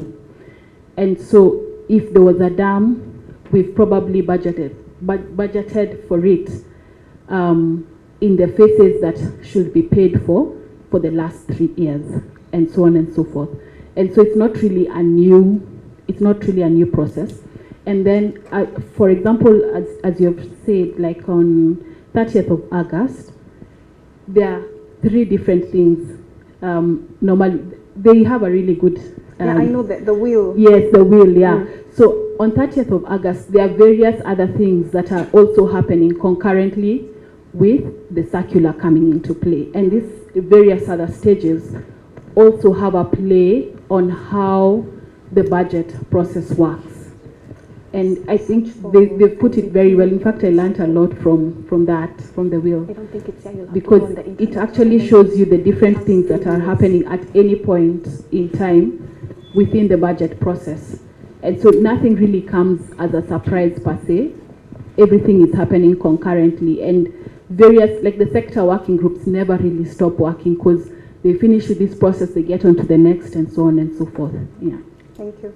I do agree with you that maybe this year we'll be doing implementation, they're also looking at formulation, they're also looking at audits and all that. So it's like a 3-in-1 all happening at the same time. Yeah.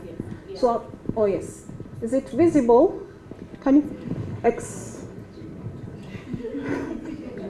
can you see? Yeah. So I was at October 21st, but I think for the sake of this meeting, let me just talk about the date so that those who are not aware are aware, so that they know the deadlines and the documents that are needed and what happens at a particular stage. So October 21st, we have, after Cabinet has approved the National and County Budget Review and Outlook Papers, the CBROP, or BROP, the BROP, in the National and County Assemblies. Sorry, after Cabinet has approved, the National and County Budget Review and Outlook Papers must be tabled in the respective assemblies, that is the National and County Assemblies. And these documents serve 3 purposes. Number 1, to review the previous year's budget performance. They update the current year economic expectations, and they also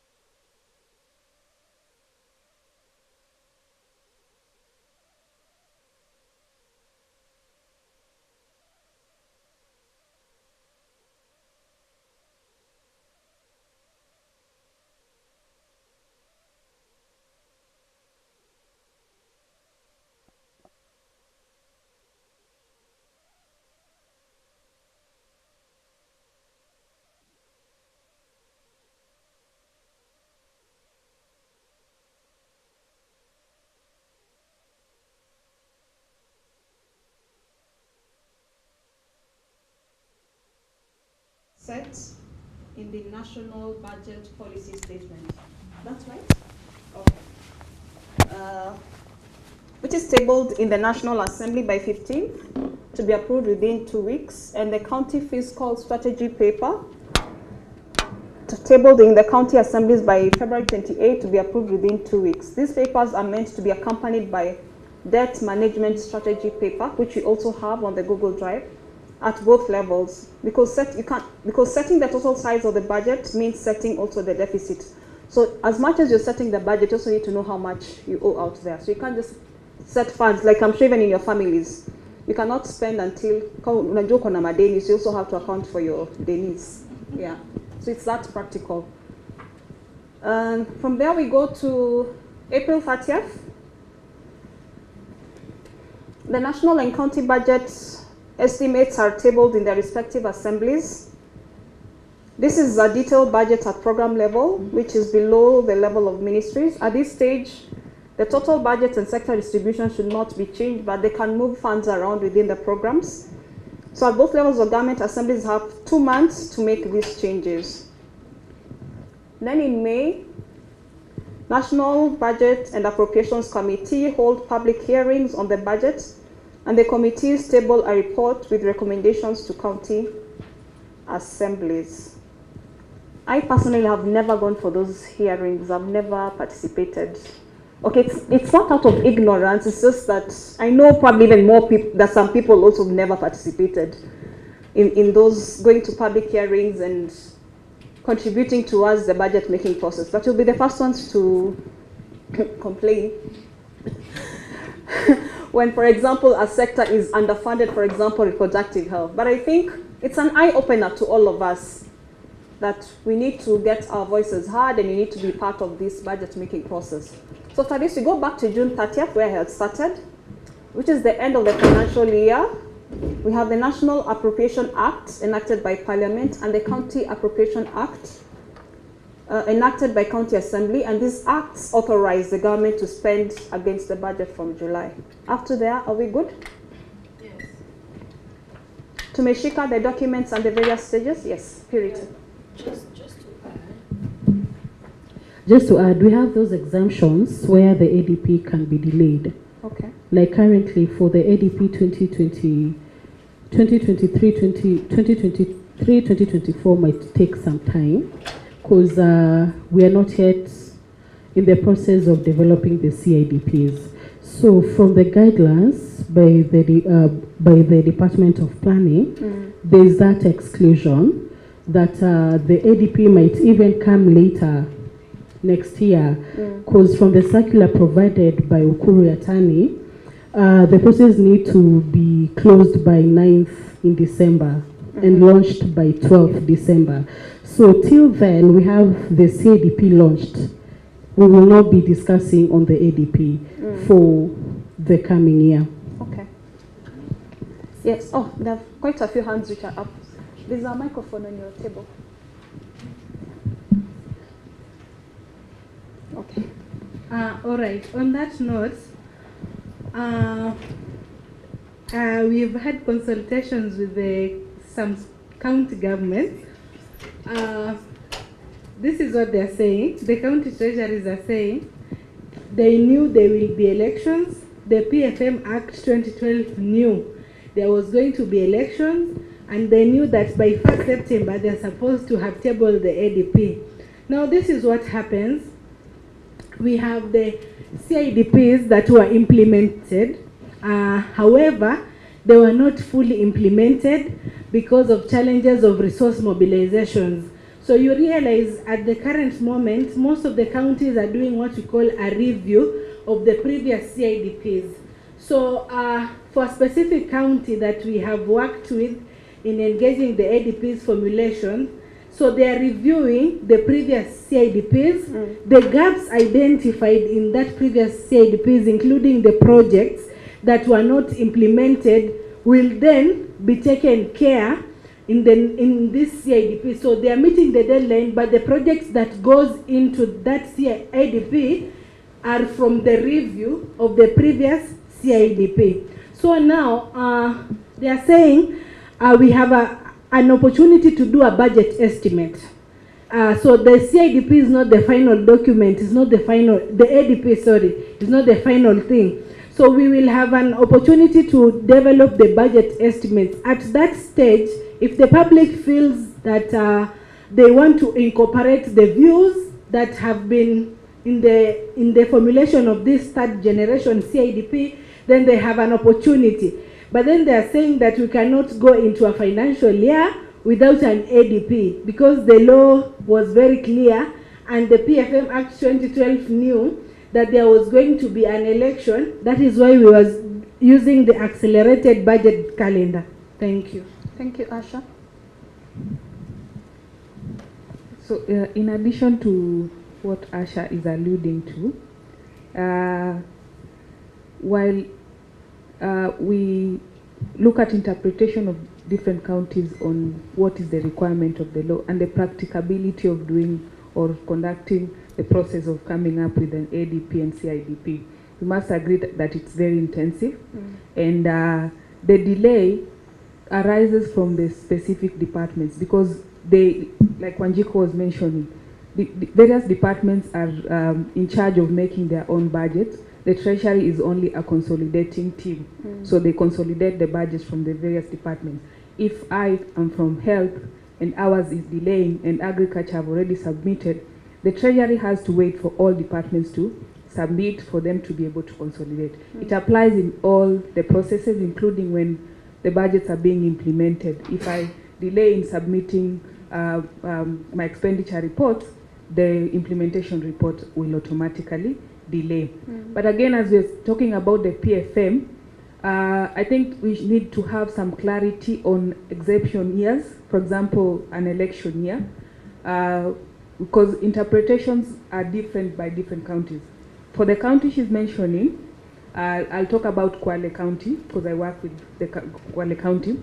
It's kind of a similar scenario where we are currently developing the ADP, and we have not started the process of developing the CIDP 3, that is 2023-2027. So we have also not yet reviewed the previous CIDP. So the ADP that you're making is 2023-2024, which is the first ADP for the third CIDP. So there's that confusion that the department is trying to work to meet deadlines, but also in terms of, that is an interpretation of one county, and another county would wait until they have the CIDP first, then start the process of the ADP. So we think as advocates we need to talk about clarity on the law in terms of these legal timelines and how practical they are, especially in an election year. As much as we are working on an accelerated calendar, what I see, it normally supports until election time. Post-election, the PFM assumes that we are getting back to the normal calendar, which is not the case, because the timelines change, governments have shifted, manifestos are different. People want to put in their priorities within the CIDP, because no governor will fund their manifestos from their own pocket. They have to fund it from the public fund. So it has to be clear in terms of what do we do first, and what timelines do we have for special years that are within an election or transition year. Thank you. I have an experience on what we are doing in Nairobi and Kiambu County. We have a CSO that is already reviewing the CIDP 1 and 2. But as in the process, we are also collecting data on the gaps that already existed for the last 10 years, orally, because a local mwananchi will not be able to go through the CIDP like you and I. So for us, we're telling them the CIDP is this and this and this, and you should not allow a new project to come on board if the existing challenges have not yet been addressed. So for us, what we are doing, we are sensitizing the community to be ready for the process, because we know maybe by next month Honorable Sakaja or Ramatangi will be telling us the the CCs, the sector working group, the CBF will also be on board. So we are doing that as our first step, because the first step, it is to collect data that will inform. So that by the time the call is out for the public to go and share their views, they have their memo ready with them. So like for us, that is what we're doing. And we've targeted specific sectors that we feel I'm biased to unpaid care work. So I'm supporting sectors that are addressing unpaid care work, like water, education, health, and infrastructure in Nairobi and Kiambu. Another strategic engagements that again we're doing, we are also engaging the county directors. So we have a plan set for Nairobi County to sensitize the director on key gender issues, priorities that we want them to include in the next CIDP. So that by the time it's out, the director have already committed to link us up with CBEF and the sector working group, so that we don't lose anything. If our community will not be able to speak out, then us will have the opportunity to share the issues at a strategic level. Thank you. Petronila has had her hand up for such a long time. The law is very clear.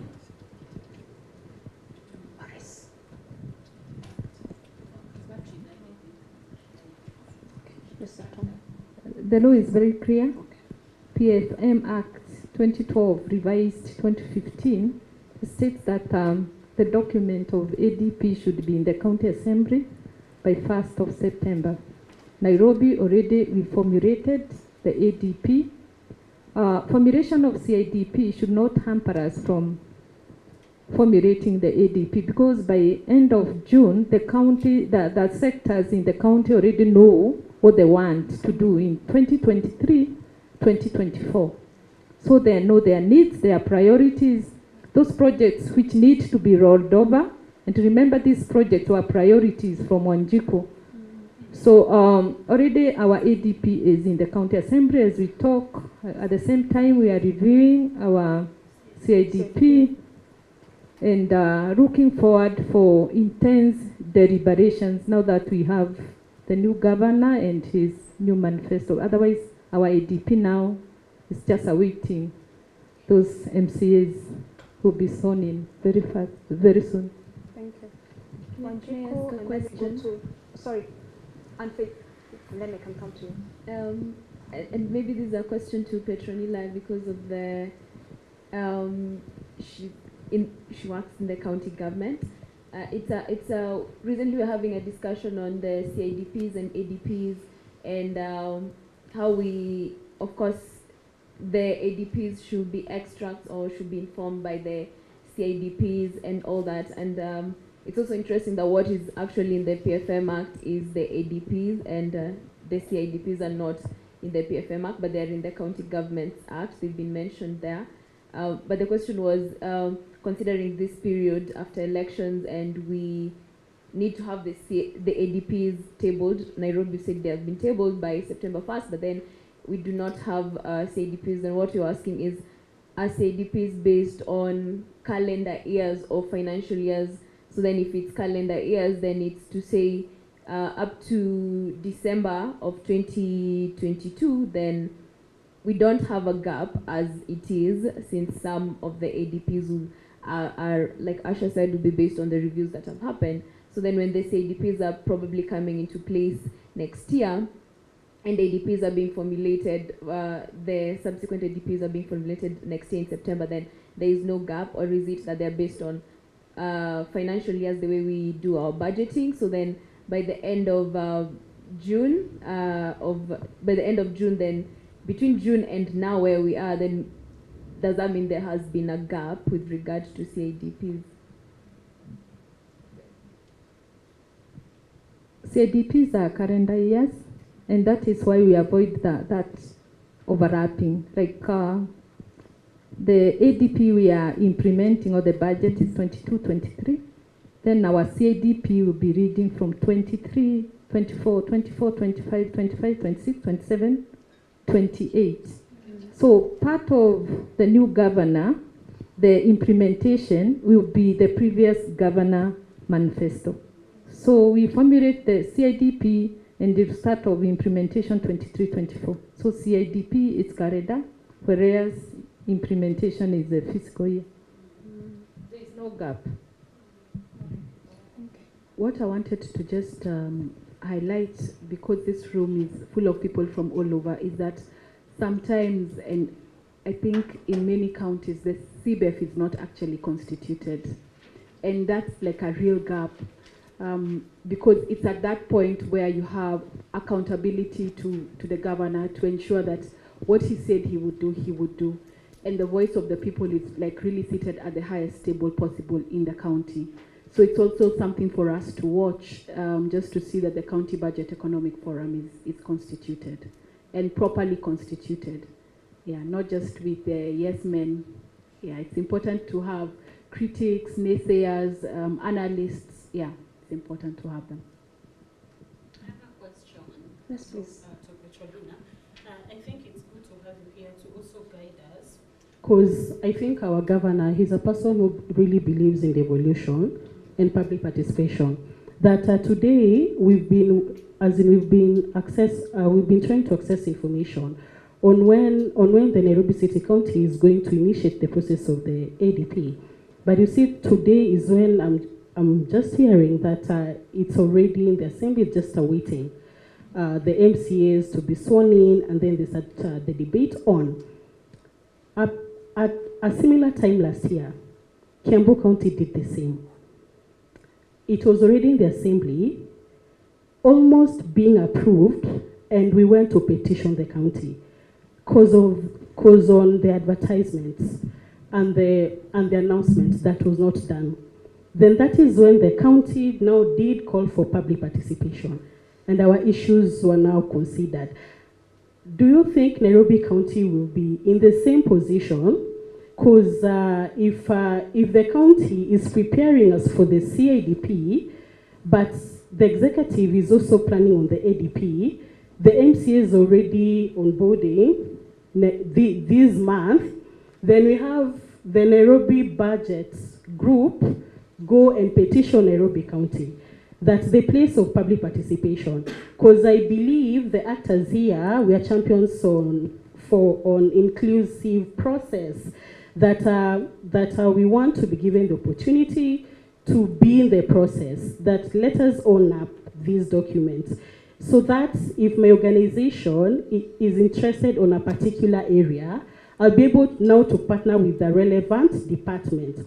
But if I was not included from the word go, because I really feel bad as a Nairobi resident to know that my county's ADP is already in the assembly, and my people, my grassroots women, have not participated because they have always been submitting memo for the last 3 years, and their issues have been captured in the final document.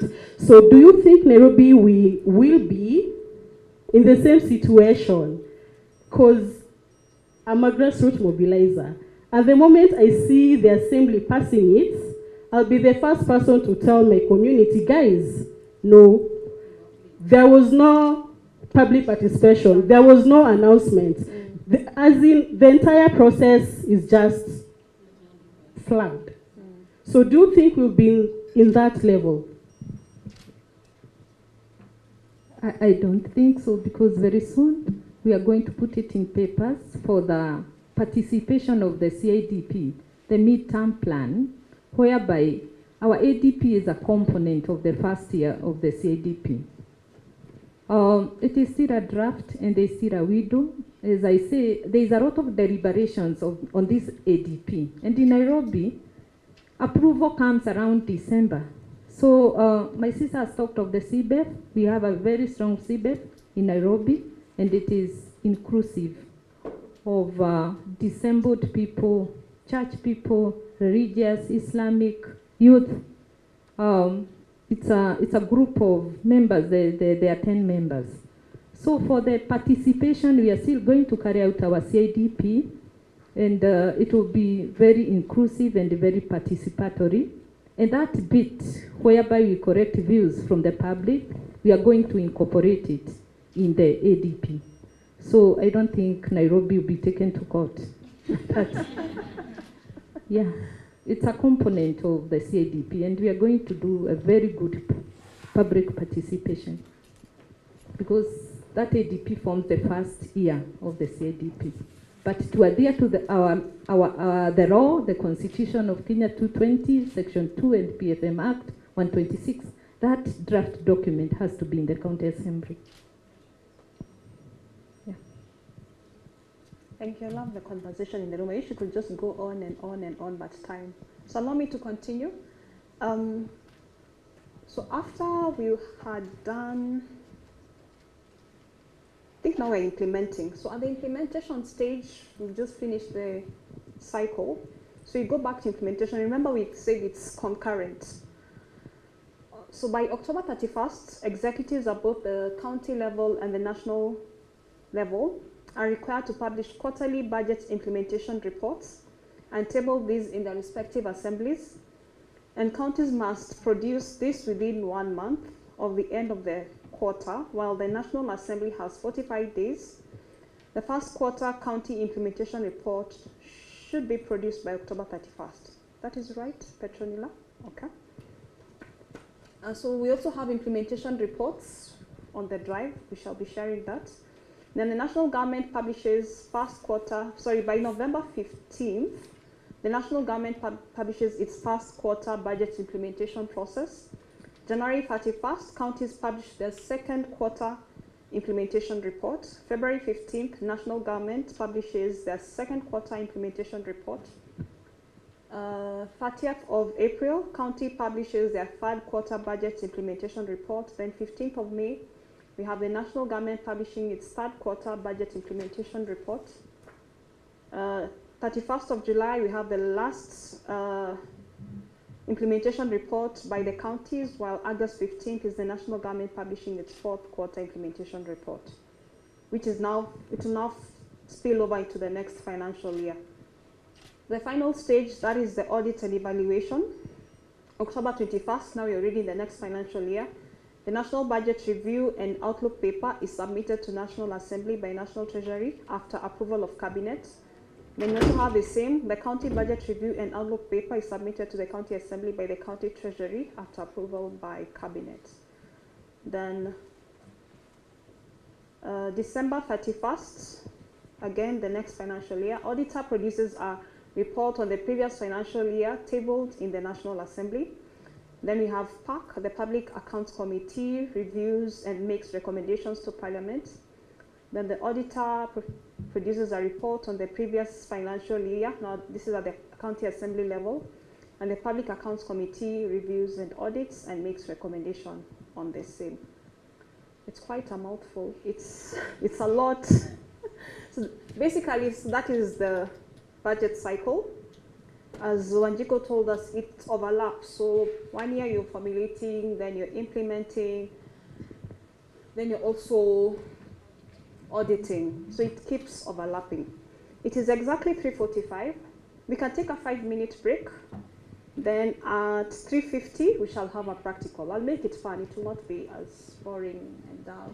But I hope we've learned something, especially thank you for Petronila, Francis, and all our experts at the county level and the discussion that we had. I hope at least now you've gotten tangible things, especially on the documents that are needed and the deadlines, yeah? Yeah. So you can have like a 5-minute health break, then you come back at 3:50, we do the practical. You're free to stand and stretch. Don't sleep.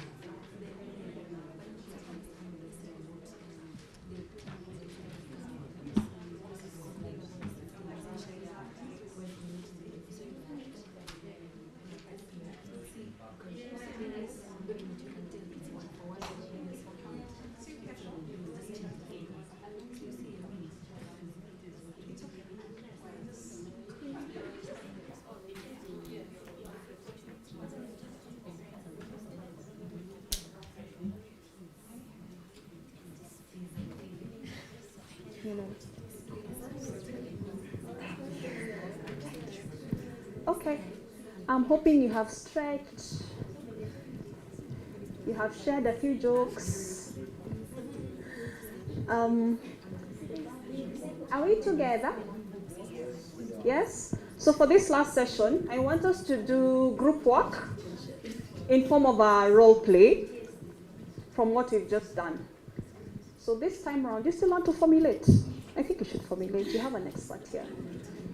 So for auditors, let's be together. So we're doing a role play. Yeah, for the last session. So hakuna ku think much. Very simple. Role play. You are formulating the budget. So you assume the role of executive. So in that role, which documents are you going to come up with? Either you elect or you nominate a CEC, finance, or CS minister. And then imagine that you are formulating the budget, plus all the documents, or circular, whatever. Then you shall come and convince us. Very simple. Whatever. Whatever you want. I'll leave it open to you. This is approval. So you can choose either to be county assembly or national assembly, and they need you to approve the budget. You can be as dramatic as how our MPs are with the ears and the nose, but please do not throw chairs at one another. We shall be civil. Or water bottles, or pouring water on your co-MPs. So you are approving. You can decide whether to be county assembly or national assembly. You can have a speaker who shall moderate your debate. And then the implementers, so executive. You can decide what you want to implement on. Maybe you have decided you're going to implement on a health project or whatever project. You shall let us know as the executive, either at the county level or at the national level. Audit. Auditor General? Yes. Or PAC. So basically, you shall audit what.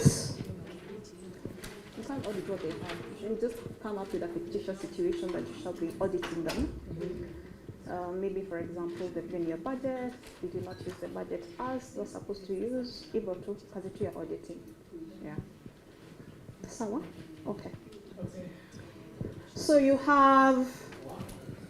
It's now 3:55. If I give you 25 minutes for preparation, that's fine. So that's until, that's a lot of time. Until 4:20, you stop at 4:20, and then you can have 25 minutes of plenary, 5 minutes per group. So until 4:20, at exactly 4:20, we shall have the plenary. And then make it fun, it's not that serious, as long as you learn. Yeah.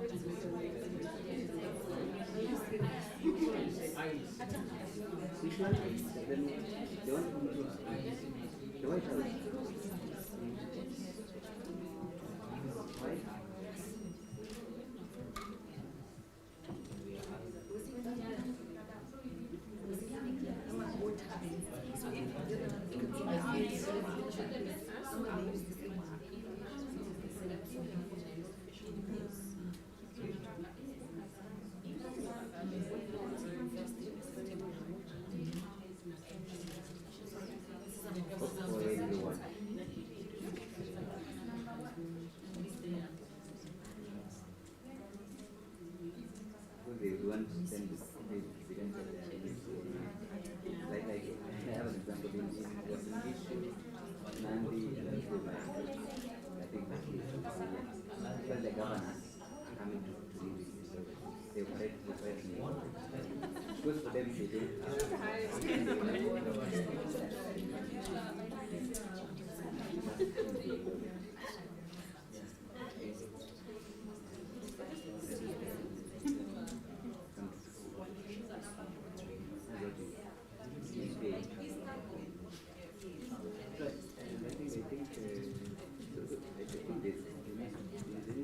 there needs to be a law whereby they can have those their state houses and everything. And then find those without paying at the expense. Because they will come, you want to pay to the governor, issue them 5 years.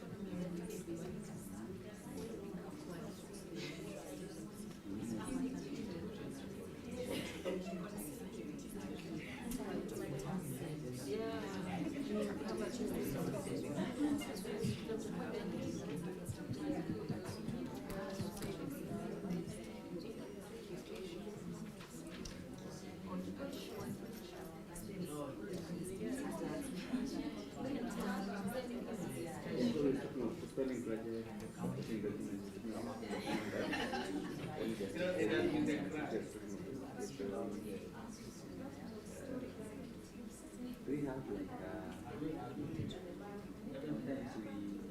think that counties do projects that earn money, like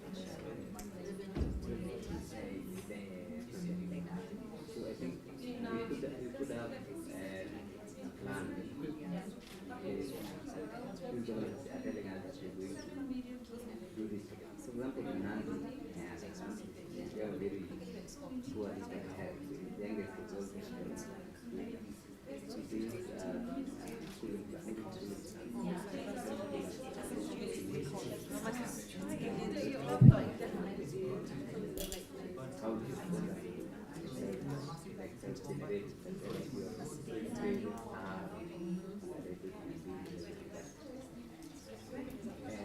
it is not happening. So I think that is should be a strong aspect of the concept. No, I think it should be forceful. I don't know how that. The point where you say you are going to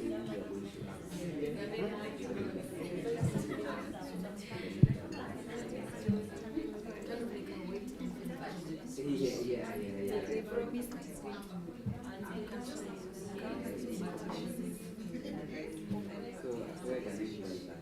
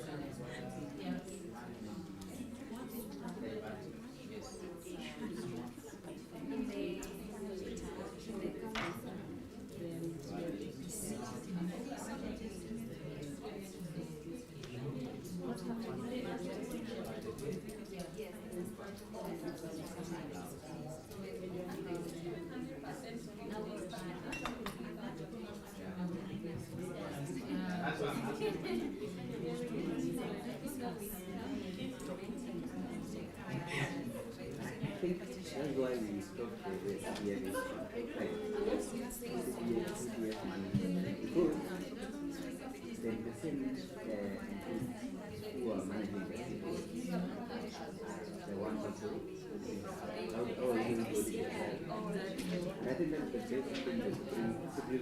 But I saw until now the new ones were elected. They said that They have no way. They have no way. and I see what you were saying the polity in parliament.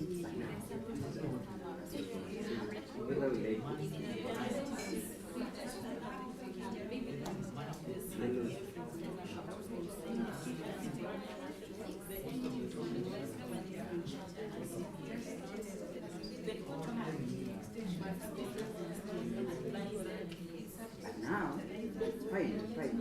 You see, the say, it's gonna be. What are they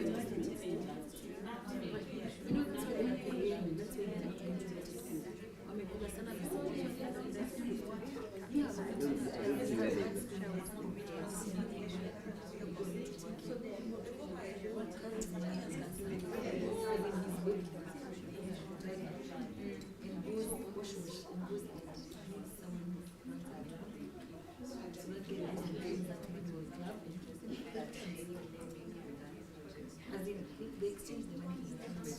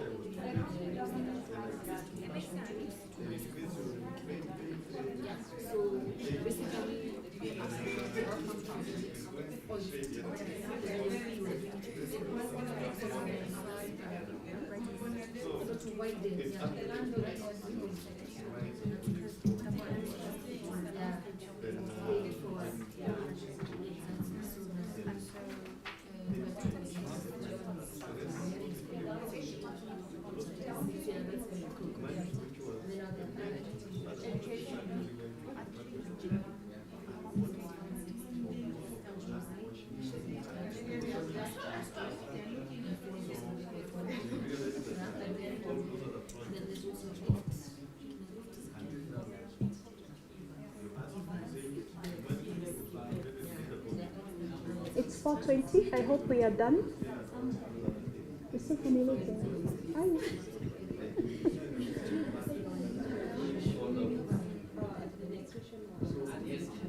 Approval?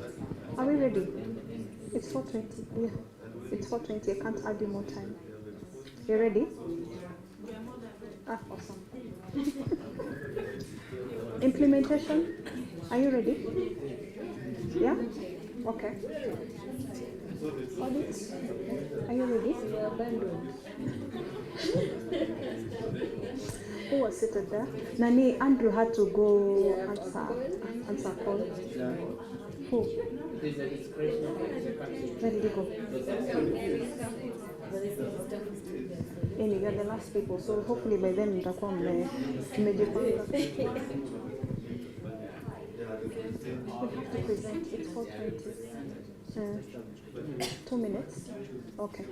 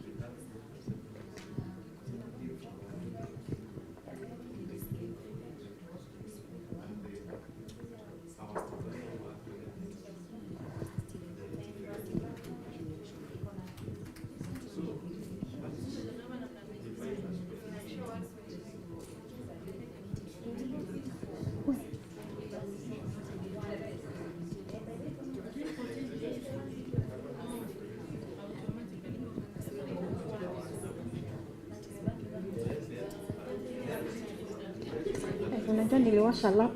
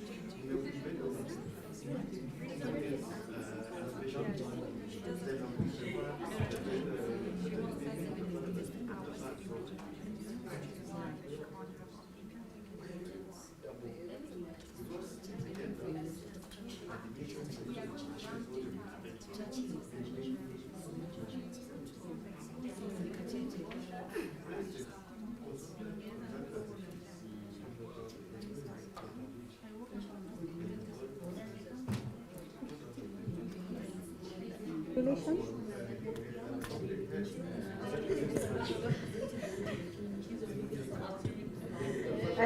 Imagine it for 25.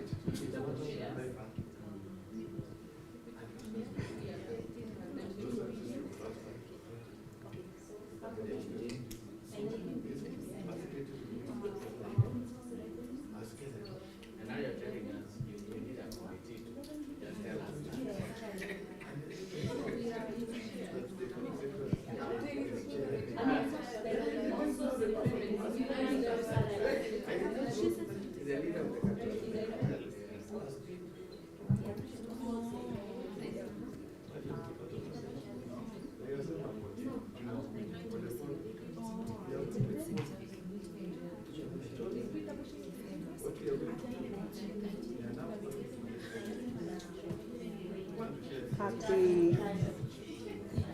Naona venye mmechoka.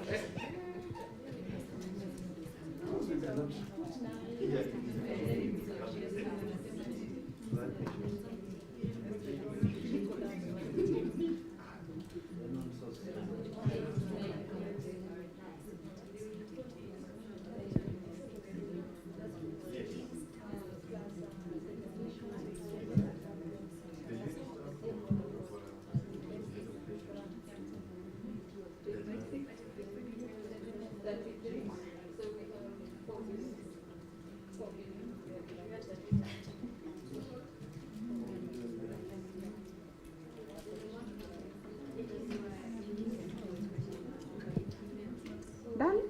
Aya. Who's presenting? She's been talking a lot. She will help you. You want to present? She will help you.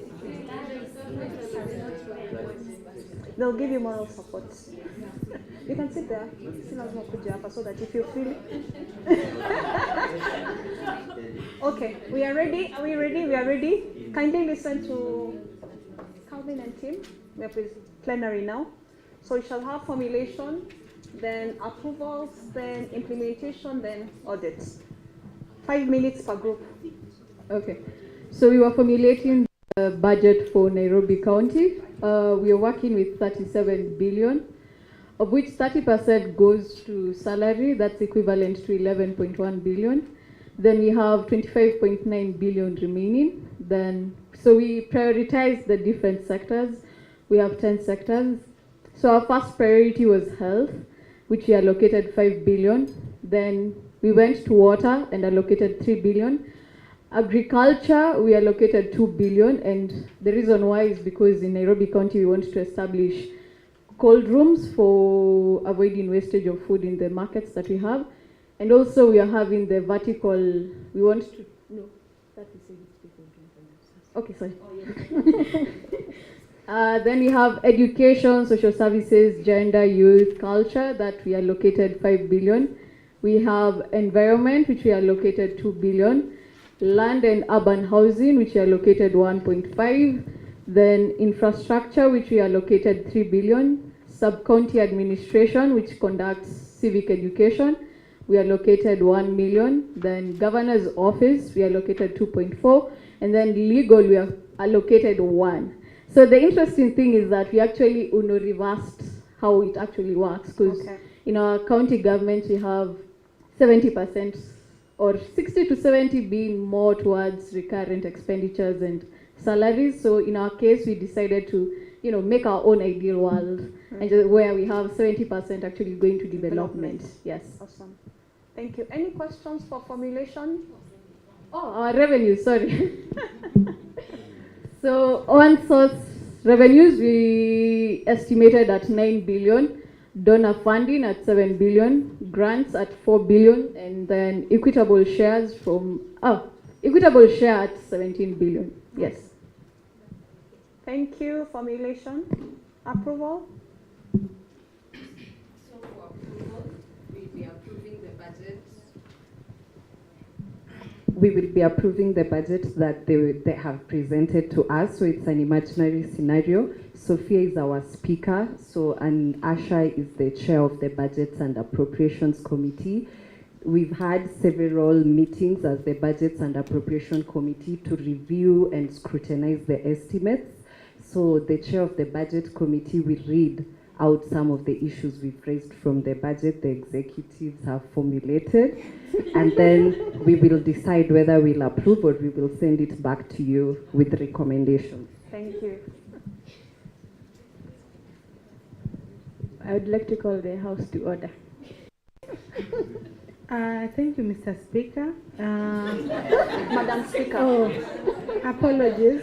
Madam Speaker, on 1st of September, the Budget and Appropriation Committee from the County Assembly requested at Radisson Hotel to discuss and deliberate, and I hereby want to present the findings from the report that was presented to us. This House, Madam Speaker, recommends that after scrutinizing the budget estimates, we have noted out a few issues. One of the issues is that the principles of public participation, according to the Public Finance Management Act 2012, were not adhered to according to the law requiring citizen involvement in the public participation. In this regard, in the submissions that was made from the county executive, there was no evidence of public participation report to show whether there was public input and public involvement in the deliberation of this submission. Another issue that was noted during this submission was that the county executive intends to allocate 30% of the total budget to salaries, which is not realistic, considering that the legal threshold requires that 30% of the budget goes to the development expenditures, while the 70% goes to the recurrent expenditures. I want to bring to the attention of the House that the county executive of Nairobi has accumulated high levels of pending bills. And this House recommends that pending bills should be a priority in the next financial year, so that they form the first charge on matters of public finance management. In this regard, we are not able to approve the budget until the executive considers our views. Thank you.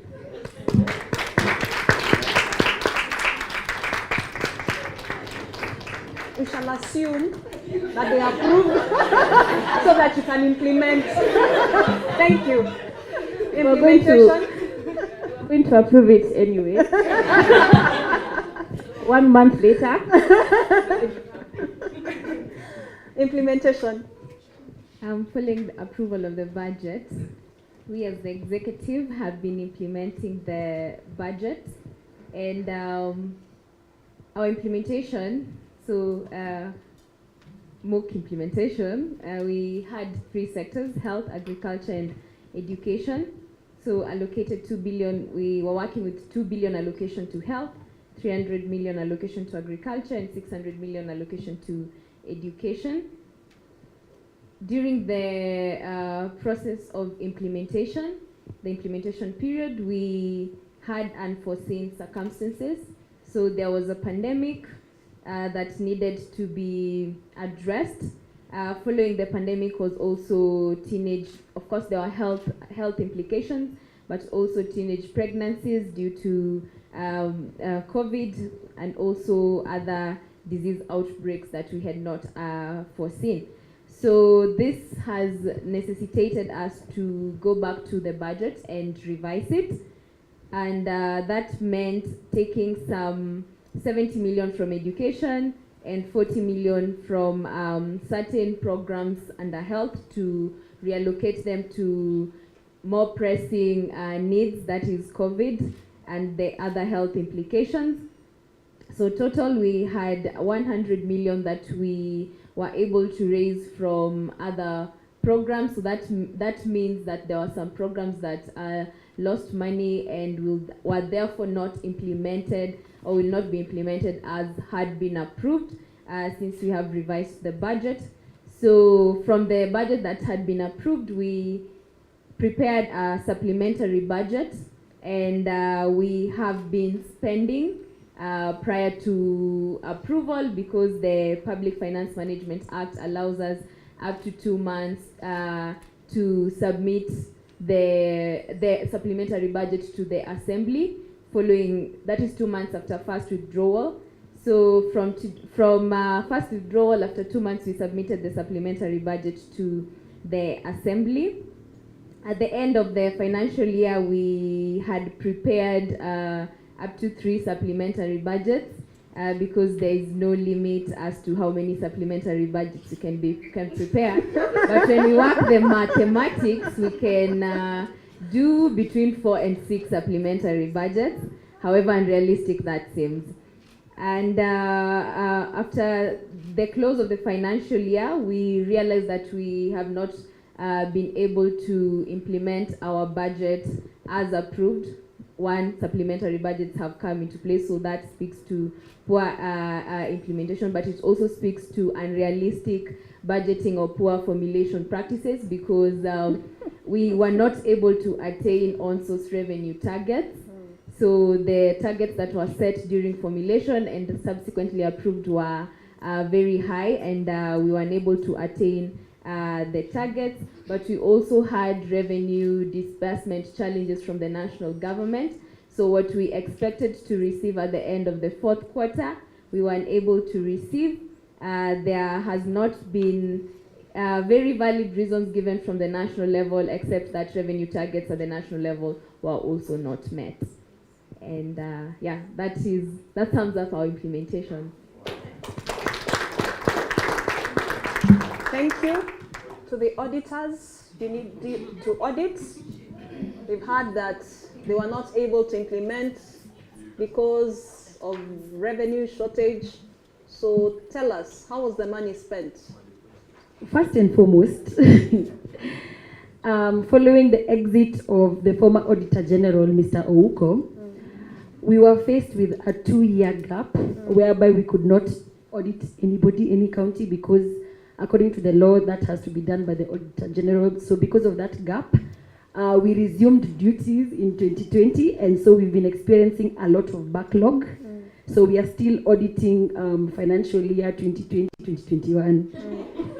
So we have noted and found out some discrepancies in your budget, and therefore we need clarifications on the following to inform our next action. Please note, as public servants, we need to adhere to the laws that guide on public finance, which are very clear and accessible to you all. The law is very clear. So one of the things that we saw specifically in the health department is the flaunting of procurement procedures. They were not followed. There's no detail on how you went about recruiting the particular entity that was procuring the services and some of the goods. So we need that information. We also have witnessed that you have not been able to absorb 75% of your budget for the health department, and yet you've been asking us for more money. So we need more explanations on what is happening there, because it is definitely affecting service delivery, and it is making our governor look bad. Then there were also missing supporting documents, especially for the petty cash, the money that is used in the county. So we'll be needing that information before we can give you a clean bill of health. And there's also a question of budget credibility. We noted that for a couple of years, since devolution, I must say, that you have not been able to meet any of your revenue projections, which is a great concern. And there's also numerous stalled projects in your county. And most of the projects have required additional budgets through the supplementary budget. So there's a question on how you're going about budgeting for those projects. And then also there are those projects that we consider white elephant projects, because you had stated that the particular health facility will be able to provide health services for the particular area, and that this has not taken place. So you need to answer for that. And therefore, I think with those few remarks, we have decided to give you a disclaimer of opinion. So we cannot be able to allocate more resources until you clarify on the things that we have been able to bring out. Thank you. Okay, thank you. Evelyn has summarized everything that we were supposed to discuss, but maybe to add on what we've seen on the budgets that you've shared is that we have seen wastage of resources in a project A that you're saying that you're going to complete in this financial year, and you're still having budget for the same this year. So we also flagged out corruption in the building of governor's office that you said in the last budget that it should be complete, and we are still you're having budget for the same, or you've spent for this completion of the governor's office. And then we are seeing government assets, the vehicles and some assets for the government that's been used misappropriately by some of the staff in your office. And then also we the project that you're saying that is going to create jobs and service, it's like self-generate is not doing the same. We are not seeing the results or the outcome of the project. So we are going to we are not satisfied by your report. Thank you. Thank you very much. A round of applause. I hope you learned even as much as we have laughed. Can I add something? Yes, please. On audit. You said you employed 256 drivers, yet you have 82 vehicles. How? Kila mtu asimame kwa gari yake. Thank you for those contributions. At the end of the day, we are supposed to learn. I hope you've learned something. Thank you to our experts. I believe now all of us are experts in the budget making process at the county level and the national level, the timelines that we need to be on the lookout, and the documents which we need. So this marks the end of today. I'd like to invite Ebian and Hannah to just do a small recap, and then we go and have tea. Then we can call it a day.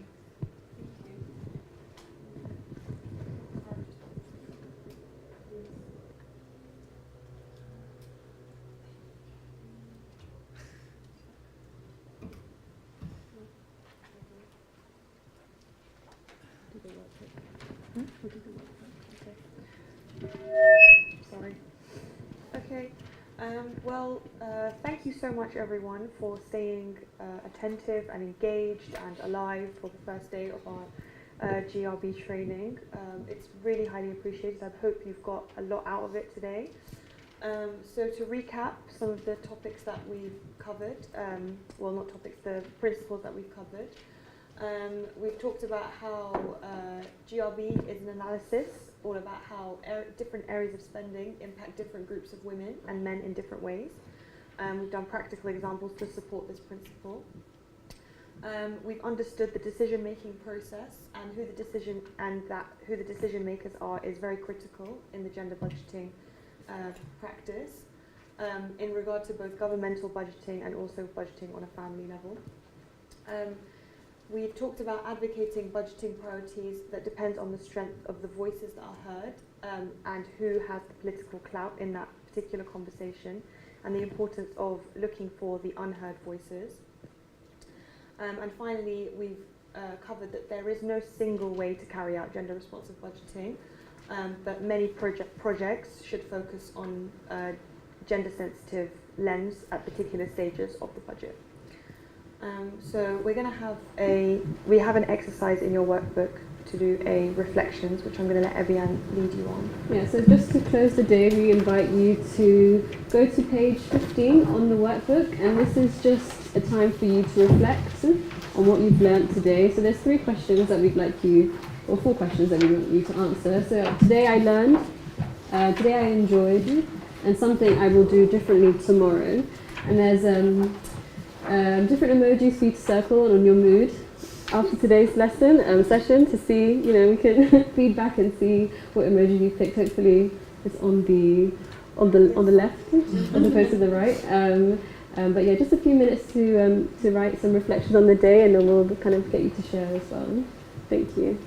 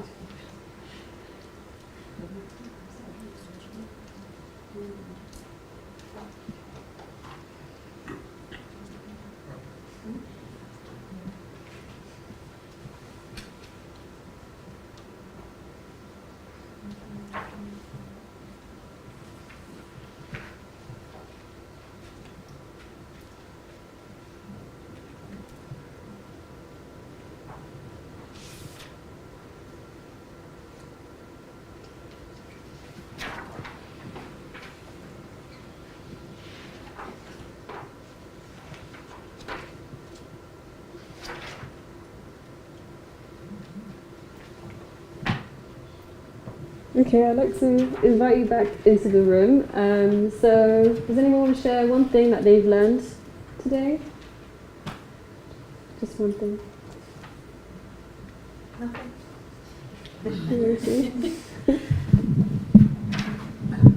I think my key takeaway for today is even when we're analyzing projects, to also focus on policies that are supposed to make that project better or affect that woman to be more productive. Thank you. Someone want to share something that they've enjoyed from today's session?